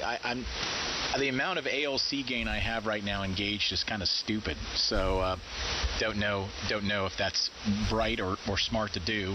But the Orban is down 9 dB. It's audio output. So really not putting a lot of mic level into the DAC right now. So I don't know. Again, could be nothing, could be something. But I'm not flat topping. That's for sure. And the flat topping's when it gets really, really ugly.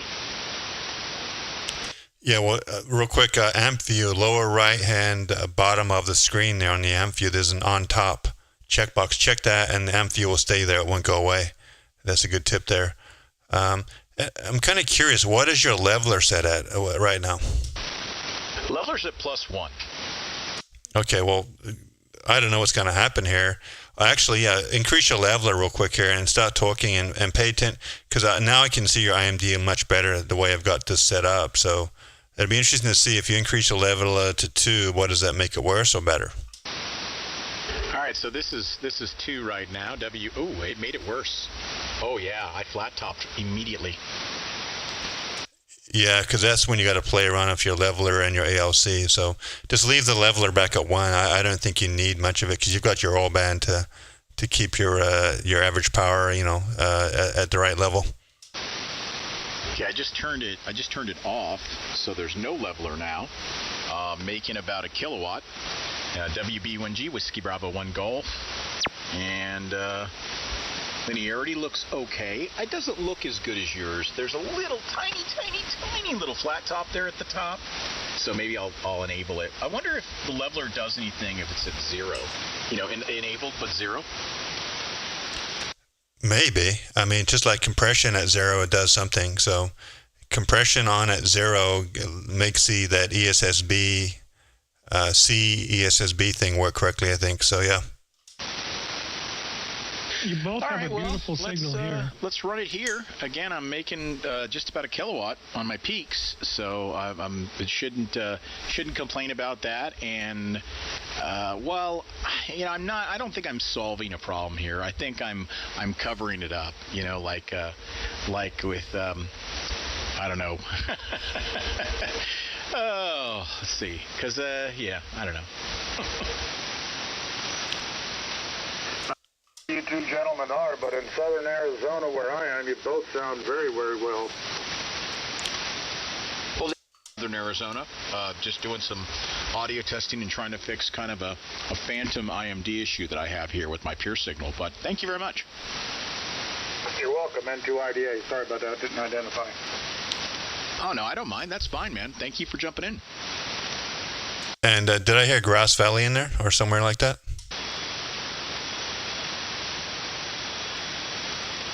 Sorry, the other station on the Hermes. Good evening. I forgot your name.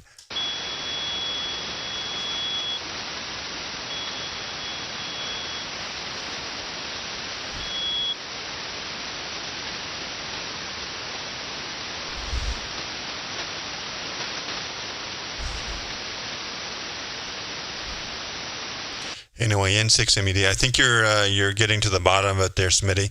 But if you look closely at the waterfall out here, you are blowing out a little bit, but nowhere near as bad as it used to be, that's for sure. So you definitely did, whatever you did, fix something there.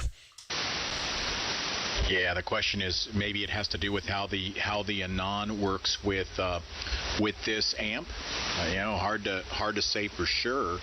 If I'm just kind of experimenting as we talk here, and bringing it back to plus 12, 111, 111. Naps, starting to flat top again. I'm willing to bet if I look at your feed, I'm probably getting a little noisy. What I notice here, though, is when it gets out of whack, it flat tops fast and it does not come back. I have to two-tone for it to go back to a propeller.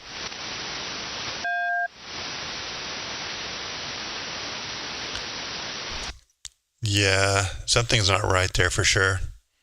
It should be smart enough to refresh and take a couple seconds, but eventually come back. Yeah, literally. If flat topping again. Well, what the hell's going on? Yeah, I think maybe I'm getting lucky, or I don't know. I'm not making any massive changes here yet.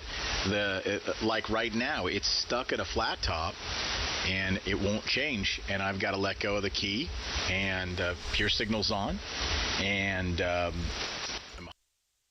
PureSignal's on, and I'm not seeing any values. It just is green and says correct, but it's on. But I am solid flat topped, and again, the only way to clear that flat top is for me to let go and then two-toe.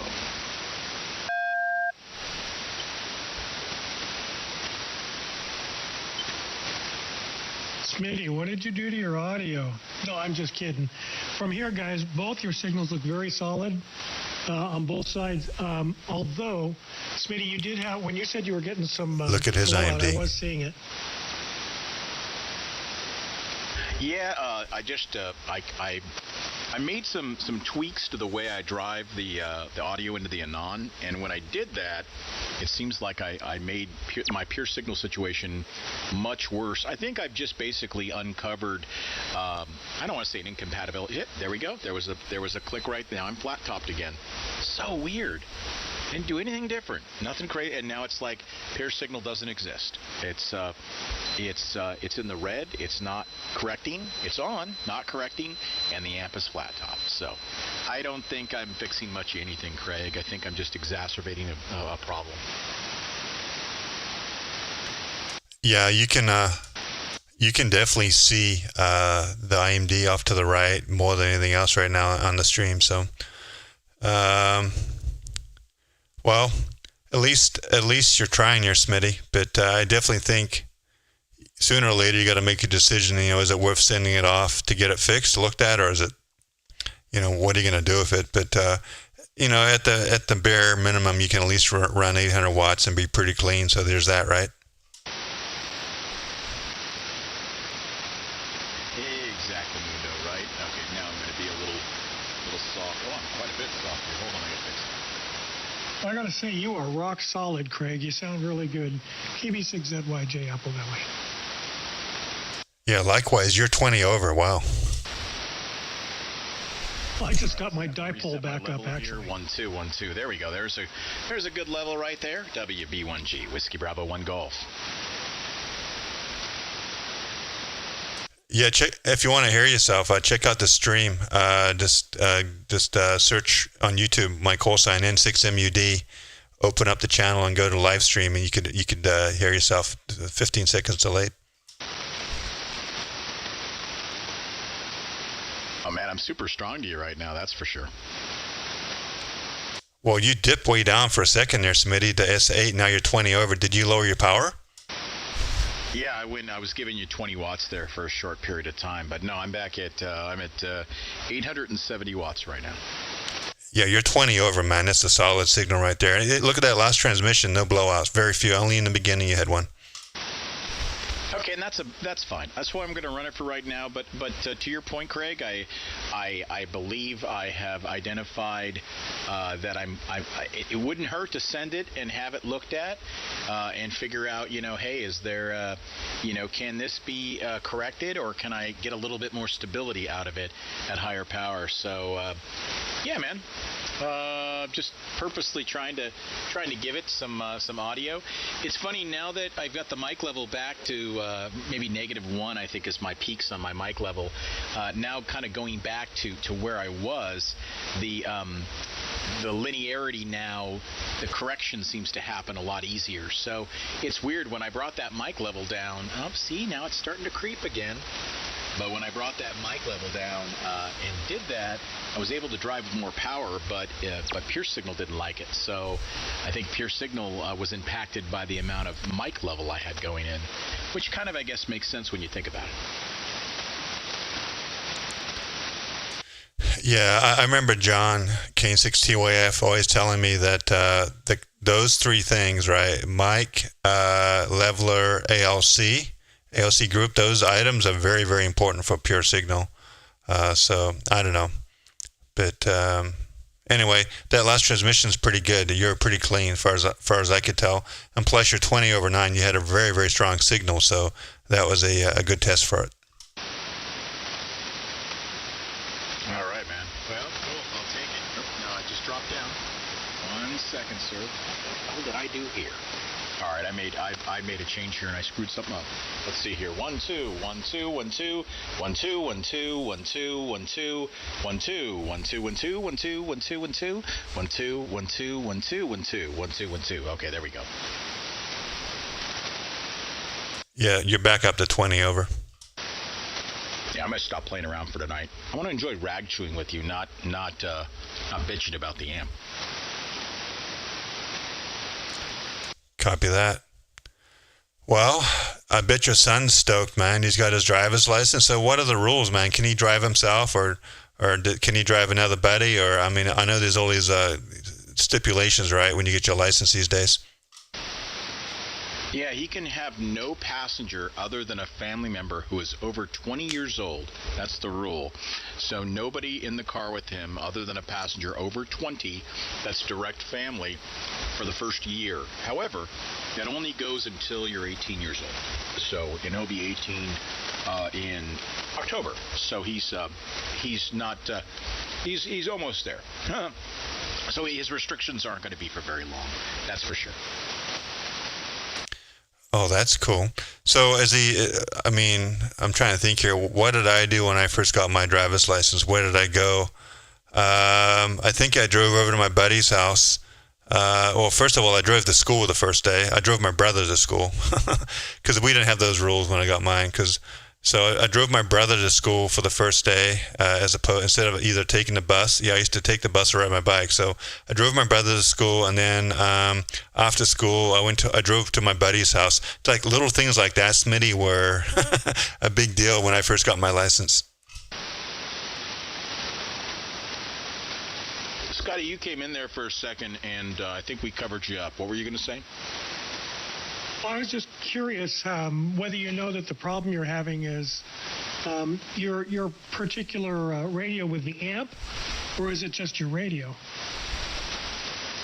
Or the operator, maybe.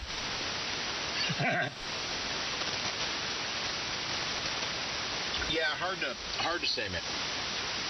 I think it's the amp, though. I don't think it's the radio, but because it actually only happens on 40 meters, so. This Bantam issue is just a 40 meter problem, which is also weird. But I'm in touch with SPE, and they're being really helpful, and I'm also in touch with MTC, who's the kind of the service guys behind that, and so they're talking to me. We've got a good dialogue going back and forth, and we'll see what we can do to figure it out. But yeah, at least now, Craig, and I'm looking at it here on the stream, it seems to be happy and working all right. So I'll take it for what it's worth. Is there any chance you're getting some CMCs or a little reflected power back? That is the question that the guys asked me there at the good folks over there at SP asked me that exact question. And no, it looks like on the LP100A, I'm getting about 8 watts back, which is incredible on 800 watts going up. So I would say that's pretty efficient. My native match without the tuner, and I've got the tuner on right now. Native match is 1 to 1.19. So pretty damn good match. Hey Smitty, have you tried doing this into a dummy load? Do you have a legal limit dummy load? I do not, but that was another thing that I want to do is perhaps find me a dummy. Yeah, I waited too long. I waited a couple years after I got my amp to get a dummy load, but I got one used from a buddy, the Pulsar one. It's a real nice dummy load, and it's legal limit. I think it's 2 kW. I don't use it very much, but when I do need to use it, I'm so happy I got it. And I think I got a good deal on it for like $250 or something. It was a pretty good deal. Yeah, that's what SPE actually asked me to do. They're all, can you run it into a dummy load? And I'm like, hold on, I need to find a dummy. Now, I've got the load, just no dummy. But that was for you, Scotty.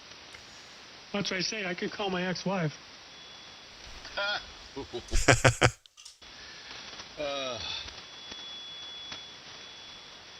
They don't call her Dragon Lady for nothing. A Dragon Lady. I like that.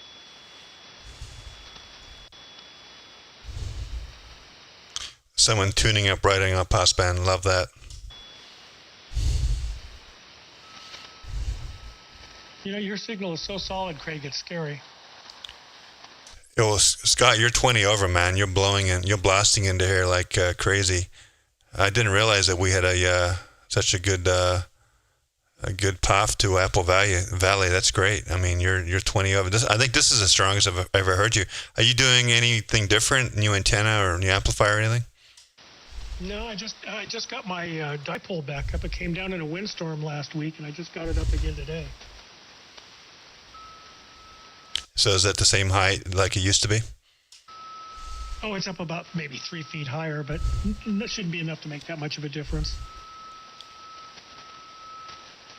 Yeah, you're sounding good, man. Love it. I don't think I've heard you at six wide, or what? Yeah, you're 6 wide, aren't you? Something like that right now. Yeah, I'm 6 wide, and I'm running. Actually, I'm running an Anan 10E-R, the revised. Awesome, you got one of those. How do you like it? Well, I really like it.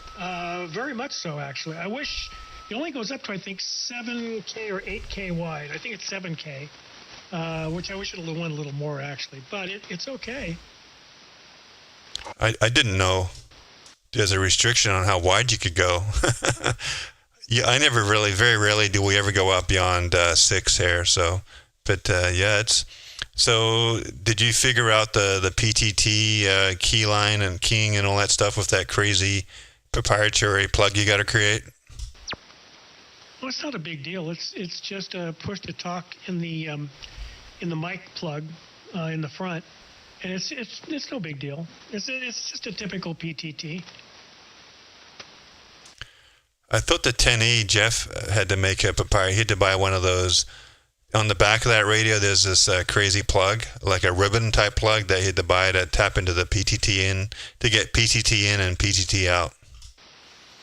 Oh yeah. If you want to go in through the back, yes. But in the front, they have a mic, an 1/8-inch mic connector. And if you're not going to use the actual audio line, you can still use it for push to talk. Oh, I didn't know that. Interesting. Yeah, just got to make sure you put it in the mic connector, not the connector for a key. Yeah, I understand. Wow. Interesting. Well, there's a lot of guys making those ribbon adapter things on Facebook and selling them for people that have 10Es and that. So, interesting. Maybe you found a workaround, I guess.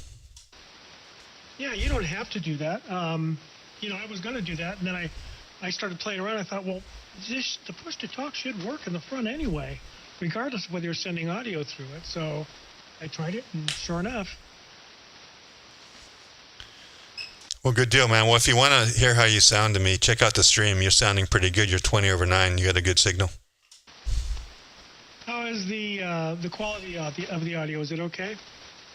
Yeah, I mean, you've got a little. You're got a little bit of IMD coming off to the left or right, but the quality is really good. I mean, I think this is the best I've ever heard you sound.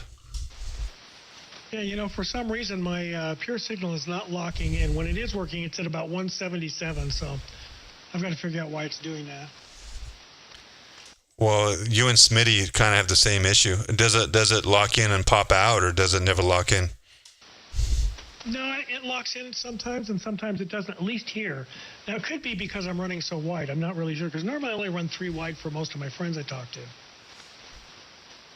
I don't think it's got much of how wide you are, but I don't know. I wouldn't worry about it. But you're sounding good, man. It's sounding like you've got that 10E dialed in. So, and now since you've got a 10E, does that mean you're driving directly your amplifier better, huh? Because you've got more power instead of the Hermes, right? That's still not enough. The KPA 500 requires about 18 to 20 watts to get full power out, roughly. So I'm still using an intermediary amp. I'm using a little micro PA50. So you don't get 20 watts out of that 10E? I thought it did 20. Is it 15? The most I've gotten out of it, all the way up, the drive full, has been about 14 watts, and that depends on what band you're on. Okay, and you calibrated the PA section and Thetis and everything for that radio? Oh, yeah. All right. Well, you're so close.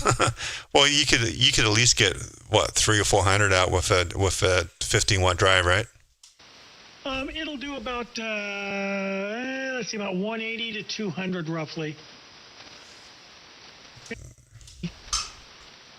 That sucks. So close.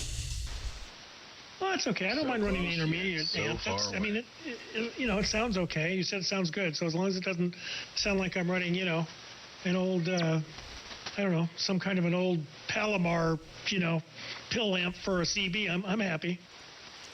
Yeah, give me some audio. I'm going to record you and play you back. All right. Little Miss Buffett sat on her tuffet, giving her good hair a rinse. The spider did fall into the Lady Clairol and has been a blonde ever since. That's pretty funny. Let me play you back here. N6MED. Little Miss Buffett sat on her tuffet, giving her good hair a rinse. The spider did fall into the Lady Clairol and has been a blonde ever since. Todd, great recording. Yeah, that thing sounds exactly like I look. Thank you, Craig. No, that sounds excellent. I'm happy with that. That's how I sound. Copy that. Was there another station in there? Go ahead. Not a real low register. My voice is higher, and I told Smitty before, when I speak like Rod Stewart sings. You're smoky. You got a smoky tenor there to yourself. There's another station in there, by the way. Go ahead, station. Is Smitty on here tonight? AK6OK. AK6OK, Jeff, good evening. How are you, sir? I'm out here. I'm doing good. Just checking out a new amplifier here. Oh, man, I've been thinking about you because I'm running this amplifier right now, and I'm having some IMD issues. How familiar are you with SPE amplifiers? I'm just curious. You're sounding good, though, brother. You're sounding real good. Well, that's great. Thank you. Yeah, I used to use SPE amplifiers a little bit, and they were good amps back in the day. I don't think they're too popular anymore.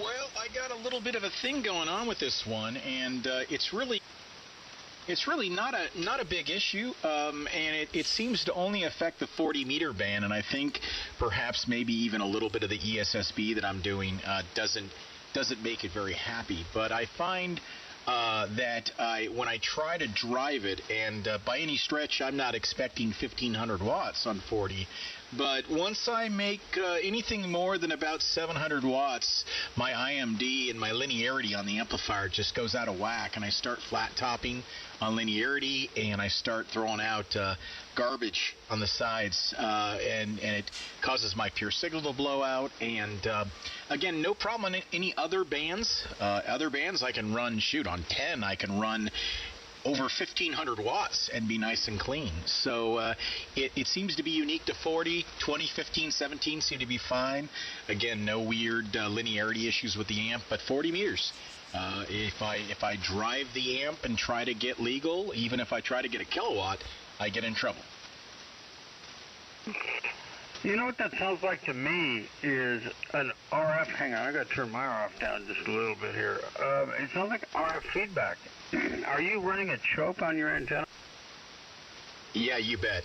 Got a choke here. It's a ladder line fed antenna, and I got to tell you, I have considered that. I've got a 1 to 1.19 match, so basically a 1 to 1.2 match natively on the loop here. So, and I'm getting about 8 watts back, maybe even, well, it fluctuates a bit. So I don't think it's necessarily excessive RF coming back or anything like that, but it's definitely pissing me off, that's for sure. Well, we discovered a problem today that we've been looking for a year. A friend of mine and I have been trying to track this down in my office. You've been in my office, running a Flex 6500. Anytime we ran over 200 watts, we'd get RF feedback on 40 and 80, horribly bad. And we nailed it today. We figured out what it was. We have a Flex Maestro that's sitting, I don't know, about 5 feet from the feed line. Every time we transmitted, we didn't realize it, but it was messing the Maestro up. I went into a computer in another room, and it works great. It's got no feedback at all. And you're not very strong here, Smitty. Where are you? I'm in Rockland. Where's your? I know your office is in Rockland, but where's the? Is your QTH in Auburn? No, I'm in Lincoln, but the remote is in Rockland. You ought to be hearing me like gangbusters, and I'm listening to you on the remote, and you're between 7 and 9. You would think, man, the band condition is that bad? Well, you're plus 5 to 10 on your peaks to me, so I hear you great, and I knew it was you before even I heard the call. But yeah, the band's been funky tonight, though. It took a long time for it to settle in, and it could be stretching out a little bit. But usually, like I'll hear, Paul, PMR, out there in Lincoln, like PMR, I'll hear him 20, 30 over usually. So, yeah, I think it's probably just the band tonight. Yeah, I'm not running ESSB like you guys are. You guys are, man, your audio files, I love it. Anyway, well, thanks for giving me a report, Smitty. You're the first contact I've had. Just trying to figure out if the amp is working. Let me turn the amp off here, real quick. There we go. You got it. You know why I sound so good, right? You're going to laugh when I tell you this, but I had a buddy of mine who sold me an Orban 6300. That's what you're hearing right now on the air, in fact, is that Orban that you had there in the shop that I bought from you. It sounds fantastic. It sounds really good. Let me turn my amp off. There we go. There's no amp at all. Okay, I mean, you're an S8 now, so you drop to an S8 from +5, +10 over. Still hear you just fine. Okay. Well, I would expect between Rockland and Rockland, I would sure expect a whole lot more, but I don't know. It's weird conditions. You're right. Yes, of course I know Paul. We went to Dayton together. Oh, did you guys, oh, that's right. You know, I heard you on the air the other night, and I heard that you and Paul went. So that's, of course you know Paul. Duh, that's stupid. Yeah, and by the way, my other buddy, N6MUD, he's on here as well. Craig, this is Jeff, my buddy Jeff here locally, Rockland Jeff. We know so many Jeffs. We know San Jose Jeff, Carson City Jeff. This is Rockland Jeff. He's the guy that has all that radio gear, and that I go to his shop and his shop quite a bit. And he's just got a smorgasbord of different radios and amps and audio processors, and man, it's like a Toys R Us for audio snobs. I'll copy that, Jeff. Well, both of you guys are still 15 to 20 over down here into San Diego. Nice to meet you, Jeff, and good deal on figuring out that Maestro. I'm not really a Flex fan, but anytime someone figures out an issue with their Flex radio, it makes me happy there, over. Yeah, this was a tough one. Like I said, it took a year to figure this out. We finally bought another amp. The 1500, the KPA 1500 has a built-in tuner, and we were using an external on the last amp we had. We used an external tuner. We thought that's what it was. We just weren't sure, but I think we got it nailed here. I guess I don't hear any RF feedback or anything, but you guys are both sounding great. I'll start checking in here with you guys, and maybe I'm going to have to widen this thing out a little bit to 6 kilohertz or something. Go for it. Do it right now. Well, hang on. Here we go. Let's see. Okay, there's 6 kilohertz. I have no idea what that did to it. What's it sound like? That's just the receive. Like, we probably sound better to you. See if you can do the transmit, too. Oh, now that's a question. How do I do that? I thought I did both. Yeah, Flex. There's a separate, just like Anan, there's a separate receive filter, TX filter, and a RX filter. So make sure they're both at 6. Okay, maybe it's just the, yeah, I'm at 2.7 right now, back where it was. Let me see how I do that on the transmit side. That's a good question. Tell you what, Jim. We know, well, you know Jim, W6JCZ, HRO Jim, and a few others, even Brian for that matter, AI6US. They're now running the Ether SDR software with the Flex, and they swear by it. They absolutely love it. Not familiar with it. What's that all? Well, from what I understand, it's just a whole lot. I don't know how to explain it, actually. I think it's just a different operational interface, their software-based interface for working with the Flex hardware, and it gives you a lot more audio pipeline controls, and just from what I understand, I don't own one, but a lot of extra controls all around. Oh, cool. Okay, well, we've got 2 systems running now. One in Coeur d'Alene, Idaho, that we set up. That is going to be a super station. Man, biggest antenna you can imagine. I think there's 4 elements on 40 meters. It's an optobeam, I think. Is that what it's called? It took them a year to get the antenna. And a 105-foot tower, and all remote controlled. We got most of it running now. We're on a 600-foot loop antenna right now from Coeur d'Alene, and then my partner Peter, KT6TT, we set this one up here also about a year ago, so we used both of them. Oh man, that's pretty cool. Oh, you guys hear the woodpecker? I don't hear it. 600-foot loop. Holy moly. That's a beast of an antenna. Oh, that thing is absolutely incredible. It's not about the size, it's about the width of the loop. What's that noise? Is that some digital interference? Currently 1,500 watts up there. I think we're putting a 4,000 watt amplifier up there. We're certainly not gonna go over 2. Earth, there, Smitty. Yeah, there you go, Scott. Yeah. Well, Jeff, that sounds like a pretty cool superstation. That you got going on there, and that's going to be remote capable and everything, obviously. And man, that's killer. Yeah, it's pretty neat. Smitty, are you listening to our repeater up on VAC? Which repeater? I got to tell you, man, I haven't been doing a lot of VHF, UHF lately. Which repeater is yours on VACA? You're going to have to remind me. It's on 444.475, PL948, and we moved it up there about 4 months ago. My gosh, it has coverage. Unbelievable. Any issues with PAVPOS up that high and on UHF?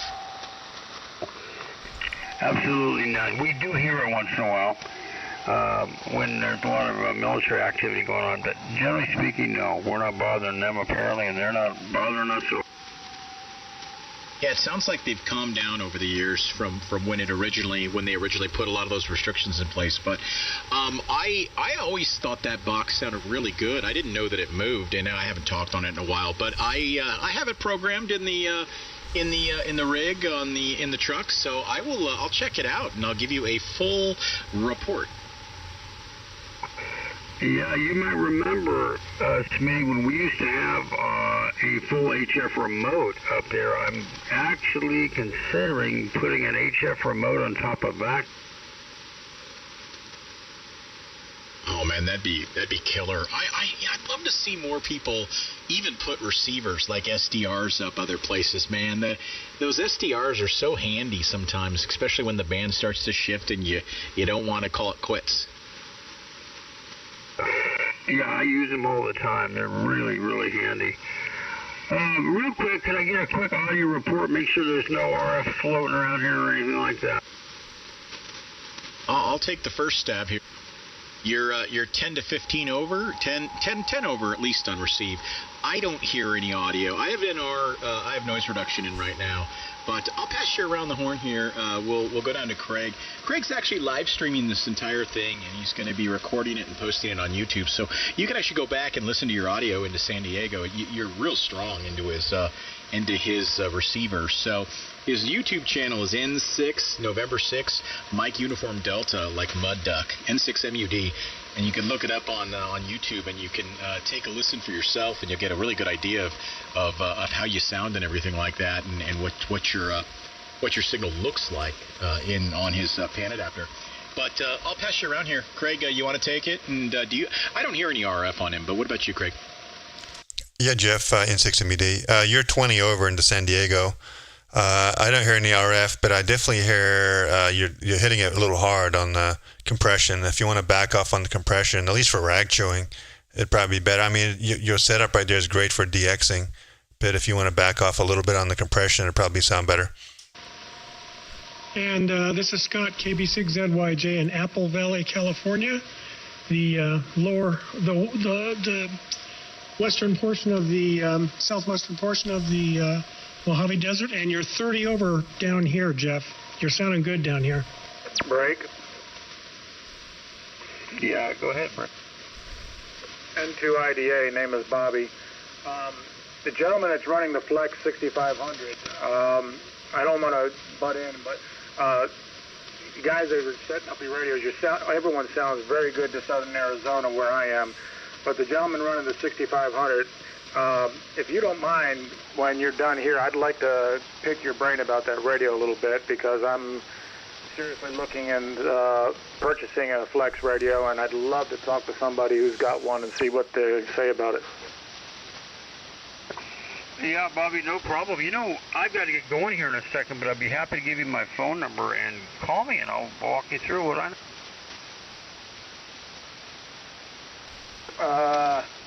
Well, right now, my right wrist, I'm right-handed, I dropped an I-beam on my right wrist working on my tower project back in January, and it's in a cast right now because I had to have major surgery done to both sides of my arm, and I can't right worth squat on this thing. I guess I could look you up on QRZ if you're there, or you wouldn't, your phone number wouldn't be there. Let me see if I can try and write it down where I can read it. If you give me about 2 seconds here. Yeah, that's fine. And Craig, thanks so much. I did take the compression and turn it off. Craig, is that better? Oh yeah, that's much better. Yeah, you're not as pinched and compressed, but it's way softer and way easier to direct you. Yeah, you're not penetrating my inner ear anymore, Jeff. You sound good. You could do with a little bit of compression, but it was just a little over the top before.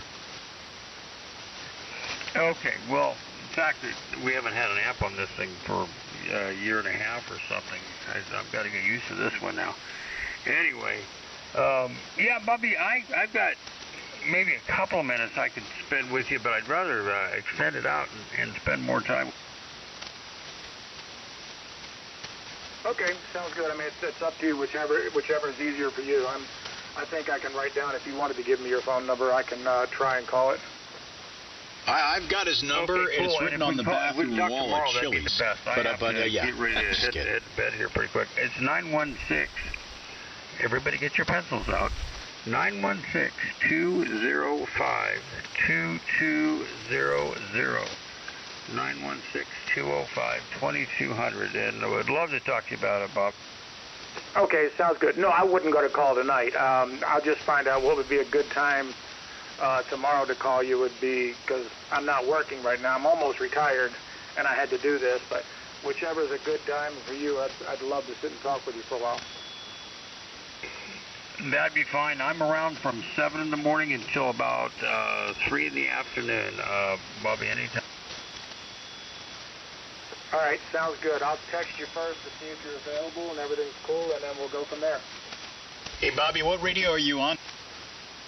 I'm using an old, and I mean old, Yaesu FT990, running it into an Ameritron 811H off of a homebrew 40-meter vertical.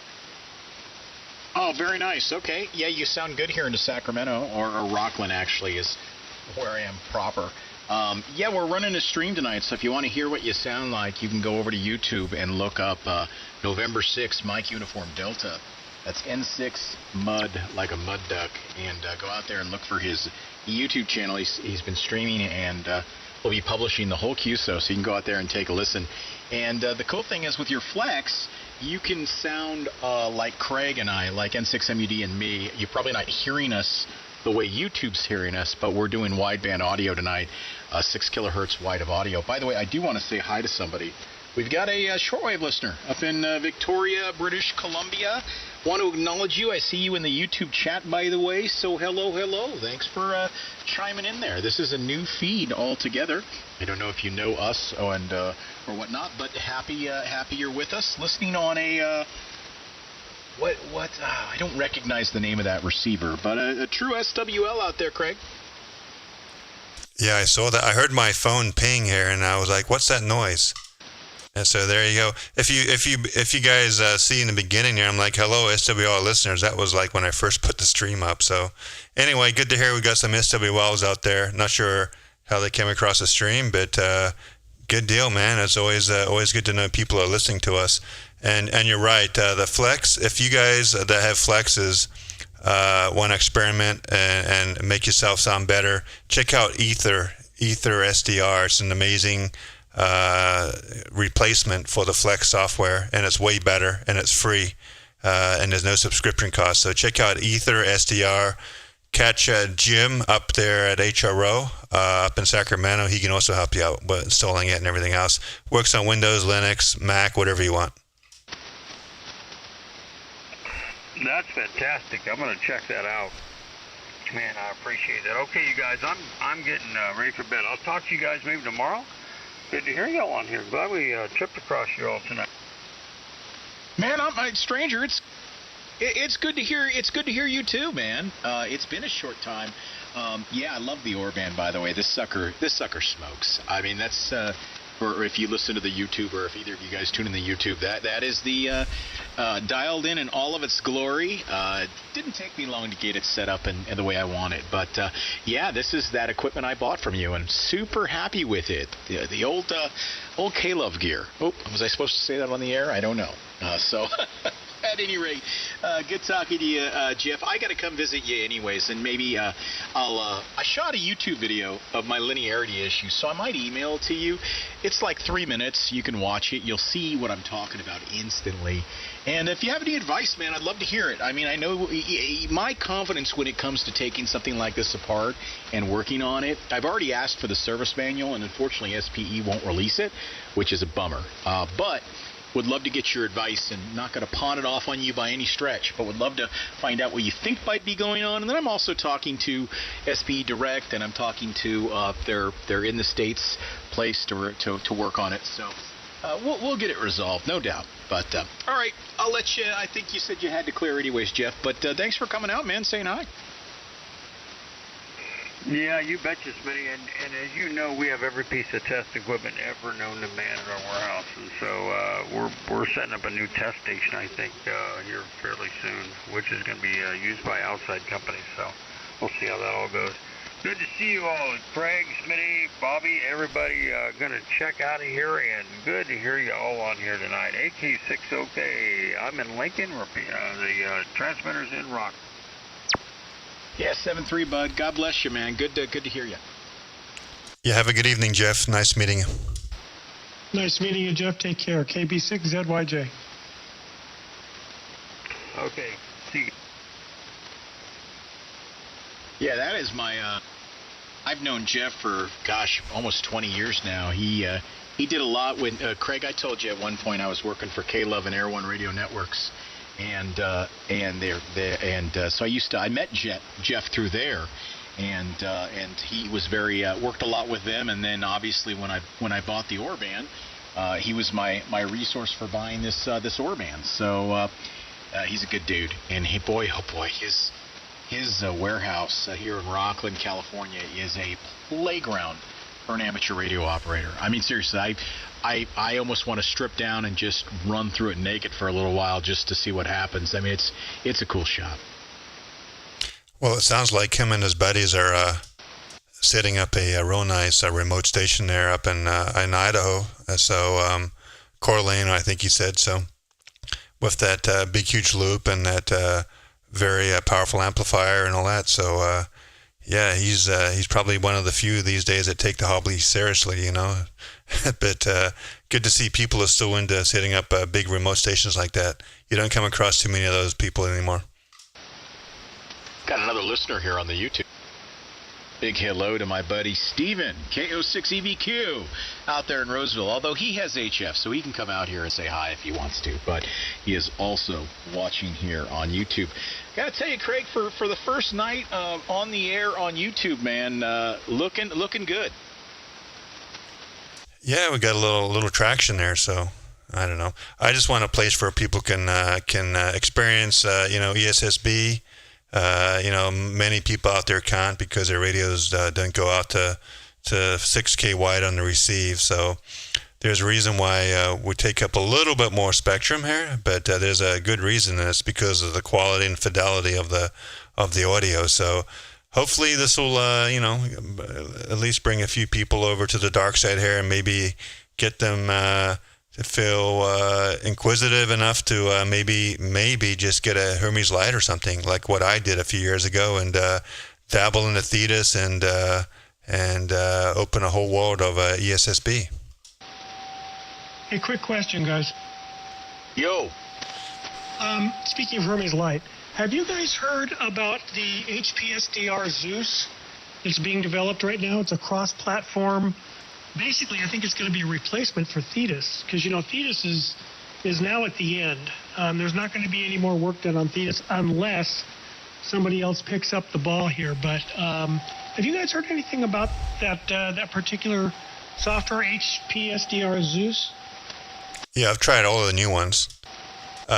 Zeus is pretty good. I mean, it's obviously in development. I see here, one of them, there's Zeus, and then there's another one that's I can't remember what it is. But Zeus is the one that Doug's working on, right? So, and him and I think it's Brian, and I forgot their call signs, but they're working on it together.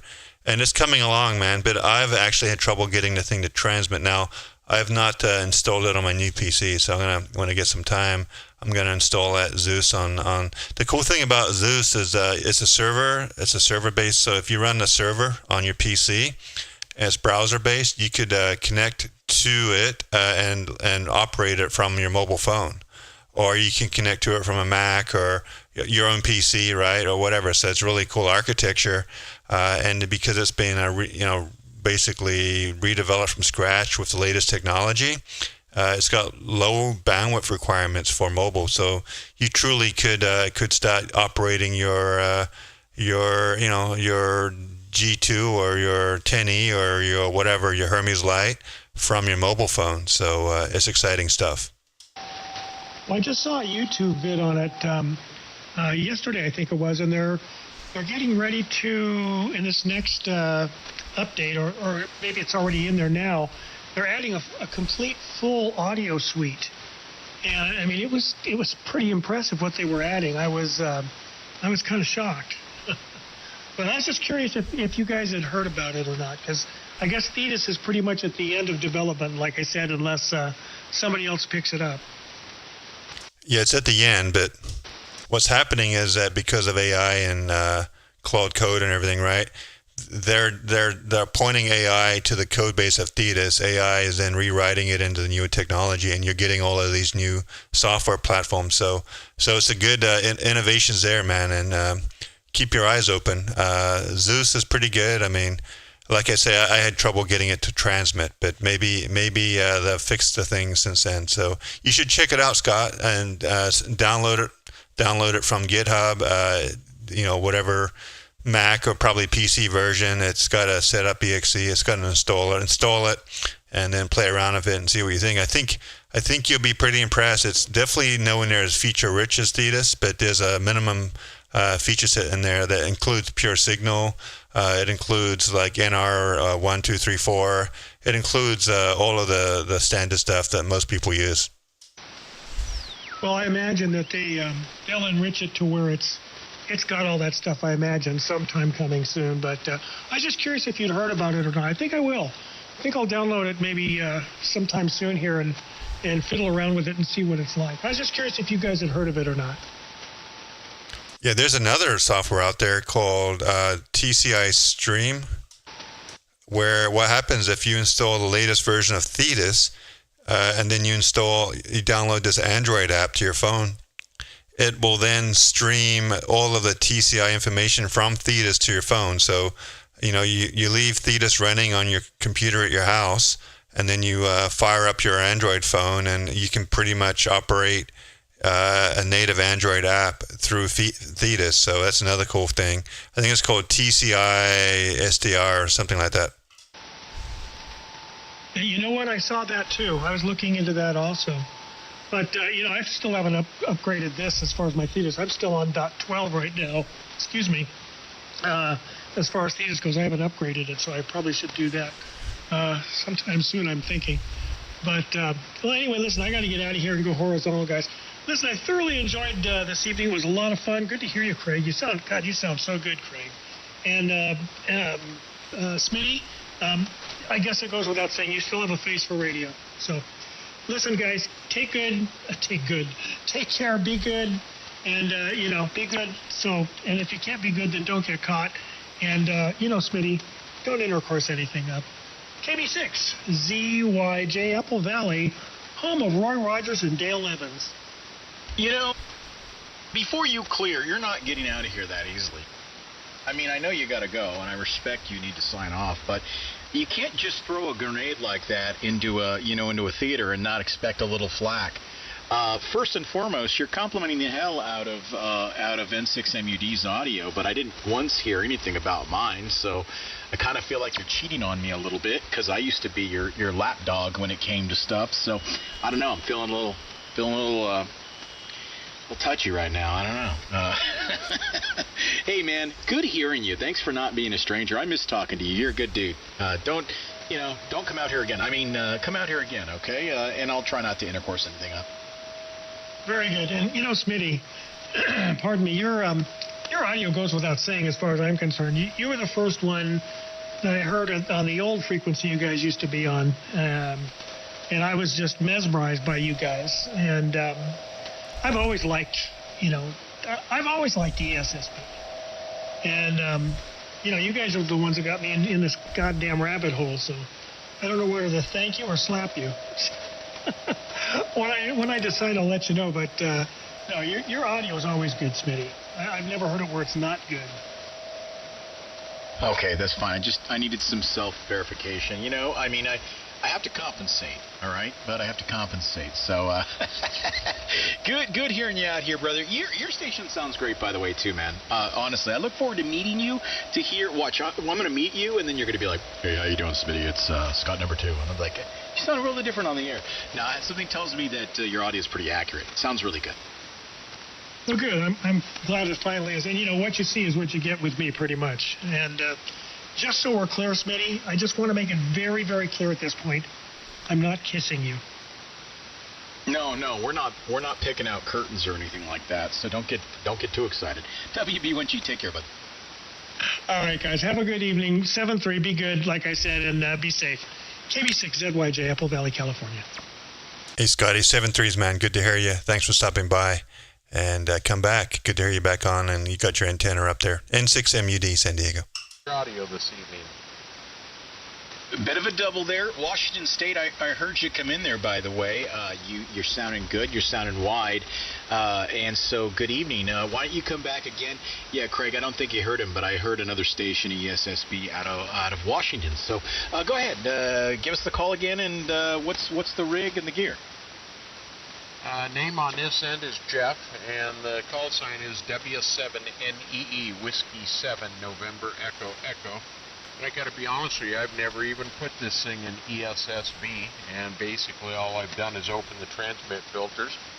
I've been listening for, I don't know, long time, but I've never jumped into it and tried it, and it's intriguing listening to you guys talk.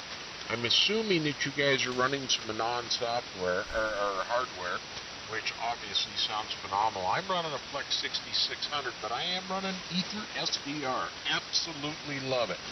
And it's like a brand new radio, and I'm learning a lot. I've been a Flex user since 2010, and started with the 5000 and went to the 6600. And by God, these guys that are writing this new software have just brought this radio live. Anyway, that gives you a rundown of my station. Back to you. Hey, what was the call again there? It was Whiskey 7, but I didn't write it down. Hey, not a problem. It's Whiskey 7, November Echo Echo. And if my audio is too wide, too bassy, or whatever, please tell me. I'll go back to my normal mode. But I thought I'm going to throw it out here and see how it sounds. Jeff, you've opened up the power of your radio with Thetis SDR. You sound amazing. I mean, you're telling me this is the first time you've opened the TX filter up to 6? If you'd like to hear how you sound, this is the night to do it. Because Craig, N6MUD down there in San Diego, he's the other station that I've been rag-tuning with, he has us simulcasting on YouTube. So if you look up his call on YouTube, it's November 6th, Mike Uniform Delta. You will get a direct sample of what you sound like. And I have to tell you, obviously you haven't spent any time getting yourself to sound good on ESSB. But for flipping the switch, I would say you're much closer than I think you think. There's not too much bass. In fact, I would add a little bass in. I think you're a little light on the low end. You sound like you might be driving a little hard, or you might be hitting the upper end of a peak, maybe on the input drive. Hard to say. Again, I'm not going to chase you down. At 9:30 at night is a dangerous time to get in to the rabbit hole. But I think if you go out to that YouTube channel and you take a listen, you will be shocked at what you sound like. Sounds very, very good. Mr. Mudd, I'll send it down to you there in San Diego, and you can probably tell them the same thing I just did. Oh, yeah. Well, first of all, welcome to ESSB. And great to hear you figured out how to get the better software on that radio, Ether, and then on top of that, figured out how to open up the transmit and hopefully the receive filter and experience ESSB. So check out the stream, and yeah, you do sound pretty good. I would. Ether's got a lot of, from what I've seen the screenshots, a lot of audio processing built in. So I would make sure you've got a cut at 160 and then boost maybe a little bit, maybe around 50 or 60 hertz, around there maybe, to get some lows in there, and I think you'll be off to the races. Okay, well, I dropped the mic gain just a little bit in case I was clipping, and I did boost the lows just a little bit, but I do appreciate it. It's amazing you guys even brought up Ether SDR this evening. That's what enticed me to jump on the air and say hello. I've been sitting here watching a couple of those YouTube videos that Jeremy's created explaining the third-party audio software with Pyramid, the TQ, and all of that. And I was just sitting here watching it with you guys. When I seen you guys on the band, I looked for this wide signal, and then I listen in. I've been following and listening to Smitty. I forget the other gentleman's name. It's been a long time, many years that I've listened off and on. It's always amazed me, but I've never put it in the, tried to do ESSB myself. I'm currently cutting off at 50 hertz, and I think I'm currently with about 5,950 on the high end. And I haven't played too much with the EQ, but it could be sounds surprisingly good. Yes.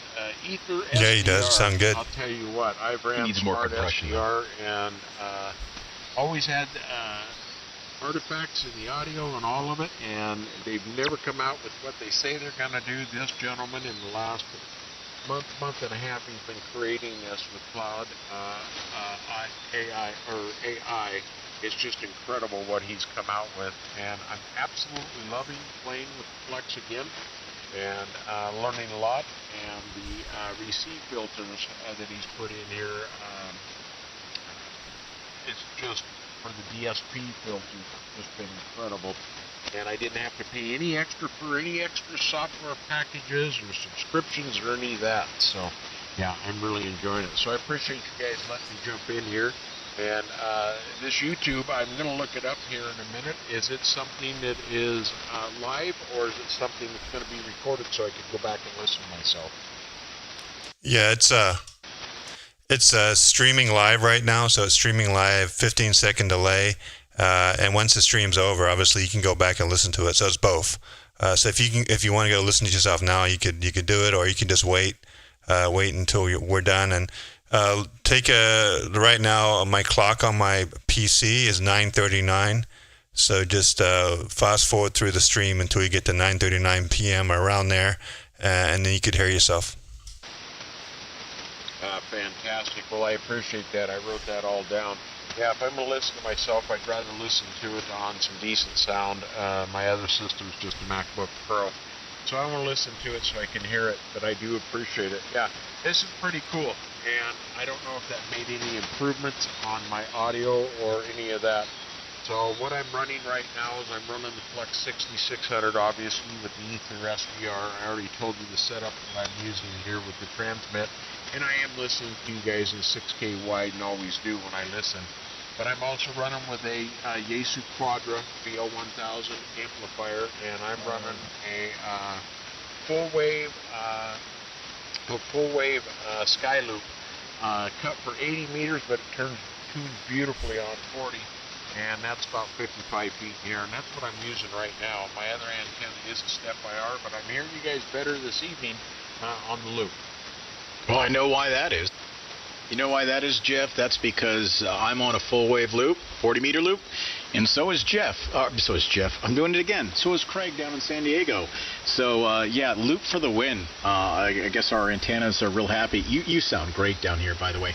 I'm going to play you back. I hope this is an accurate recording, but I'm just going to let you know how I hear you, and I hope this is accurate. Stand by. With the Ether SDR, I already told you the setup that I'm using here with the transmit, and I am listening to you guys in 6K wide and always do when I listen. Yeah, so I don't know if that was accurate. Maybe somebody else can check and see. But that's what you sound like to me. Yes, you made improvements. It's better. It's much better. I think you need to turn your compressor on, but not too aggressive. Just a little bit of compression to level you out a bit, to keep your highs high and your lows low, and just add a little bit of dynamic, or a little bit of, not dynamics, pardon me, the opposite. A little bit of compression to bring that down and to even your power out.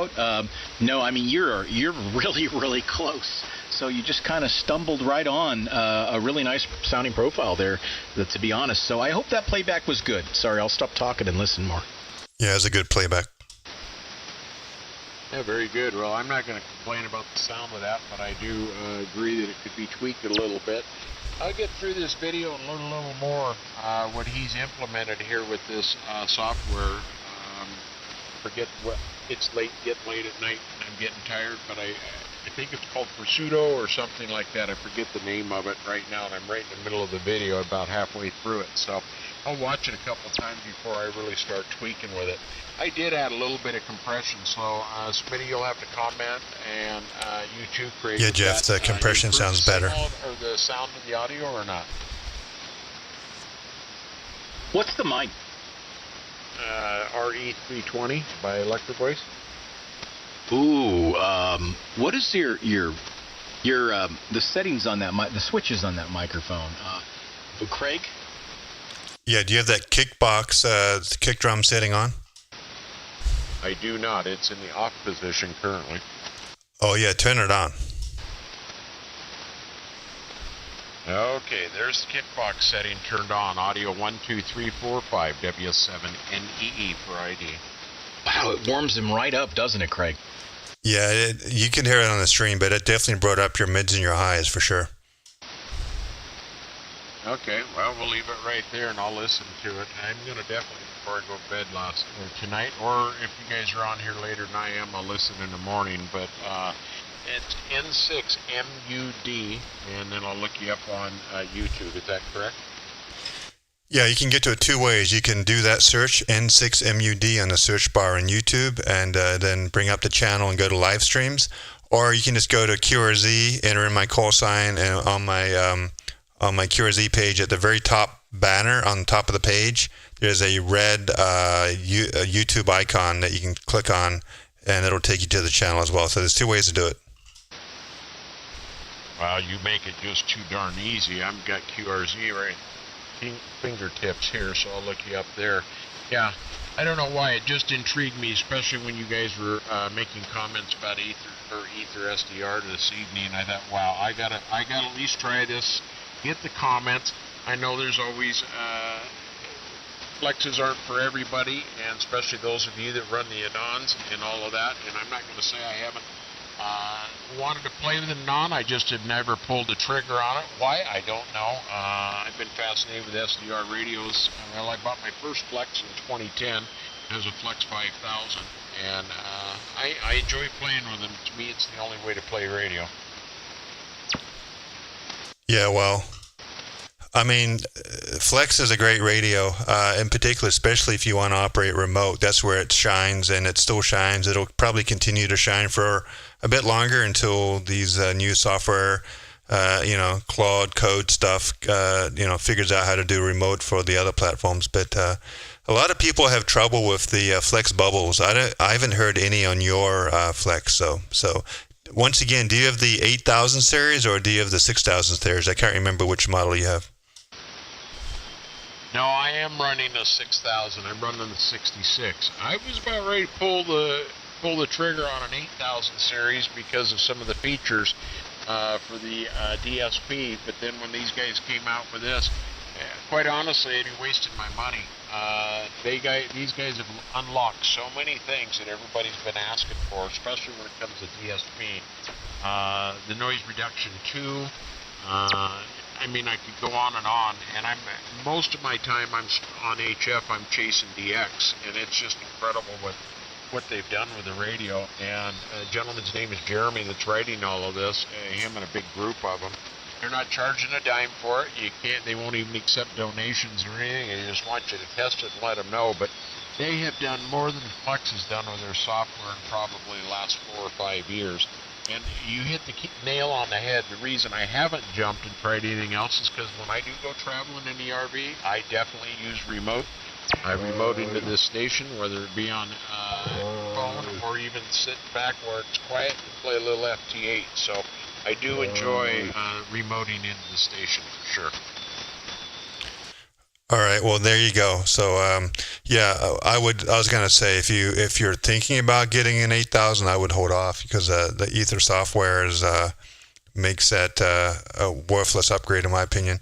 But I'm not an expert. Our expert on Flex is K5BLS Jeff, and he's usually out here most nights, but he's stuck in travel limbo right now, so he's not going to be on this evening. He could be listening though. But well, very good, Jeff. Well.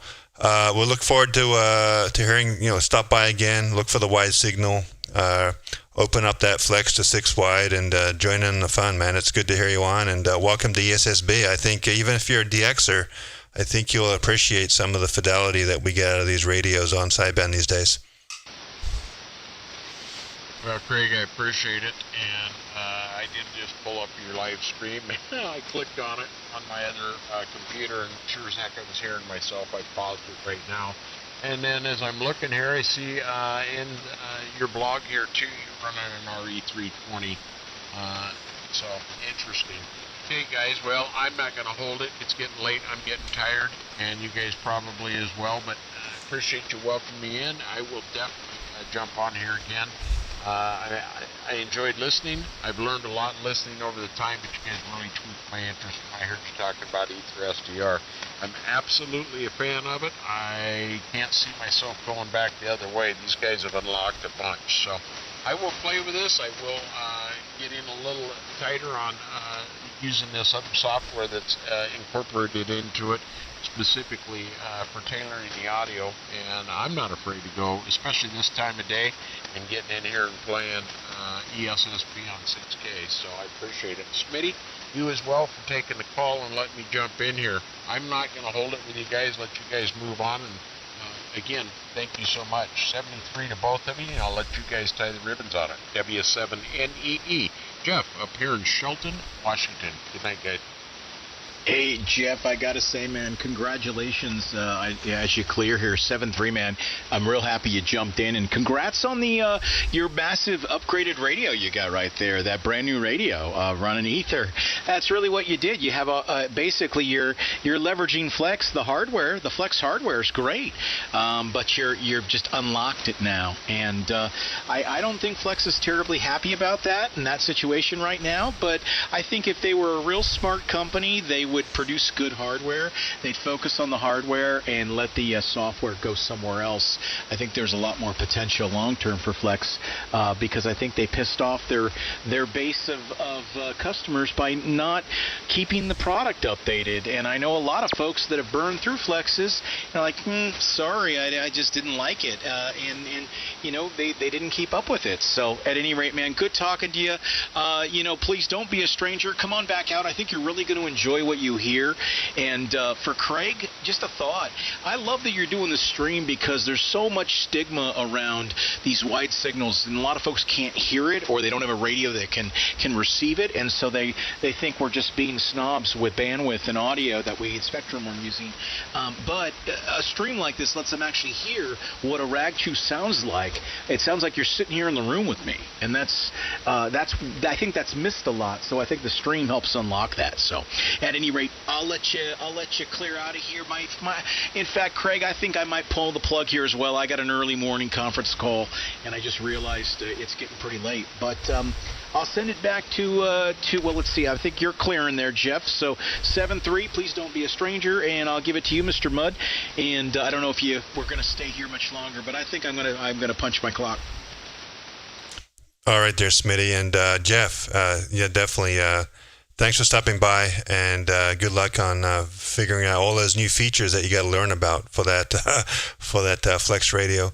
And Smitty, I agree, man. That's one of the things that we want to try and put out there is that there's ESSB is not all bad. There's a reason why people run wide, and hopefully those that don't have a way to experience it now can, just by opening up their browser. So if those anyone listening wants to get to the stream, just N6MUD in YouTube, and just listen to the live stream. Yeah, Smitty, the stream's been going probably for, I think I started it at like 4:30, so it's been almost going for close to 5 hours, over 5 hours. So yeah, man. Glad it all worked out. I'll try and figure out the delay issue a bit better, but even if I can't get the delay, I'll try and remember to put this up whenever we're rag chewing, and it's good to see some of those SWLs checking in. Those are always it's always fun to have some people out there listening that you'll never be able to talk to, but they're listening. So that's awesome. YouTube gives them a way to voice their presence, or else there's really no way they can do that. So, Smitty, have a good evening, man. Thanks for the fun this evening, and maybe we'll catch you tomorrow or whenever. So, 7-3 is from N6MUD, San Diego. N6MUD WB1G. Thank you for streaming that. You just blew my mind with that wideband. I am just so. I've already downloaded the Ether software, so that's how close I am to picking a radio up now. But thank you so much for all your help and what you've done. Hey, you're welcome. Yes, once you get that flex, come back and check in and join in the fun. Oh man! All right. Well, yeah. Again, anybody. Listening to I had the anybody listening on the band on 7.195 megahertz, or if you're watching monitors up here on my desk. I've got a thanks for joining us tonight. Yeah, I think this is really good for the hobby overall. You what I'm talking about, my setup of the wideband audio. This is Smitty WB1G Whiskey Bravo 1 Golf out here. The sound of the wideband was just. Download Ether SDR and come out here and be wide with us. 7.3 Alpha WB1G. You got a pile up in double. There's a pile up. There's like 3 stations in there. Rob, good to hear you still out there. N7E&D on his 20-watt Zygo. That's right. 7E&D on 20-watt Zygo out of Phoenix. Loving every minute of it. Thanks, Craig, for running the stream. I had a lot of fun here tonight. Hope to do it again. Over. All right, Rob. Yeah, man, definitely. Thanks for checking in. And I can't believe the band's still open at 10 o'clock at night, 20 watts into Arizona, man. This is great. All right, so I'm going to go ahead and turn off the stream here, guys. So it's been a fun night. Check out the channel, subscribe if you get alerts and notifications when I start the stream. So 7-3s all have a good evening from N6MUD. Have a great night, Craig. N7, E&D. 73 is N2 IDA.